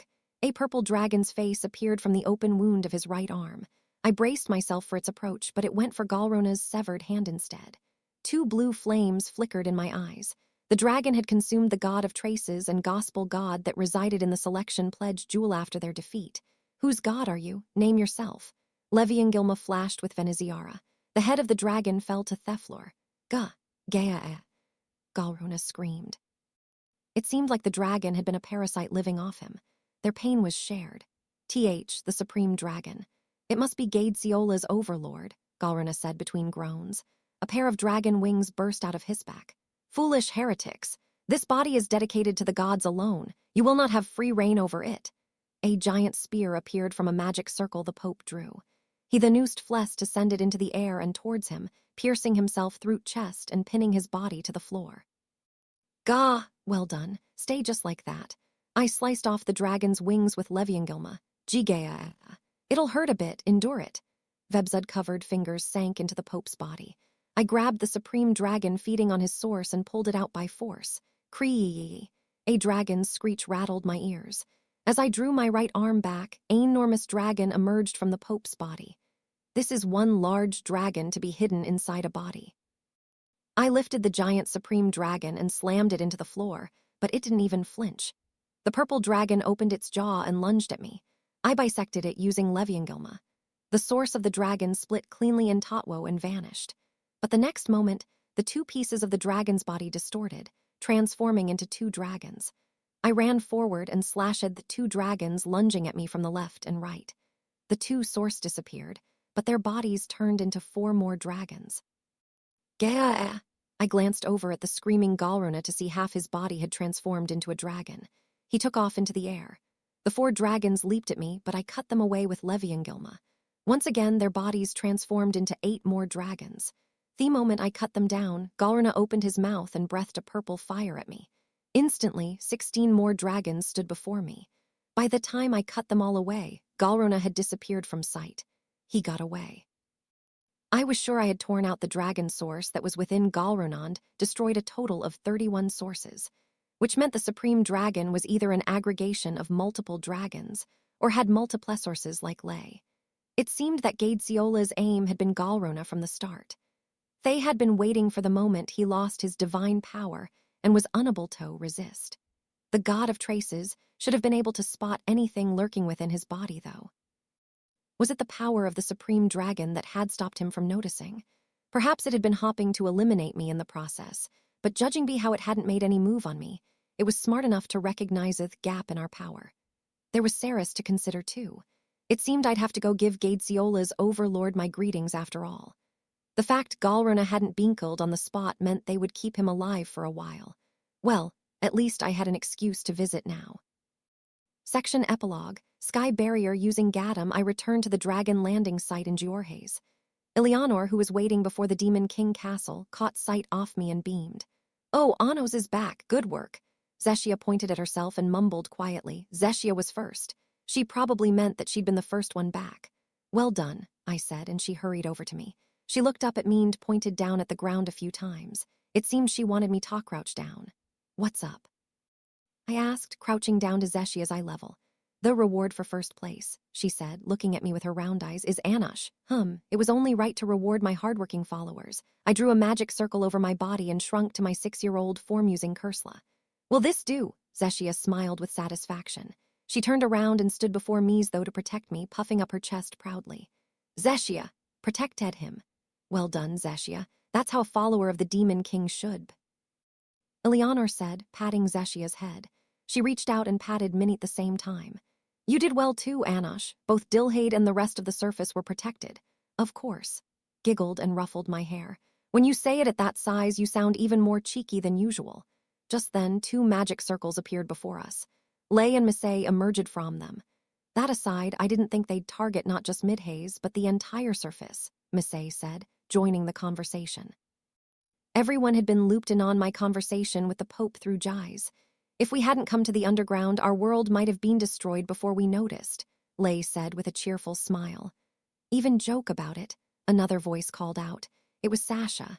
She had teleported over with Misha. Anos would protect us, Misha murmured, looking at me. I don't know about that. Maybe I was just lucky this time. Just before Behirome activated, the song of the divine dragon had spread far enough to affect magic above ground as well.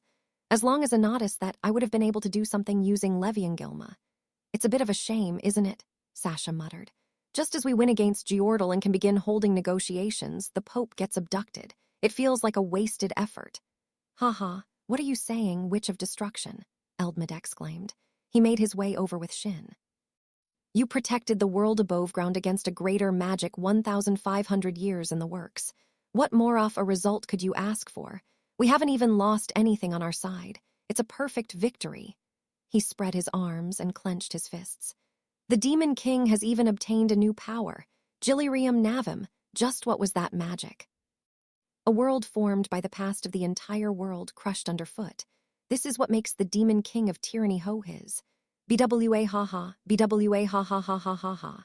Incidentally, I said, interrupting the Conflagration King's manic laughter, did you really know something about Ceres's plan? Of course not. It was all a mere bluff, yes, nothing more than a bluff. How would I know anything about such a strong man? If I did, I would have tried to inform you. Oh, what a shame it is. BWA ha. Due to their Zect, Eldmed was unable to say anything unfavorable for Ceres. He would have to say it was a bluff whether it truly was one or not. Clever of you. Ha. I ensnared him just as the Demon King of Tyranny wanted. Any rate, he had bought us time without any risk. Considering that the extent of Ceres's power was unknown, this had been for the best. Oh right, I have a message from Ceres Valdigode. Although you might have been listening anyway, Eldmed said with a smirk. That was beyond my expectations. Since it seems it's my defeat, I'll go home quietly for today. His expectations, huh? Now, how much of that do you think was the truth? Sasha looked thoughtful. He called us the goddess of absurdity. Was that a lie he told on purpose? She asked me. Most likely. He's from Gadesiola, the nation that worships Genadonov, the goddess of absurdity. He might have known that Arkana was the true goddess of absurdity, too.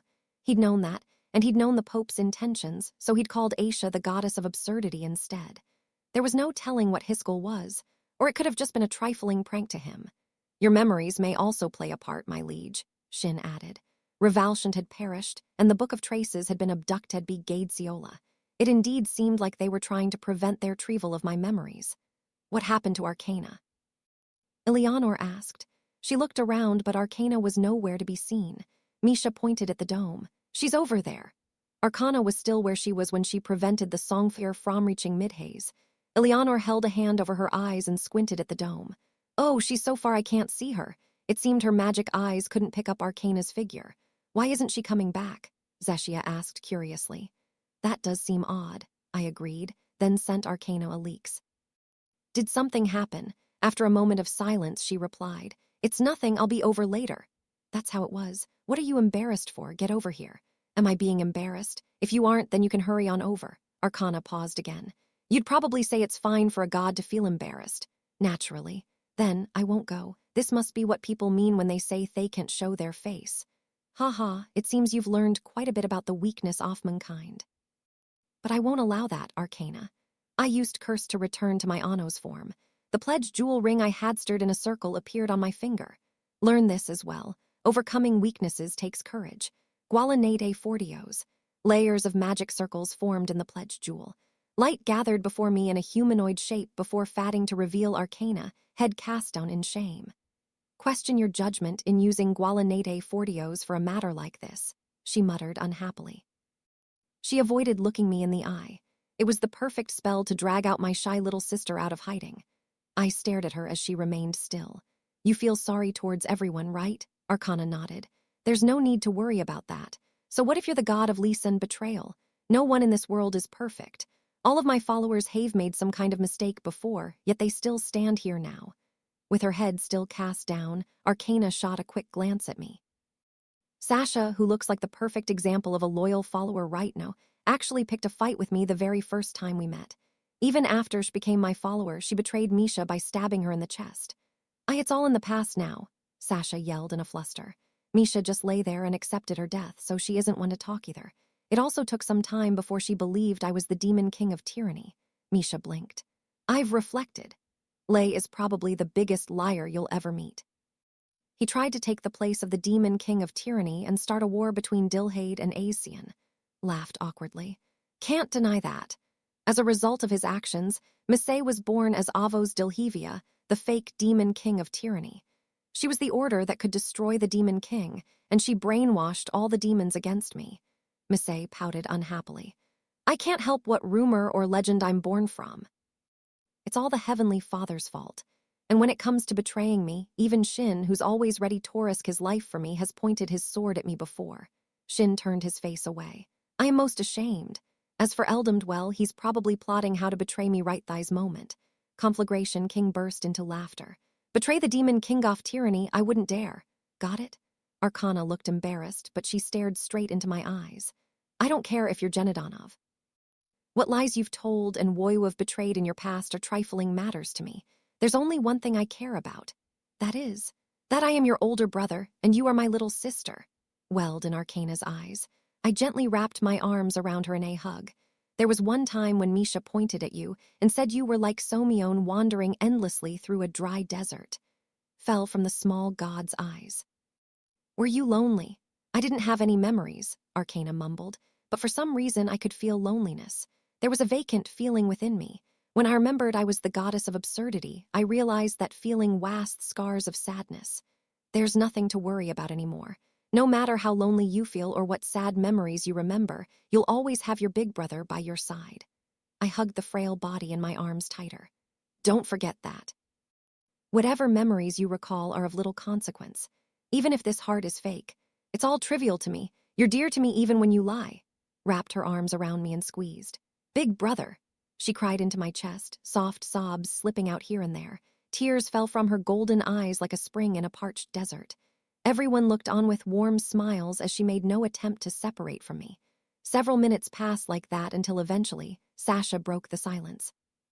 It's been a while now, she muttered under her breath.